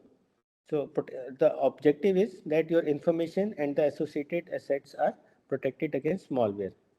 So basically this should be based on your malware detection and repair software, information security awareness, your systems access control and change management controls methodology, and then you can consider some other guidelines also. For example, implementing rules and controls which prevent or detect the use of any unauthorized software which you are not allowed to use, or which basically prevent or detect the use of known or suspected malicious websites. So you can blacklist those websites. So idea is that you reduce vulnerabilities that can be exploited by malware, because basically malware exploit your this thing vulnerabilities. So you have to make your system robust so that those vulnerabilities can be reduced. So basically what you need to do is a technical vulnerability management system or technical vulnerability assessment is done, and that is part of your overall risk assessment process as well as risk treatment plan wherever the risk stake is high. And you should also periodically update your software, validate the software, the contents, data content systems, and especially for your critical business processes. And then you can use various tools for investigating and detecting the presence of anything unapproved files or unauthorized amendments which happen, and take adequate control measures. So that is what is needs to be done for protection against malware. So you need to have a policy, and then you need to have compliance also, demonstrate compliance. Then when you identify certain technical vulnerabilities, then you have to manage those also. So technological control 8.8 is about management of technical vulnerabilities. So obtain information from technical vulnerabilities of information systems in use, evaluate exposure to such vulnerabilities and take appropriate measures. So obtain information from reliable sources about technical vulnerabilities and address them as appropriate. So the basic purpose is to prevent exploitation of technical vulnerabilities. So for that, first you need to have a proper or accurate inventory of assets, and those we have already addressed from organizational controls from 5.9 to 5.14, because those are the systems or the assets where technical vulnerabilities may happen. And then you should have an effective technical vulnerability management system. So what you need to identify is, so when you are making the inventory asset list, so that detail should completely include like the software vendor, the name of software, version number, current status of deployment. For example, what software is installed on what system. So all that record is required. Who is the person who is responsible within the organization for maintaining that software? And then when you are identifying technical vulnerabilities, so you have to consider different aspects like uh, defining and establishing the roles and responsibilities associated with those technical vulnerability management, including the monitoring of that vulnerability, carrying out that vulnerability risk assessment, updating, asset tracking, any coordination activities which are required for that purpose. And even supplier information system is required, including their components, to ensure that vulnerability report can be reported to those concerned suppliers, handling disposal requirements, anything which needs to be addressed in the applicable contracts, etc. And then you can use various vulnerability scanning tools also as per the suitability or the technologies to identify the vulnerabilities and to verify whether the patching and vulnerabilities was successful. And then periodically you can carry out some penetration tests or vulnerability assessments also, and these have to be carried out by the competent personnel as well as authorized personnel based on the identified vulnerabilities. So management of technical vulnerabilities is a technological control which is required. Next, configuration management is a new control which was not there earlier. So it has been addressed in ISO 27001 2022. So establish, document, implement, monitor and review configurations, including the security configurations of hardware, software, services and networks.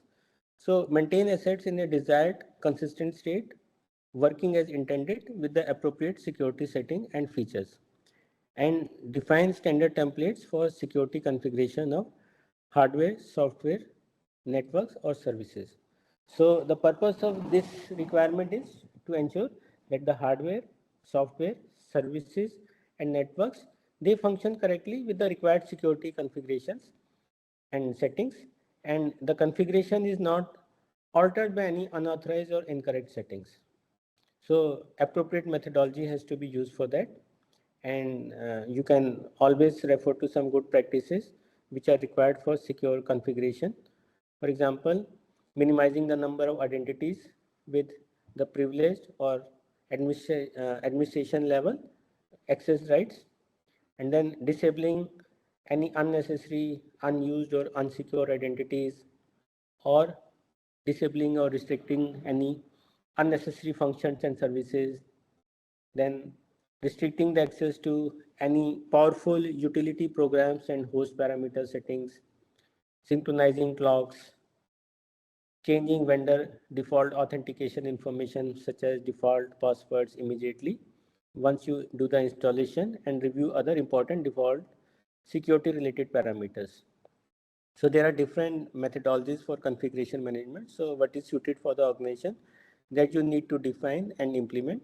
Basically, you need to address your hardware, software, networks, or services. Information deletion is a new control. Ensure that information stored on information systems, devices, and in other storage media is deleted when no longer required. So you need to have a policy on that, topic specific policy on data retention. Then you need to have appropriate deletion tools, and then pass the information deletion requirement to your subcontractors and other third parties as appropriate. So the basic purpose of this control is so that you can prevent unnecessary exposure of sensitive information, and also you comply with the legal, statutory, regulatory, and contractual requirements for information deletion. Because as a service provider, you are handling your clients' critical information, data, etc., and then you are also complying with the statutory regulatory information. Because knowingly, unknowingly, if that information is not deleted and it is passed on further, then it can have severe repercussions for the organization. So basically, you need to have guidelines and methodology so that sensitive information is not unnecessarily exposed, and you are complying with your NDA requirements, you're complying with the legal requirements, and you're also ensuring that your suppliers follow the same guidelines.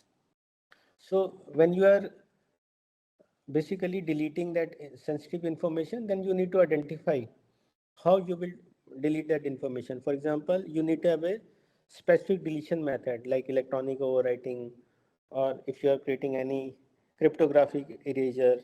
So that is has to be as per the business requirements, as per the relevant regulations, and also as per the contractual agreements with your client. And then you need to maintain a record also as an evidence. And when you're asking your service providers or suppliers for that information deletion, so since you want to ensure that they have already done it, so you need evidence also that they have deleted that information at their end. So this is a new control which is addressed in 27,001 2022. Next. Data masking is also a new technology, new control which is used, because nowadays it is being used quite extensively. So use data masking in accordance with the topic specific policy on access control. So you need to have a policy for that, and other related topic specific policies and business requirements considering the applicable legislation. So what you need to consider: pseudonymization, anonymization, and other data masking techniques depending upon the requirements as applicable. So again, the objective of data masking is to limit the exposure of your sensitive data, including your PII, and comply with applicable legal requirements as well as the contractual requirements. So you need to identify what data masking techniques you will use, like encryption or nulling or deleting characters, that is preventing unauthorized users from seeing the full message, or varying numbers and dates, or some substitution, for example, changing one value for another to hide sensitive data, replacing some values with some hash. So basically you need to have appropriate data masking technology as a part of your ISMS controls. Next. So this is also a new control, data leakage prevention. Apply data leakage prevention measures to systems, networks, and any devices that process, store, or transmit sensitive information. So what you need to do, identify sensitive information that can be subject to leakage, monitor potential data leakage channels, and apply tools to detect and prevent that data leakage. Okay, next. Information backup. Maintain and regularly test backup copies of information, software, and systems in accordance with the topic-specific policy on backup. So you need to have a topic-specific policy related to information backup in your organization. So you need to define the requirements for type of backups, the frequency of backup, and or backup storage location. So basic objective is to enable recovery from loss of data or systems. So you need to have a topic-specific policy on backup to address organizations' data retention and information security requirements. And then you need to have adequate backup facilities also to ensure that all this information and software, this can be recovered. Suppose there is some incident or some failure or some loss of storage media. Okay. So you need to consider several requirements when you make a backup plan. For example, like the objective is to produce the accurate and complete record of backup copies and documented restoration procedures. So this also has to reflect based on your business requirements and your regulatory requirements, your agreement with clients, etc. And you need to ensure that this storage and backup is done in a safe and secure remote location. And many a times it is done offsite also at a suitable distance also to escape any disaster or damage which can happen to the main site. So you need to have a proper information backup policy also, and you need to have desired controls. Next, redundancy of information processing facilities. So wherever required, you should have sufficient redundancy for information processing facilities to meet available requirements. So ensure a similar level of protection for redundant components and test periodically the functioning of redundant components. So basically the meaning of redundancy is when you duplicate some information processing facilities in part or in complete entities. For example, you have some spare components or you have additional copies of everything. So depending upon the business requirements, you need to consider what kind of redundancy of information. Of course, it also depends on the resources which are at organization disposal. So redundancy can also be like, for example, you have two service providers contracting with two or more suppliers of network and critical information processing facilities such as internet service providers, so that if one internet service provider fails, then you have a backup. Then you can also use redundant networks. You can also have two different location, geographical separate data centers with mirrored systems. You can have redundant power supplies. You can have redundant sources, parallel instances of software components, etc. So that you have to define and address what is the business requirement, what is the contractual requirement, or if any applicable legal requirement is there. So if you want further details, there is a ISO standard, ISO TS 23167. So you can come to know about some of the technologies and techniques for providing redundancy and automatic failover in the context of cloud services, because cloud services also you're dependent on that. So some redundancy factors could be required there also. Okay, next. Then logging. Produce, store, protect, and analyze logs that record activities, exceptions, faults, and other relevant events. So you need to have a topic-specific policy on logging, and you need to ensure sufficient storage space and protection measures for logs. And then you need to analyze these logs for indication of any compromised security also. So basically you need to maintain logs which record activities, exceptions, faults, and any other relevant event.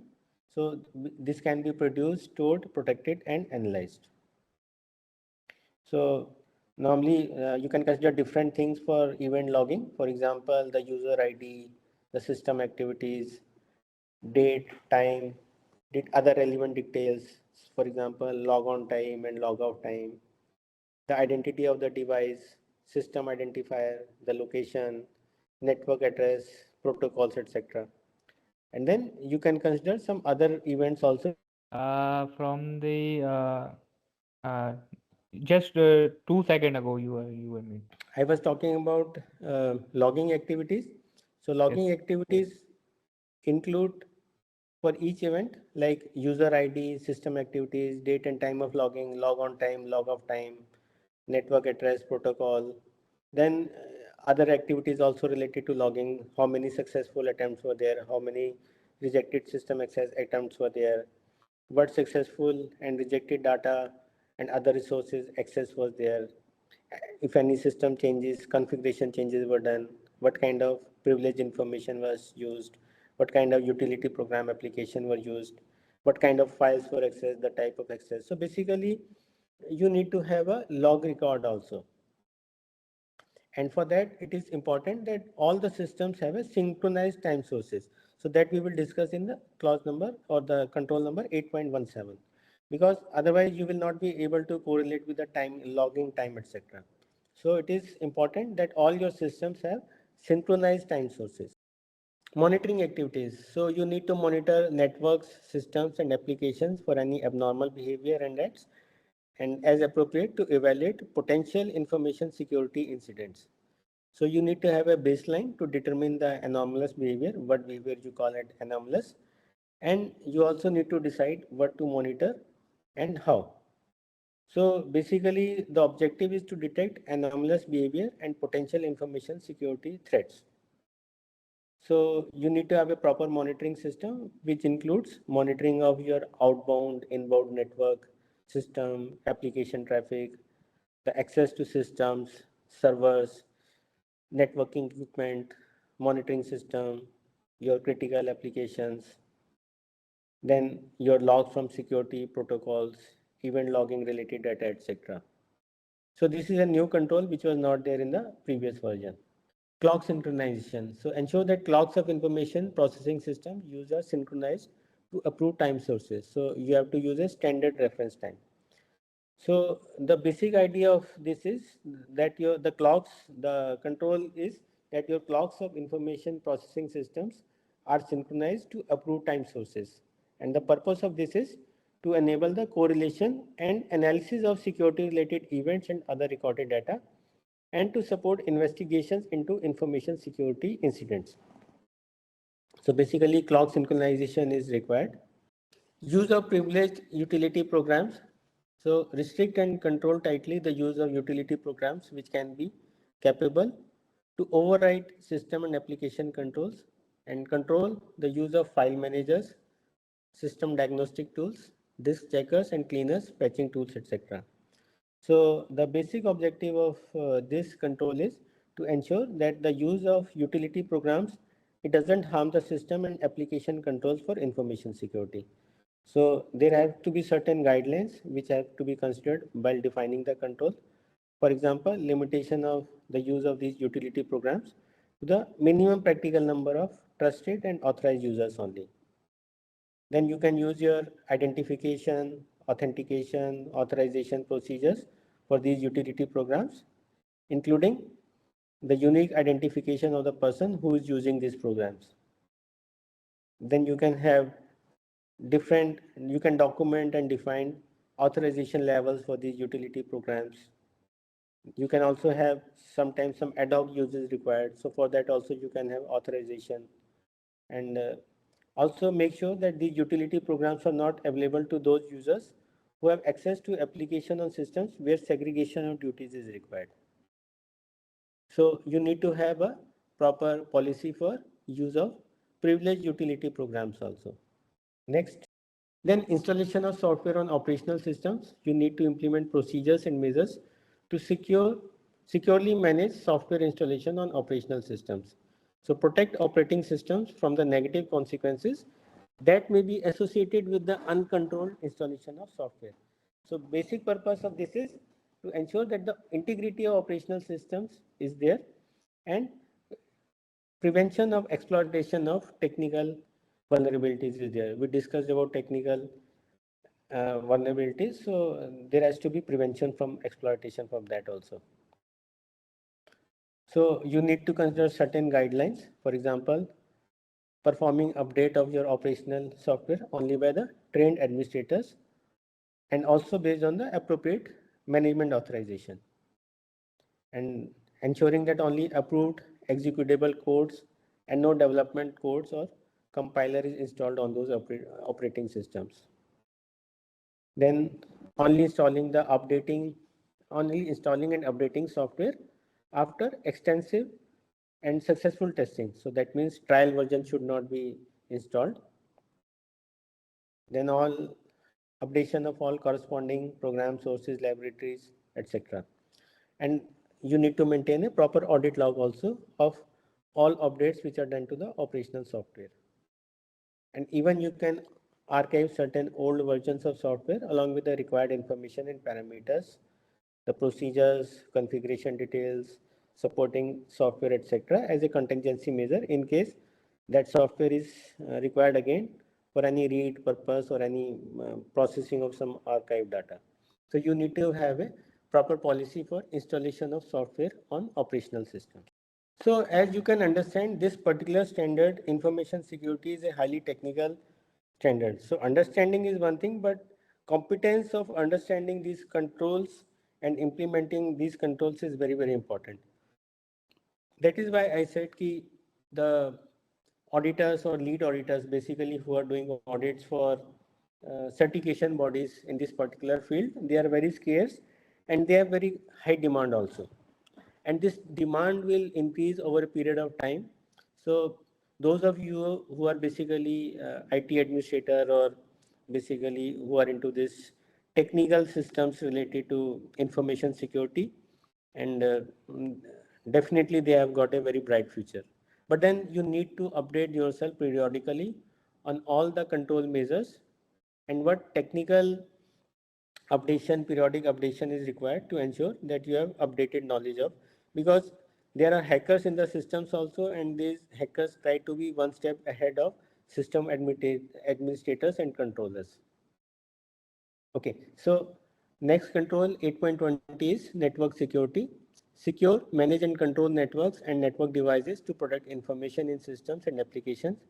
So for that you need to assign responsibilities for network security, and you need to have updated documentation on network configuration, and you need to protect data which is passing through public, wireless and third-party networks. So the objective of this is to control information in networks and the supporting information for processing facilities from any compromise via the network.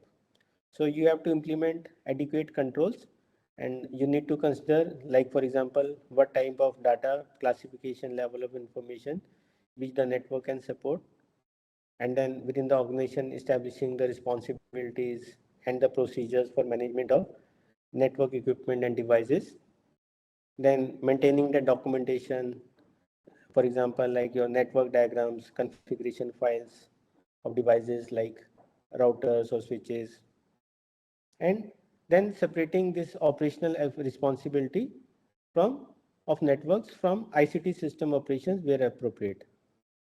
And then you need to establish controls to safeguard the confidentiality and integrity of your data passing over public networks or third-party networks or wireless networks. And you have to protect the connected systems and applications also. And you can also consider some additional controls which are required. Okay, next. Security of network services. So this control says identify, implement and maintain security mechanisms, security levels and security requirements of network services. So ensure that network service providers manage agreed services in a secure way. So again, the idea is to ensure security in the use of network services. So you need to have defined protocols for that, defined rules for that, so that you cover the networks and network services which are allowed to be accessed, and authentication requirements for accessing various network services. and the related procedures, authorization procedures for determining who is allowed to access which network and network services. Segregation of networks. So segregate group of information services, users and information systems in the organization's networks. So split large networks into separate domains and control the traffic between the domains. And wireless networks require special attention. So the objective is to split the network in secure boundaries, security boundaries, and to control the traffic between them based on the business requirements. So whatever controls you require, you need to have controls related to that. Next, web filtering is a new control which was not there earlier. So access to external websites shall be managed to reduce exposure to malicious content. So for that, user awareness and technological controls are required, and you have to establish rules, do's and don'ts within your organization for safe and appropriate use of online resources. Next, use of cryptography. So you have to define and implement rules for effective use of cryptography, including cryptographic key management. So you need to have a policy on that, on use of cryptography, to define principles and requirements for using encryption to protect information. And you need to have procedures and methods for management of your cryptographic keys.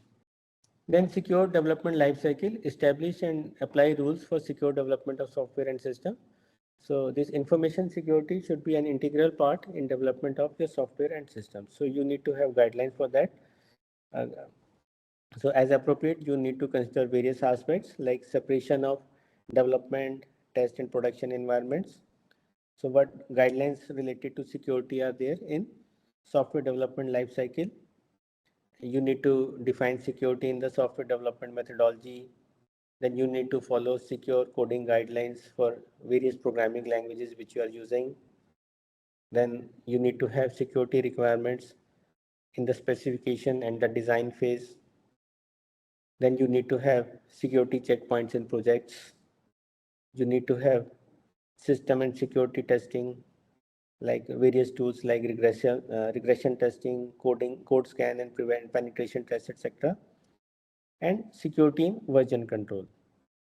Application security requirement. So 8.26 is application security requirement. Identify, specify and approved information security requirements when developing or acquiring applications. So you need to have a risk assessment focused on security of applications in use, that is developed in-house or acquired, and establish appropriate controls.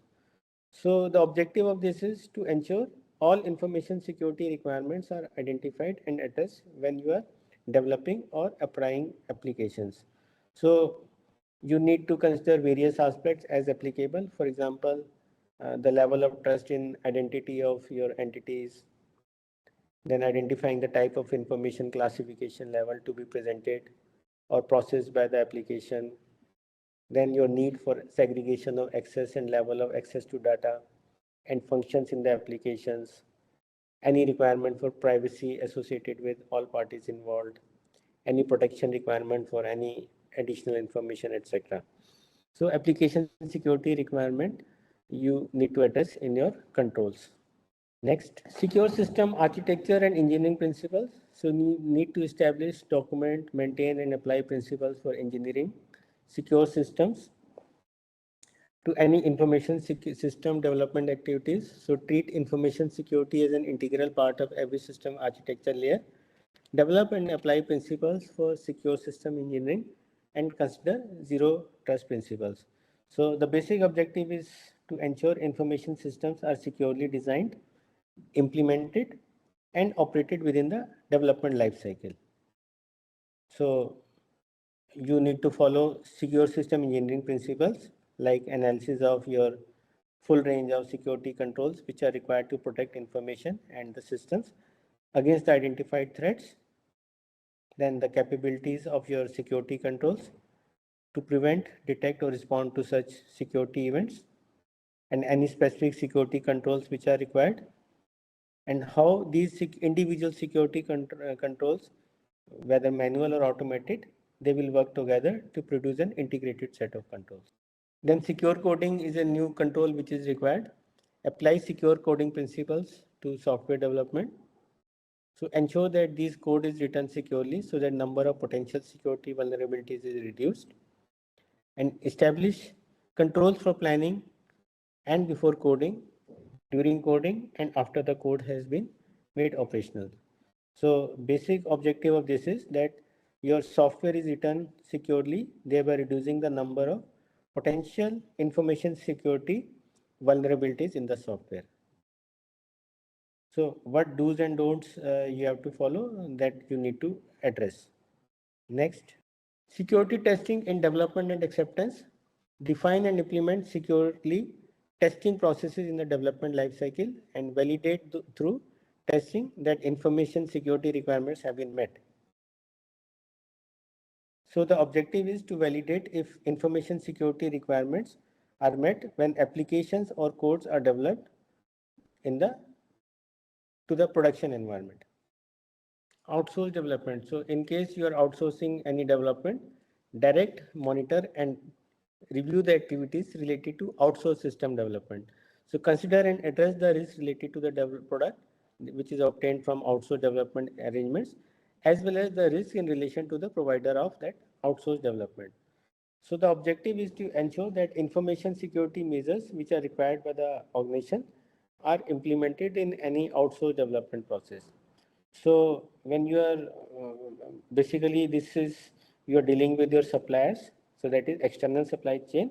So you need to consider various aspects like licensing agreements, code ownership, intellectual property rights which are related to that outsource contract, or any contractual requirement for secure design, testing practices, then acceptance testing for the quality and accuracy of the deliverables, etc.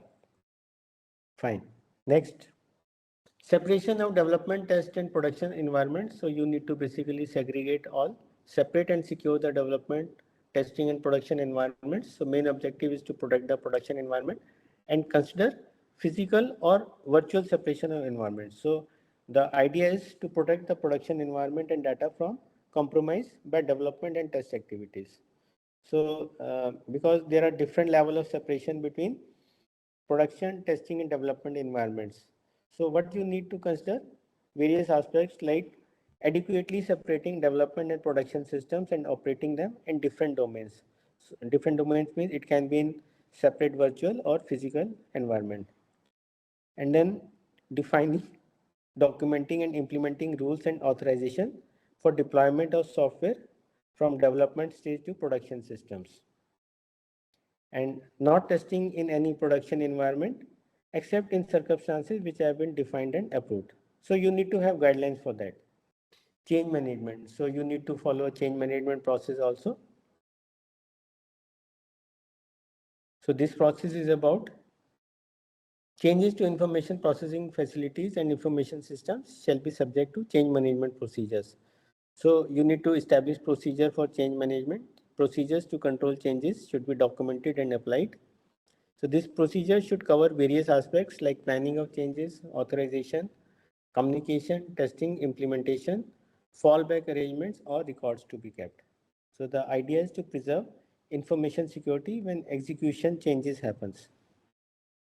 So you can consider various aspects like planning and assessing the potential impact of changes, considering the various dependencies or authorization of changes, or communicating the changes to the relevant interested parties, or the test or acceptance criteria of various tests for the changes, or implementation of changes, including the deployment plans, etc.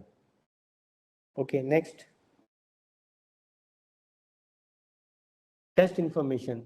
Select, protect, and manage appropriately the test information.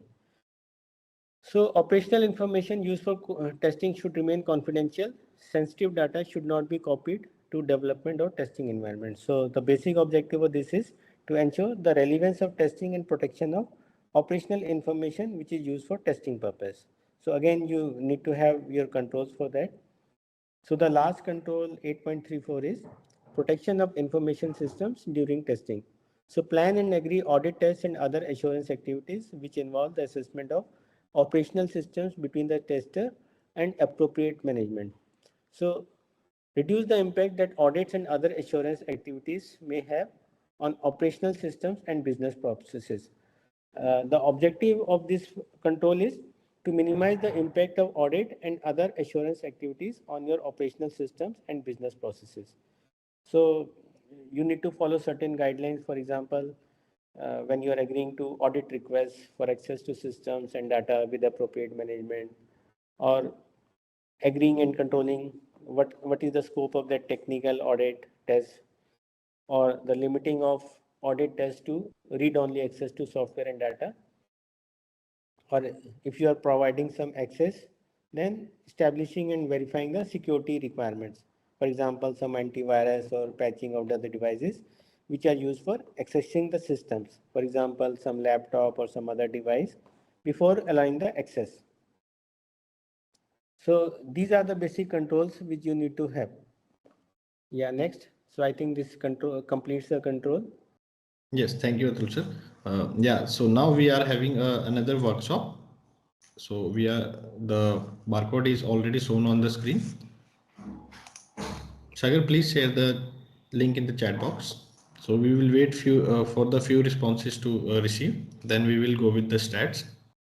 I request all participants, older ones and the new ones who have joined later during the training session, to submit their responses actively, so that we can have a maximum number of responses for this workshop. I think this is the last workshop. I am just guessing. Now Mr. Vikas Kumar is the first one to submit. Ranjana ji already submitted. Narendrajit Kaur also submitted. Lakshmi Narayan ji submitted. Meena Hemant Pawar submitted. Sai Venkat submitted. Siddharth Sirohi ji submitted. Vineet Agrawal ji submitted. Sanjay Rajput submitted.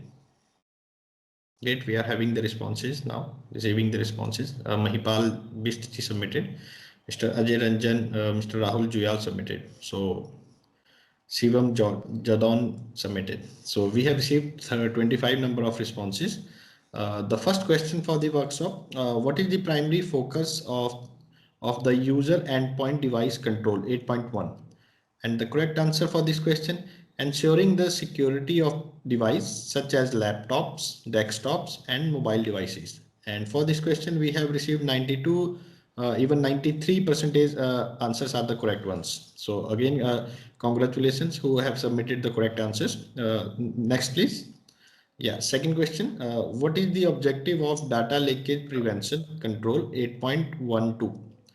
And correct answer for this question: to detect and prevent unauthorized transfer of sensitive data outside the organization. And for this question, we have received 93% correct answers. So again, congratulations to all who have successfully submitted the correct answer. Yes, next, this is the third question. Why is secure authentication 8.5 critical under technological controls? And the right answer for this question: to ensure only authorized individual can access systems and information. And the percentage for the correct answer is 93. And so far we have received 33 responses.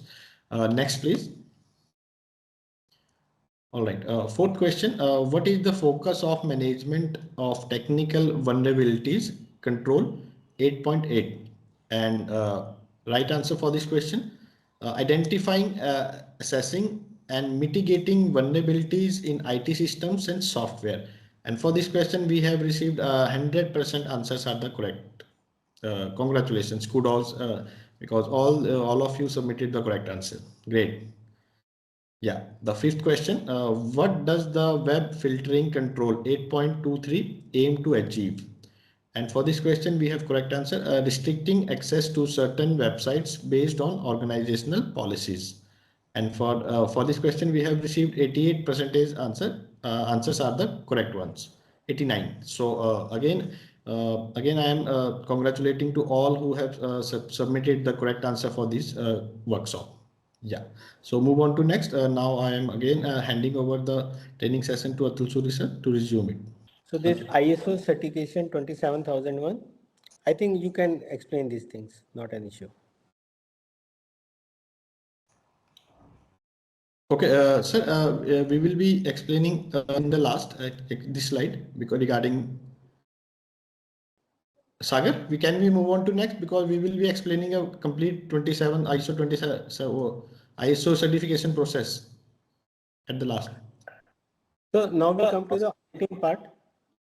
So audits, because first requirement for any management system is to understand the requirement of the standard, and then you should have the competence also to conduct the audit. As you have seen, this particular standard ISO 27001 is highly technical. So only those technical personnel, people with technical background, having understanding of the technology and the processes can do a proper internal audit as per the requirements of the standard. So again, understanding what are the auditing protocols and methodologies, let us go through this. Audits definitions, principles and types. So auditing is a systematic, independent and documented process for obtaining audit evidence and evaluating it objectively to determine the extent to which audit criteria are fulfilled. So this is a definition of audit. It is a systematic activity, independent activity and a documented process for obtaining the evidence and evaluating that evidence to determine the extent to which the criteria related to that particular activity is fulfilled. So it is an impartial documented activity. Sometimes you use checklists and documentation also, and you examine the audit evidence to determine the existence of the objective evidence and verify the applicable processes of that particular management system. It can be QMS, it can be ISMS, it can be EMS. They have been identified and are effectively controlled because auditing is applicable for all management system standards. Next. So why you are conducting audit? Basically, you are addressing, there is some error in this slide. It is talking about food safety management system.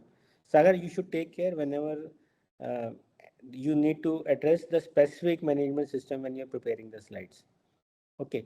So reason for conducting audit is you need to examine that information security management system for the improvements, and you need to ensure that all the requirements of that particular standard are being complied with, to determine if any non-compliance exists in the system or what is the evidence of compliance, and you need to address the regulatory requirements, and ultimate objective of the organization is certification, so to prepare for the certification.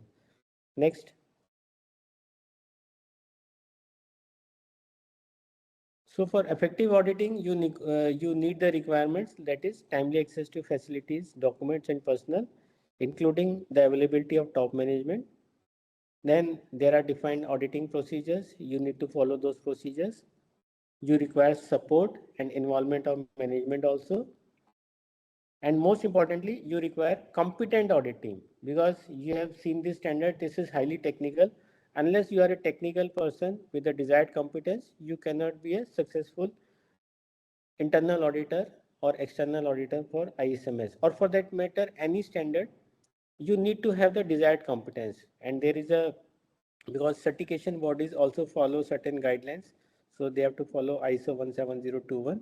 So competence of the audit team is the most important thing when you are carrying out an audit or assessment, because if the team competence is not there, then all activity is just futile, of no use. And this audit team has to be impartial and objective also, that is not linked to the function for which you are doing the auditing. Next. So normally three kind of audits are there: first party audit, second party audit, third party audit. Next. So when you are auditing your own management system, that is known as a first party audit. So internal audit is known as a first party audit. It is involved, it is performed within the organization, and you need to ensure that auditors do not audit their own work. So basically you cannot audit your own activity or function. So auditors should not have any vested interest in the area being audited. So whenever you are doing audit on your supplier, or that is the customer is like, for example, if you are the organization and you are auditing your supplier, or your customer is auditing your organization, so that is known as a second party audit. So it can be part of contractual requirement also, and it can be part of continuous assessment also. So the second party audit is the audit conducted by customer on their suppliers. Next. And when the audit is done by an independent certification body or external body, which is not having any business interest and it is free from conflict of interest, that is known as a third party audit. For example, Quality Asia auditing your organization for applicable management system, any standard for which you have applied to Quality Asia, that is known as a third party audit.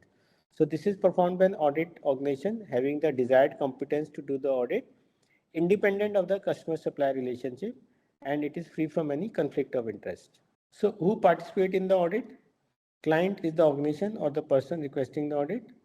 Auditor is the person having the desired competence to conduct the audit, and auditee is the organization or individual who is being audited. Next. So client is responsible for initiating the audit, determining the audit purpose and scope. So when actual audit happens, client provides the resources, and based on the audit outcome, the client receives the audit report also, and client decides to whom all that report is to be distributed. For example, sometimes the client's own client, that is the customer, asks for the audit report, or that report can be distributed within internally also within the organization. So these are the responsibilities of the client. That means the audit the organization being audited. Next.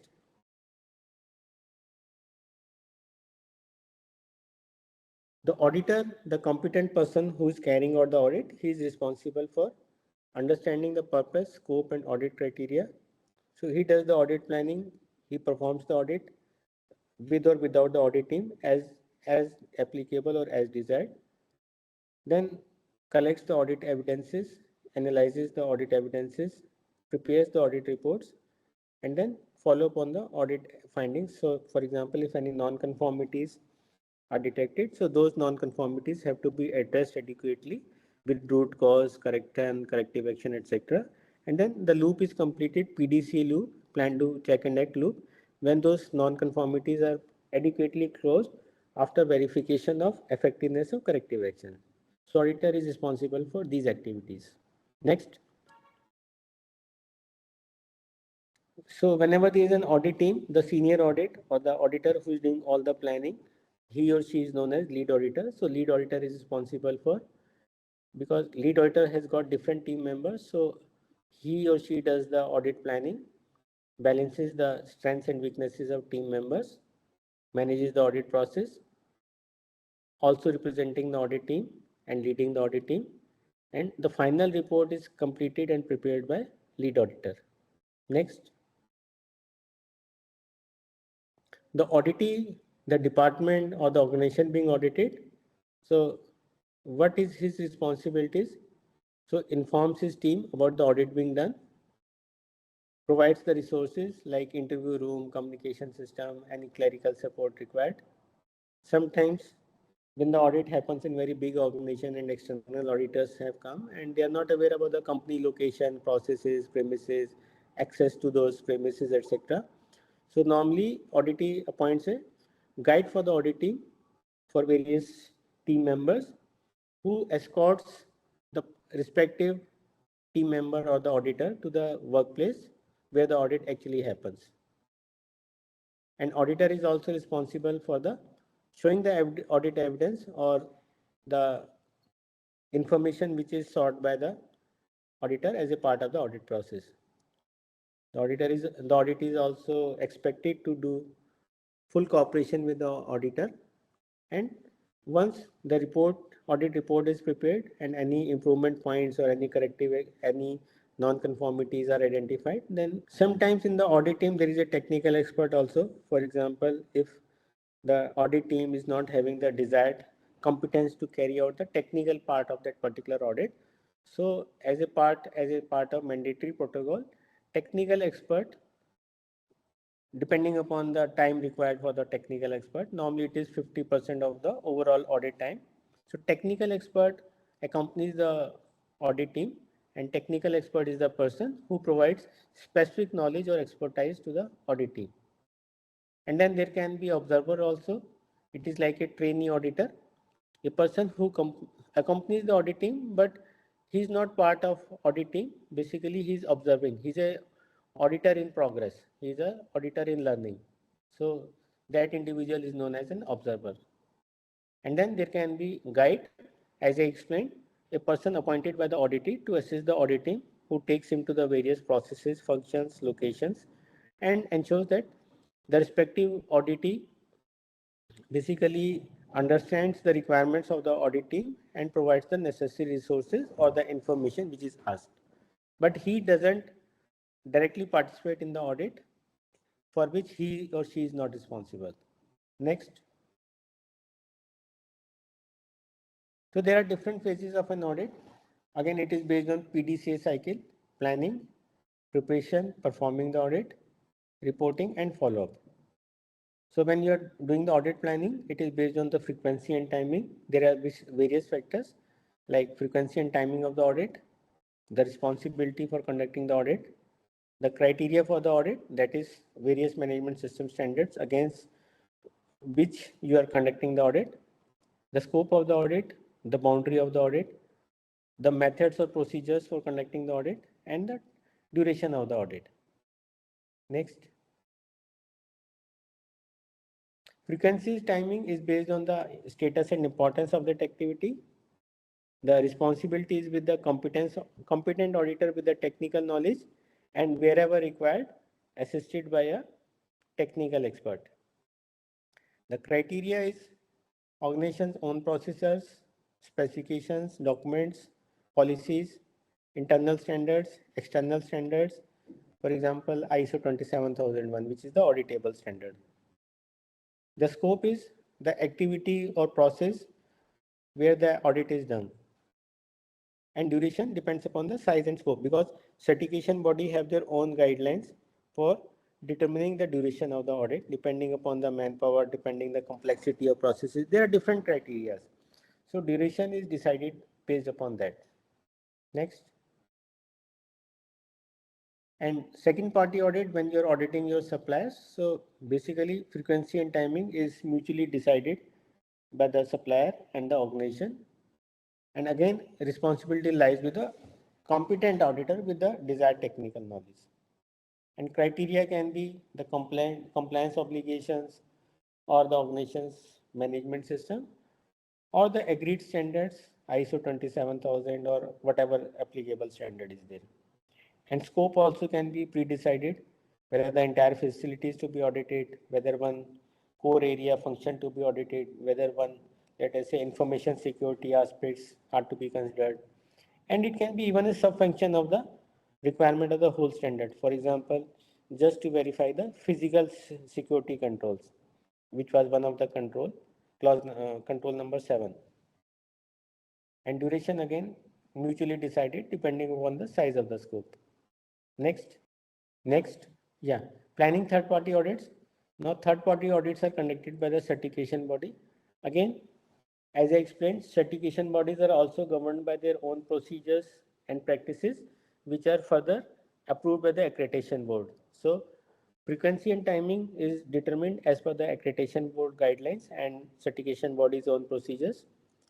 The responsibility lies with the qualified auditor with technical knowledge and expertise, and wherever desired, supported by an external or technical expert. Criteria can be ISO 27001 or any other standard for which the organization has sought certification. And scope can be the entire organization or management system operations as defined by the applicable standard. And duration also, as I said, it depends on the accreditation requirement and certification body's own procedures. Next. So then audit procedure is followed. External audits are usually agreed in advance with the auditee and carefully planned. However, unannounced audits may be carried out by the certification bodies or customers and their representatives as a policy, or when there is some justification for conducting such audit. So certification bodies are also bound by their own procedures of how to conduct the audit methodology is there, auditing procedures are there, auditing reporting formats are there. So they have to follow those procedures and norms. Next, activities prior to audit. An audit program is created, audit plan is created, and which is notified to the auditee. Necessary auditing logistics are arranged, and Need basis audit checklist. Audit checklist is not mandatory, but it depends upon the certification body procedure. Sometimes certification body have their auditing protocol, so that protocol can be followed, but auditing checklist can be prepared or used while auditing, while conducting internal audits also. For example, there are 93 controls and nobody can remember those 93 controls, but you have to verify all the controls and you have to first of all identify which control is applicable for which department, whether you're carrying out internal audit or you're carrying out external audit or even your supplier audit. So based on the requirements of ISO 27001. So where required, you can prepare some audit checklist also. Next.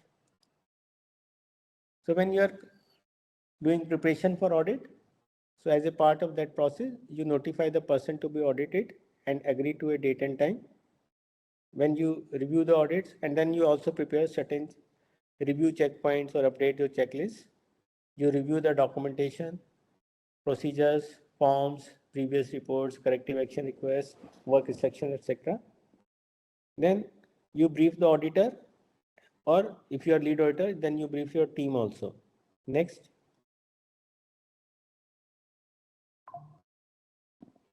Audit logistics are arranged because audits have to be conducted on site.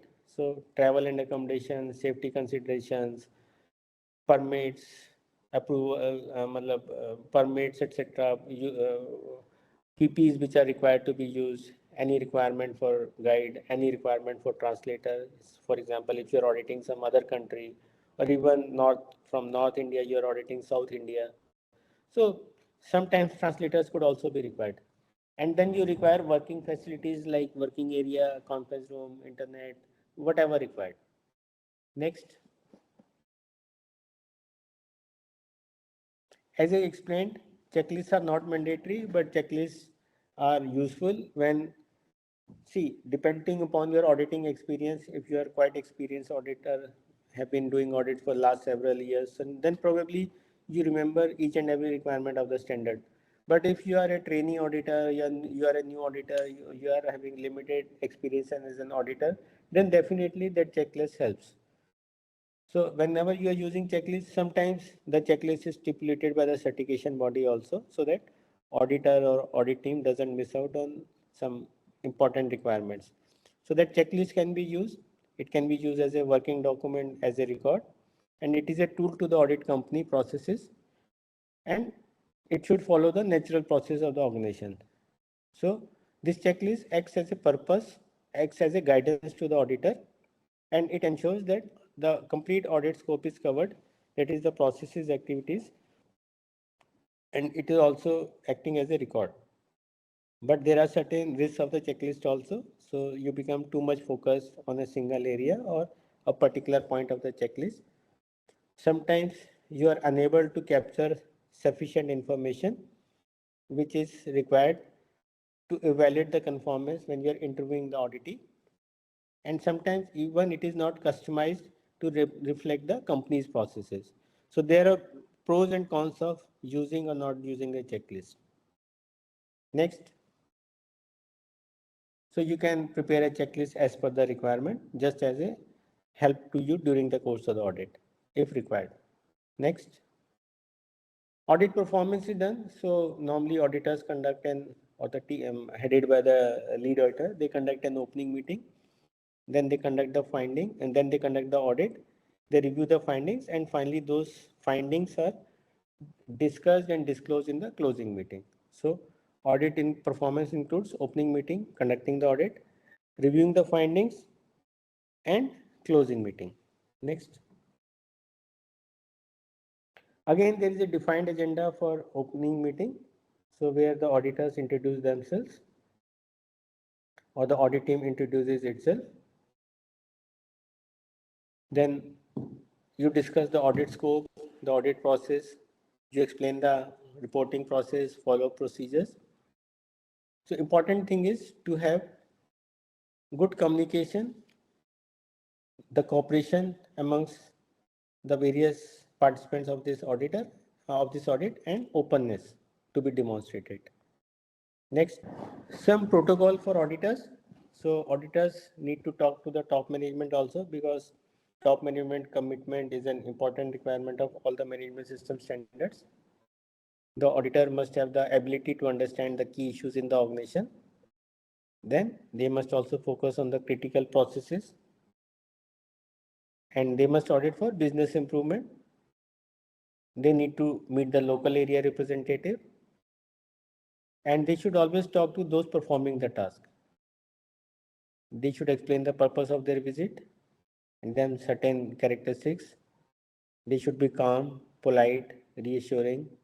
They should never talk down. They should never act superior. And they should speak clearly and carefully. Next, the audit process is about gathering information, compliance against the requirements of the standard. So that information can be gathered through document review, through interviewing techniques, and also observing how the activities are being executed. So the information is provided by the client or the auditee. Auditor verifies that information. So audit evidence is collected. So you compare with the audit criteria, that is the requirement of standard. For example, you are auditing the controls, physical controls. So what does 5.12 ask, and what the organization is actually implementing? So if it is meeting the criteria, it is okay. If it is not meeting the criteria, then there is a gap. And the gap also, depending upon the gravity, can be identified as a finding. An audit finding can be a major finding, minor finding, or observation opportunity for improvement. That is major non-conformity, minor non-conformity, or area for improvement. And finally, the review is done and audit conclusion is done. Next. There are different ways and methods of obtaining audit evidence. So it can be through auditing or interviewing people, the observation of activities, interaction between various function activities or processes, the measurement of processes programs, documents, records, data summaries, reports from various sources like customer feedback or client interaction meeting, or any information or memo from the regulatory bodies as applicable. So these have to be specific to the particular audit standard against which you are auditing. And then you interact with people, you understand their level of interaction, you understand their level of understanding of system and documentation. You judge whether those employees are competent or they are possessing the required skills which are required for that particular requirement of the standard, and are they cooperating with the auditors, and also if there are any system related problems. So there are different ways and methods for obtaining audit evidence. Next. Again, it can be through observation of activities. Are the processes efficient, effective, following the logical sequence? Is there any interaction between the processes which is identified? What is the significance or link between processes? Can inputs and outputs be identified? So these are various ways and methods of collecting audit evidence. Next. Then document review is also part of collecting that audit evidence. So what is the issue status, compliance, complete accuracy of the documentation, legibility, approval, availability. Then the various data which exists in the organization. Next. Then you also evaluate the inputs and outputs related to that particular process. Next. So these are some basic things I'm just skipping, and these have been explained in details in the previous versions also. So you can use checklist also if required. And the pros and cons of checklist we have already discussed. Next. So questioning techniques are followed by auditors, like who is doing the process, who is executing the process, what activities are being done, when it is done, where it is done, why it is like this, and how it is done. So basically 5W and 1H. Who, what, when, where, why, and finally how. So these are certain questioning techniques which are followed by auditors. Controlling the audit. So for auditors, there are certain other protocols also, like insist that people being questioned answer for themselves. Then do little talking, because Auditors ask questions and audit is explained. So question is small, explanation requires more time. So do little talking and let others explain the phenomena or the processes. Do not let others dictate the pace of the audit. Wherever required, rephrase the misunderstood questions. Wherever required, give compliments, say thank you, and be aware of hidden agendas and emotional blackmail because it is concerning the certification process. Next.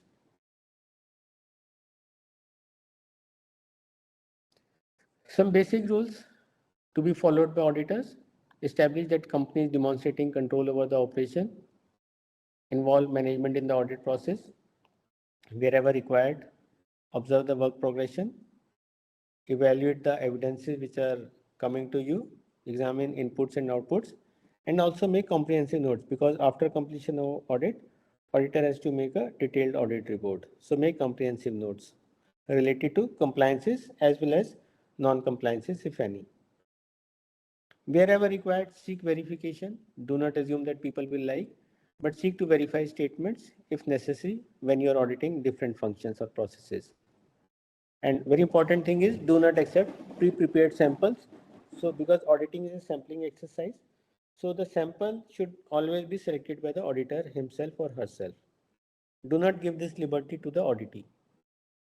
Then there are general principles of auditing related to auditing like integrity, fair presentation, due professional care, confidentiality, independence, and most importantly, evidence-based approach. So the rational approach method for reaching reliable and reproducible audit conclusions in a systematic audit process. Next, there are certain personal attributes for auditors like they should be ethical, open-minded, diplomatic, observant, perceptive, versatile, tenacious, decisive, and self-reliant. I'm not discussing in details because you all understand this terminology. Next,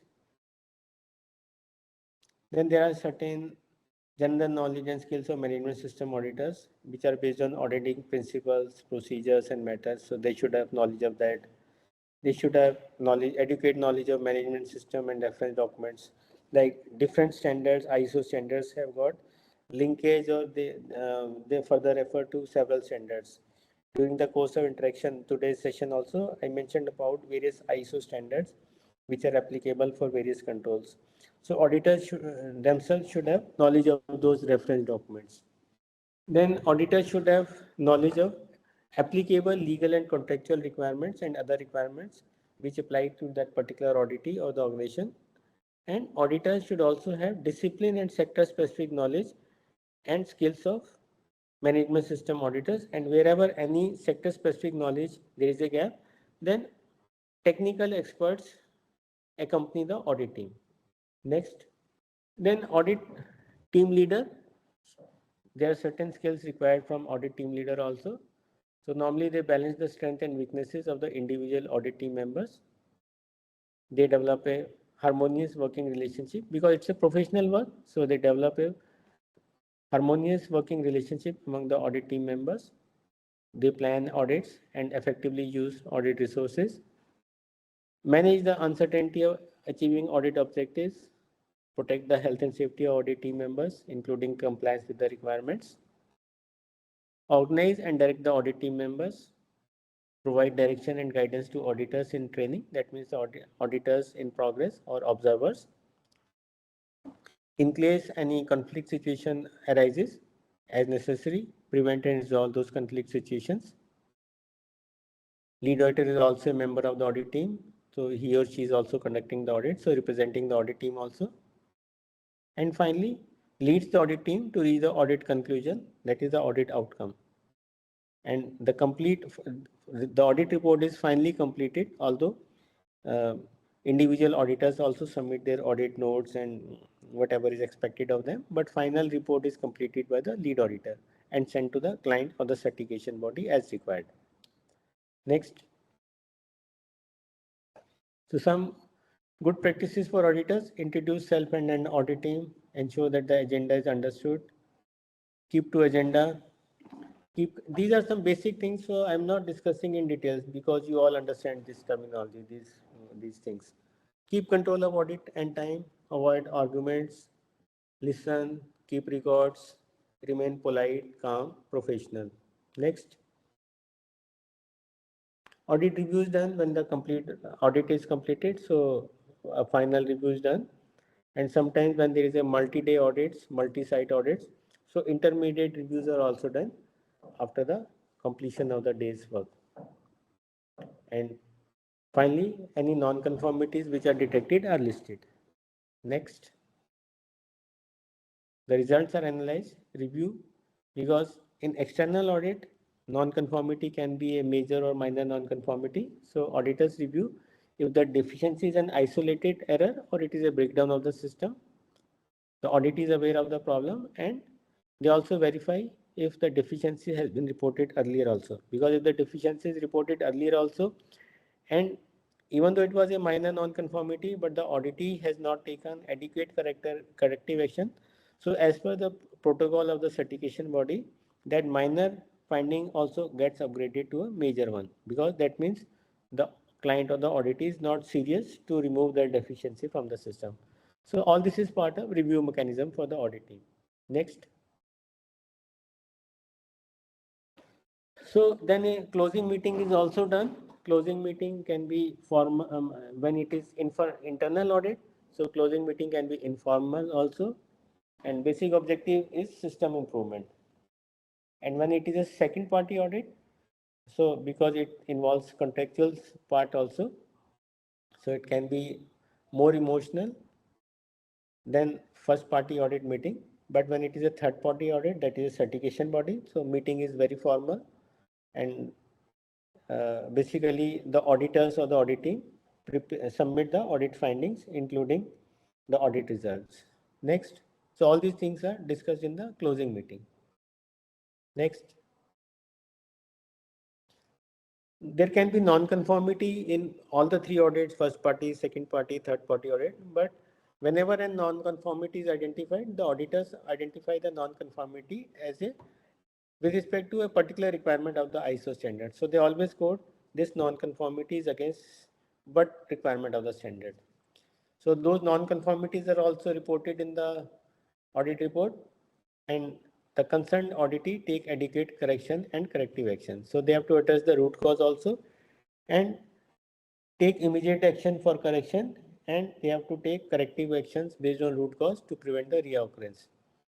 And the follow-up or verification of those corrective actions taken for their effectiveness is done in the subsequent audits.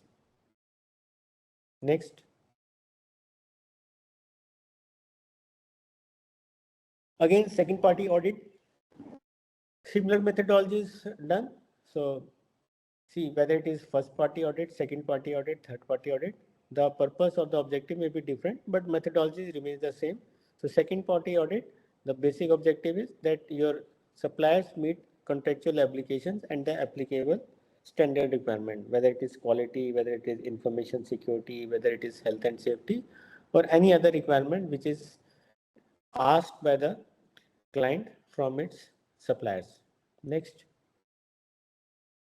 So similar reporting mechanism is there in third party audit, but the purpose is different. That is, the organization is applied for the certification, or basically it is a surveillance audit. So the purpose of non-conformity management in third party audit, following the same protocol, although there are certain timelines also which are dependent upon the organizations or certification bodies procedures, but the overall objective is to achieve certification, regulatory compliance in demonstration to the conformity to the standards. And if there are non-conformities, the non-conformities can be major or minor, so they have to be adequately addressed as per the defined timeline. Next. So when you document a non-conformity, basically it is a statement which describes the non-conformity. So it mentions what, why, and objective evidence. So the issue in question, that is the statement of non-conformity. Then why it is a non-conformance? So you have to be very specific. What is the requirement of the standard which you have not met in your department or process? And then you have to submit the objective evidence observed which supports your statement of non-conformity. Next. So a non-conformance report is part of audit report if any non-conformance is found. If nothing is found, then it is okay. But if it is a non-conformance is there, then it is part of the audit report. Important thing is that non-conformity statement report must be factual, and auditee has to take adequate correction and corrective actions. And again, the auditee has to sign significant understanding and acceptance of the non-compliance. Next. So wording of non-conformity is important. So it is when preparing and wording non-conformity report to take care and ensure that it is justified. So your non-conformity should clearly mention what is the non-conformity, why it is non-conformity, and what is the supporting audit evidence, objective evidence for that. Next. So this is an example. The organizations, for example, a statement of non-conformity. Organizations employees lacked adequate awareness of information security policies and procedures, resulting in failure to comply with security requirement. So why it is a non-conformity? Because ISO 27001 2022 clause 7.2 7.3 awareness says that person doing work under the organization control shall be aware of this information security policy, blah blah blah. So what is the objective evidence? During employee interviews, it was found that several team members in the operation department were unaware of organization information security policy, including procedures for identifying and reporting security incidents. No evidence of recent awareness training for these employees was available. So statement of non-conformity is there. The requirement is also stated. And what is the objective evidence which supports the statement of non-conformity? So that has to be properly documented. Next. Finally, the audit report, which includes the details of auditors, contracts, scope, overall conclusion, deficiencies, observations, supporting objective evidences, follow-up details. And normally what is excluded from report? Any confidential information which is given in the interviews or any matters which were not raised or discussed at the closing meeting. So any subjective opinions, so because you have to use only verifiable facts and objective evidence, or any ambiguous statements or antagonizing words or phrases. So they have to be excluded from the report. Next. So wherever required, wherever non-conformities are raised, so audit follow-up is done, and auditor has to submit the root cause correction and corrective action within the defined time frame. And then auditee has to ensure that actions are implemented, and finally any signing of forms which are required as a part of mandatory protocol that have to be taken care. Next. So I think now Praveen will explain. Yes, thank you, sir. Thank you. So now from here onwards, I am taking over the PPT slides for further subsequent. And now from my side, I want to thank you, Atul Suri sir, for providing us a full day training program. Almost it is 8 hours from 9 in the morning, and it is going to be 6, right? And providing us a full day training to understand the requirement of ISO 27001 standard, right, and its requirement as well. So I am obliged by seeing Atul Suri sir energy from the first very hour and till the last end of this hour training, last hour of this training session. His energy is what energies he is having in the first hour, same pace and same energy he is having in the right. So Atul Suri sir, I am again thankful from my heart for providing your valuable time, your expertise, and your knowledge.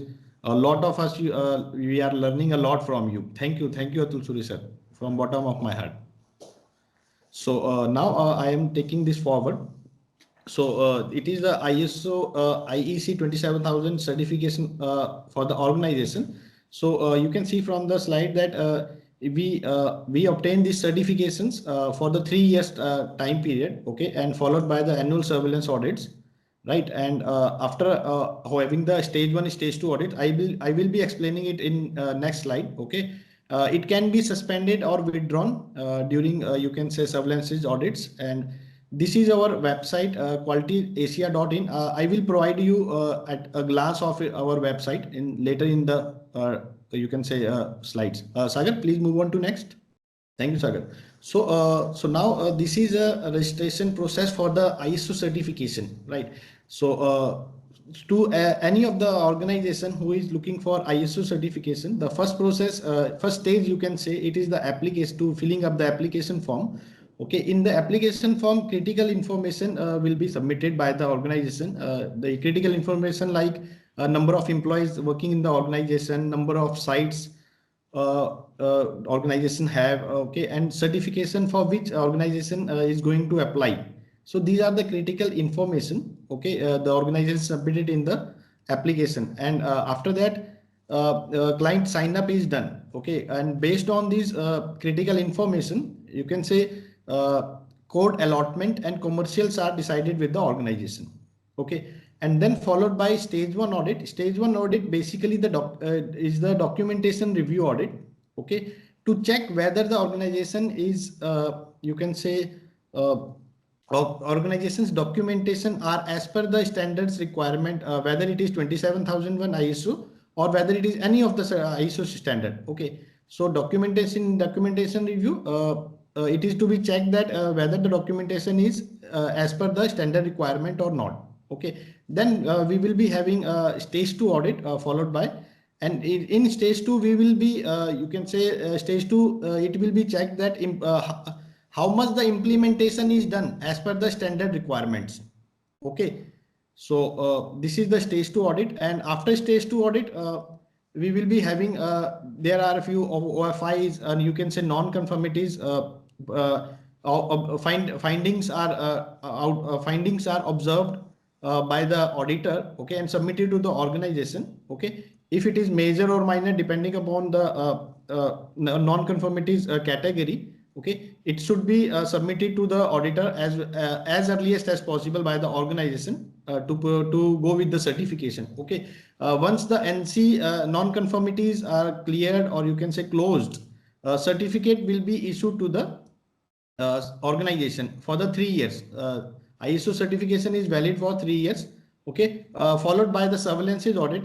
In year 2 their surveillance 1 is conducted, okay, and year 3 surveillance 2 is conducted, okay, and after that recertification of the ISO standard is done. So basically this is a complete you can say 3-year cycle for ISO certification, right? And okay, Sagar, move on to next please.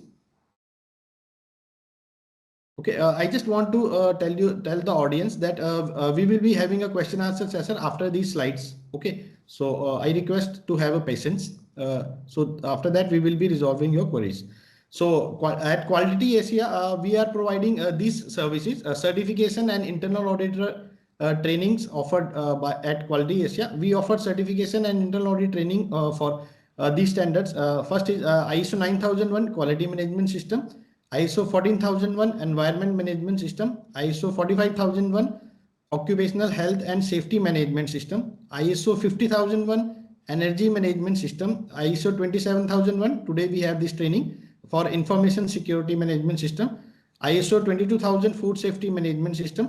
As of now, we have completed 6 trainings: 9001, 14001, 45001, 50001, 27 today, and 22,000 we have conducted in the December month.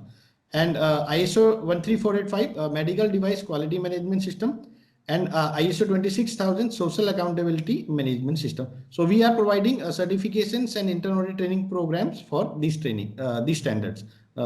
Please next. All right. So at Quality Asia, our accreditations are at Quality Asia certification. Our commitment to excellence is validated through our prestige accreditations. As you can see, we are IF accredited, we are NABCB accredited. So we are proud to be recognized by the leading national and international accreditations body, including NABCB, National Accreditation Board of Certification Bodies, and IAF accredited, ensuring the highest standard of quality and compliance. Our accreditations reflect our rigorous adherence to industry standards and our dedication to provide reliable and trustworthy certification services. These credentials are a testament to our expertise and our unwavering commitment to delivering value to our clients. Our top management team, proud BNI member, Business Network International member as well. Next, please. Yeah, so I just want to introduce our leadership team. Mr. Atul Suri, sir, he's the trainer of today as well. So he's a lead auditor and reviewer as well, responsible for leading team of auditors and establishing excellence in auditing operations. Mrs. Seema Suri, ma'am, Director Accreditations, responsible for maintaining accreditation status and heading audit review and certification decision process.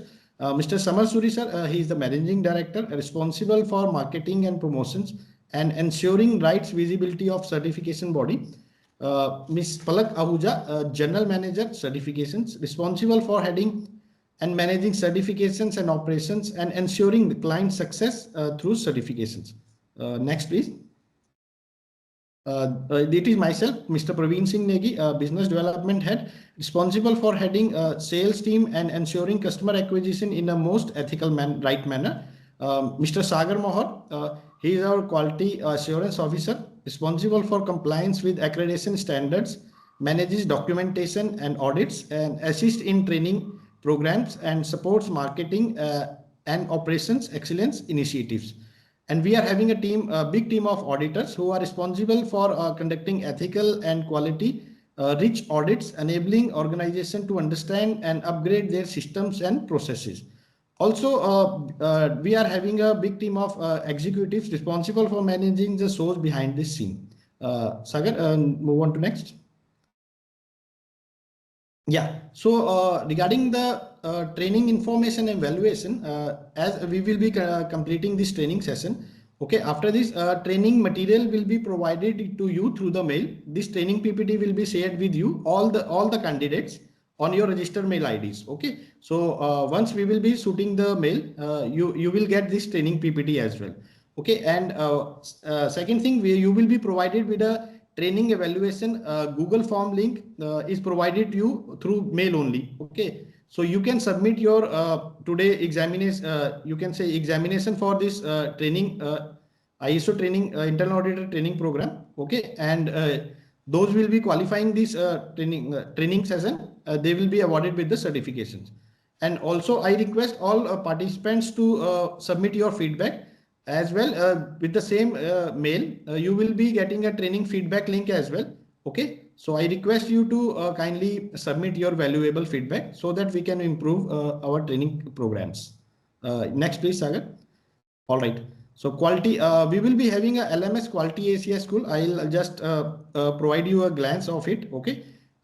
In that we will be providing free training programs updates. Okay, so I must tell you, those who are anyhow you can say failed to complete this training session or due to some urgency, or you can say unable to attend this training session, so you can watch you can say these training videos, okay, on our website on Quality ACS school. I'll just provide a glance to you. Okay, so you can just Quality ACS school explore comprehensive training programs on various ISO standards. So this is the training link. Okay, Sagar, can we provide this training link in the chat box for them so that they can have access in the meanwhile? Okay, also you can join our WhatsApp channel.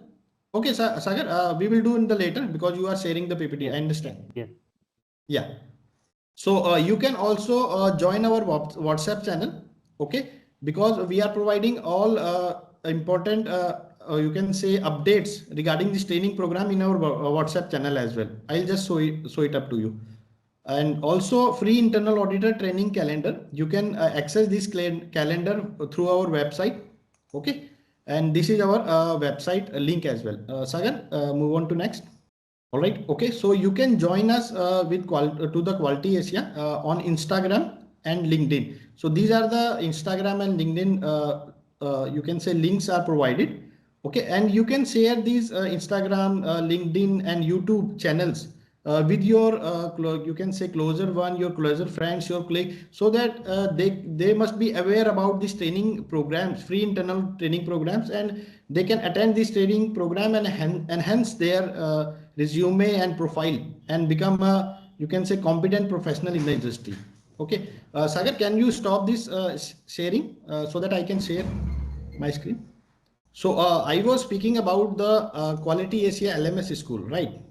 So this is the website of our Quality Asia Certification Private Limited. All right, so you can just go to the Quality Asia school. It is our LMS school. Okay, so all, you can say, all the our trainings which are conducted in the past 5 or 6 months, it is already uploaded. Training video is already uploaded. I can just provide you just a training video. Okay, so you can just, I just click on the ISO 22000 training. Okay, it is uploading. So this is the you can say YouTube link. Okay, this is a training link. You can just click on this training link and you can just watch this video and enhance your knowledge. Okay, for the training program. So this YouTube video is already uploaded on our website. Okay, and after that, after watching this video, you can just access to the certification exam from this link. Also, you can submit your exam through this link, and you can download the PPT as well from training materials.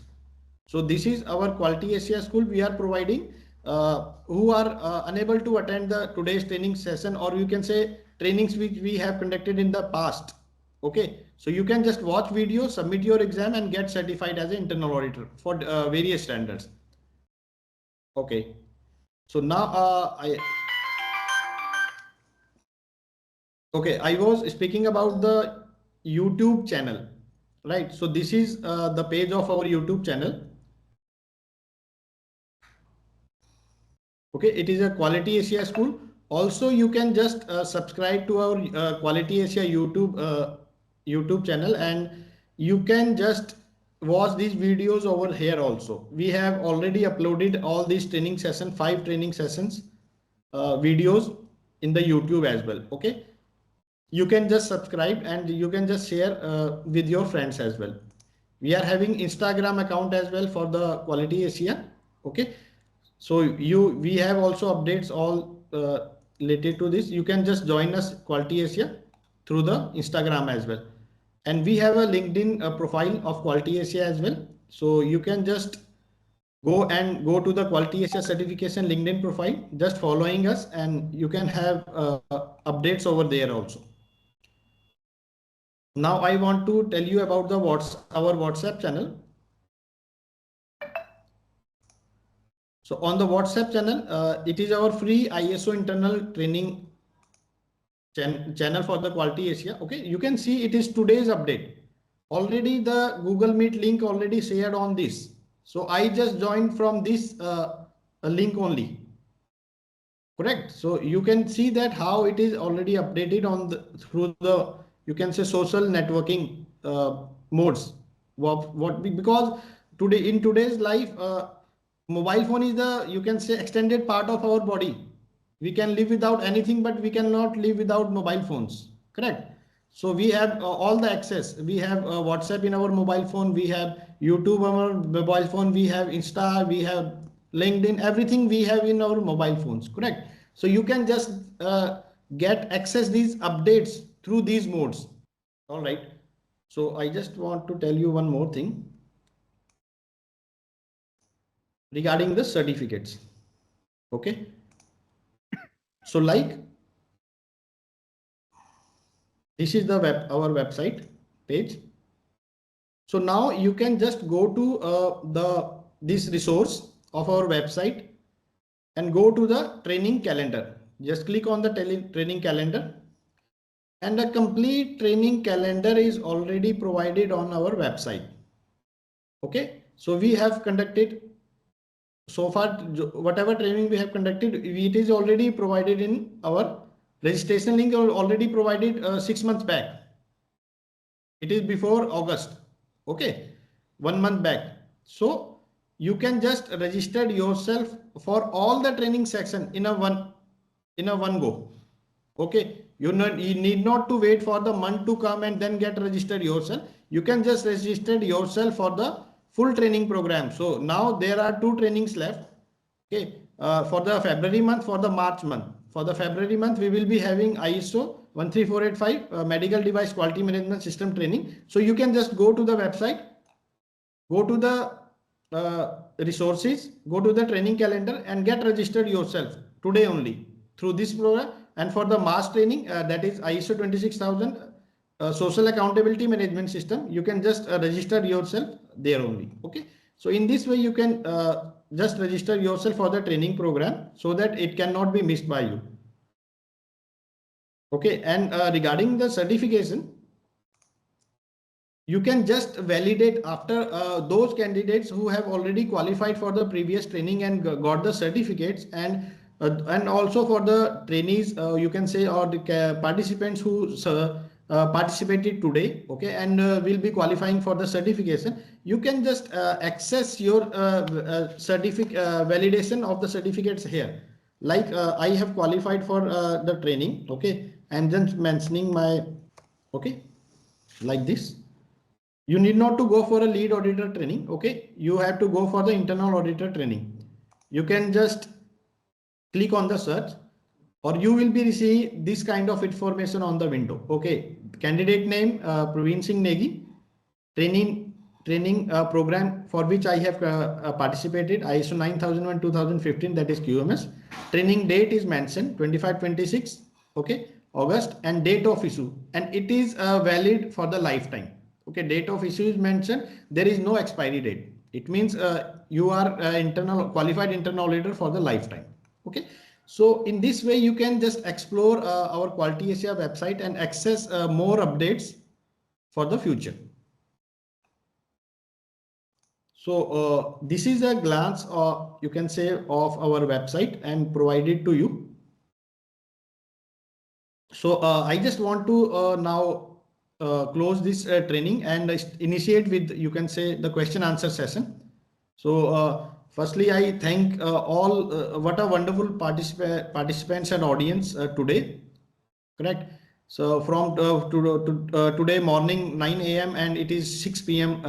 Right in the evening. So now I just want to ask questions. I mean, you can ask questions from our trainer, or you can say panel of trainers. So yes, you can raise your hands and speak up. Whatever queries you have related to today's training, or you have in your mind as well for ISO 27001 Information Security Management System, one by one, we will ask you and resolve your queries. Yes, so Mr. Anup Das raised the hand. I request Mr. Anup Das to unmute yourself and please speak up. Yeah, sir. Sir. How to download the certificate? Yes, how to download the certificate? Basically, the once you will submit your examination after this training session, okay. So to evaluate your training session, it will take minimum 7 days and maximum 15 days. Okay. So in between 7 to 15 days, you will be receiving your certificate through your mail only. Okay. So you cannot download it. It will be shared with you or provided you on mail only. Okay, sir. Okay. All right. Thank you, sir. Thank you, Mr. Anupji. So next we have Mr. Ajay Ranjan. Yes, Mr. Ajay Ranjan, please speak up, unmute yourself. Yeah, good evening all, and good evening, Negi sir. Yeah, good evening. First of all, thanks to Quality Asia for providing such a brilliant training, and definitely it raise our knowledge level, plus auditing skill also definitely will increase. One thing I want to understand, examinations, when we can appear. Shall I appear today only, or we can appear tomorrow also? Yes, Ajay, actually for the deadline for the examination is the today EOD. You can submit your exam, not right now. You can submit after 1 hour, 2 hour, but before 12 night. Today's 12 night. Okay. Thank you. Yes. Okay, Ranjanji, thank you. So next, Mr. Rajendra, go ahead. Yes, please unmute yourself and speak up with your query. Okay, no problem. We are moving to next. Mr. Siva Kumar Karthikeyan.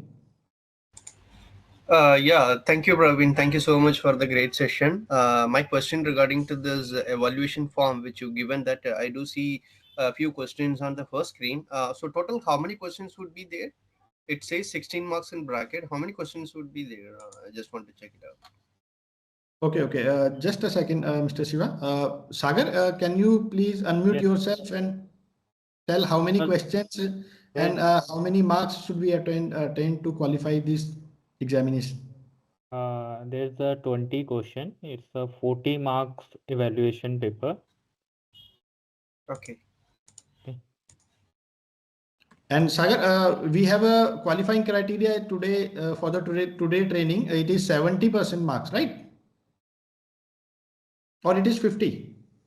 No, it is 50 for the It is 50. training. Okay, so great. So for your information, dear all participants, out of 40, who will be having 20 marks or above 20 marks will be qualified for the certification. Great. Thank you so much, sir. So this, you said this PPT or something and the training material you will share to who all already received the meeting invite, who all registered earlier to the email address. Is that right? Correct. Or we need to download from the YouTube and. Yes. So Sagar, in the meanwhile, you can just start shooting up the mail as well. Yes, it is already done. It is already done.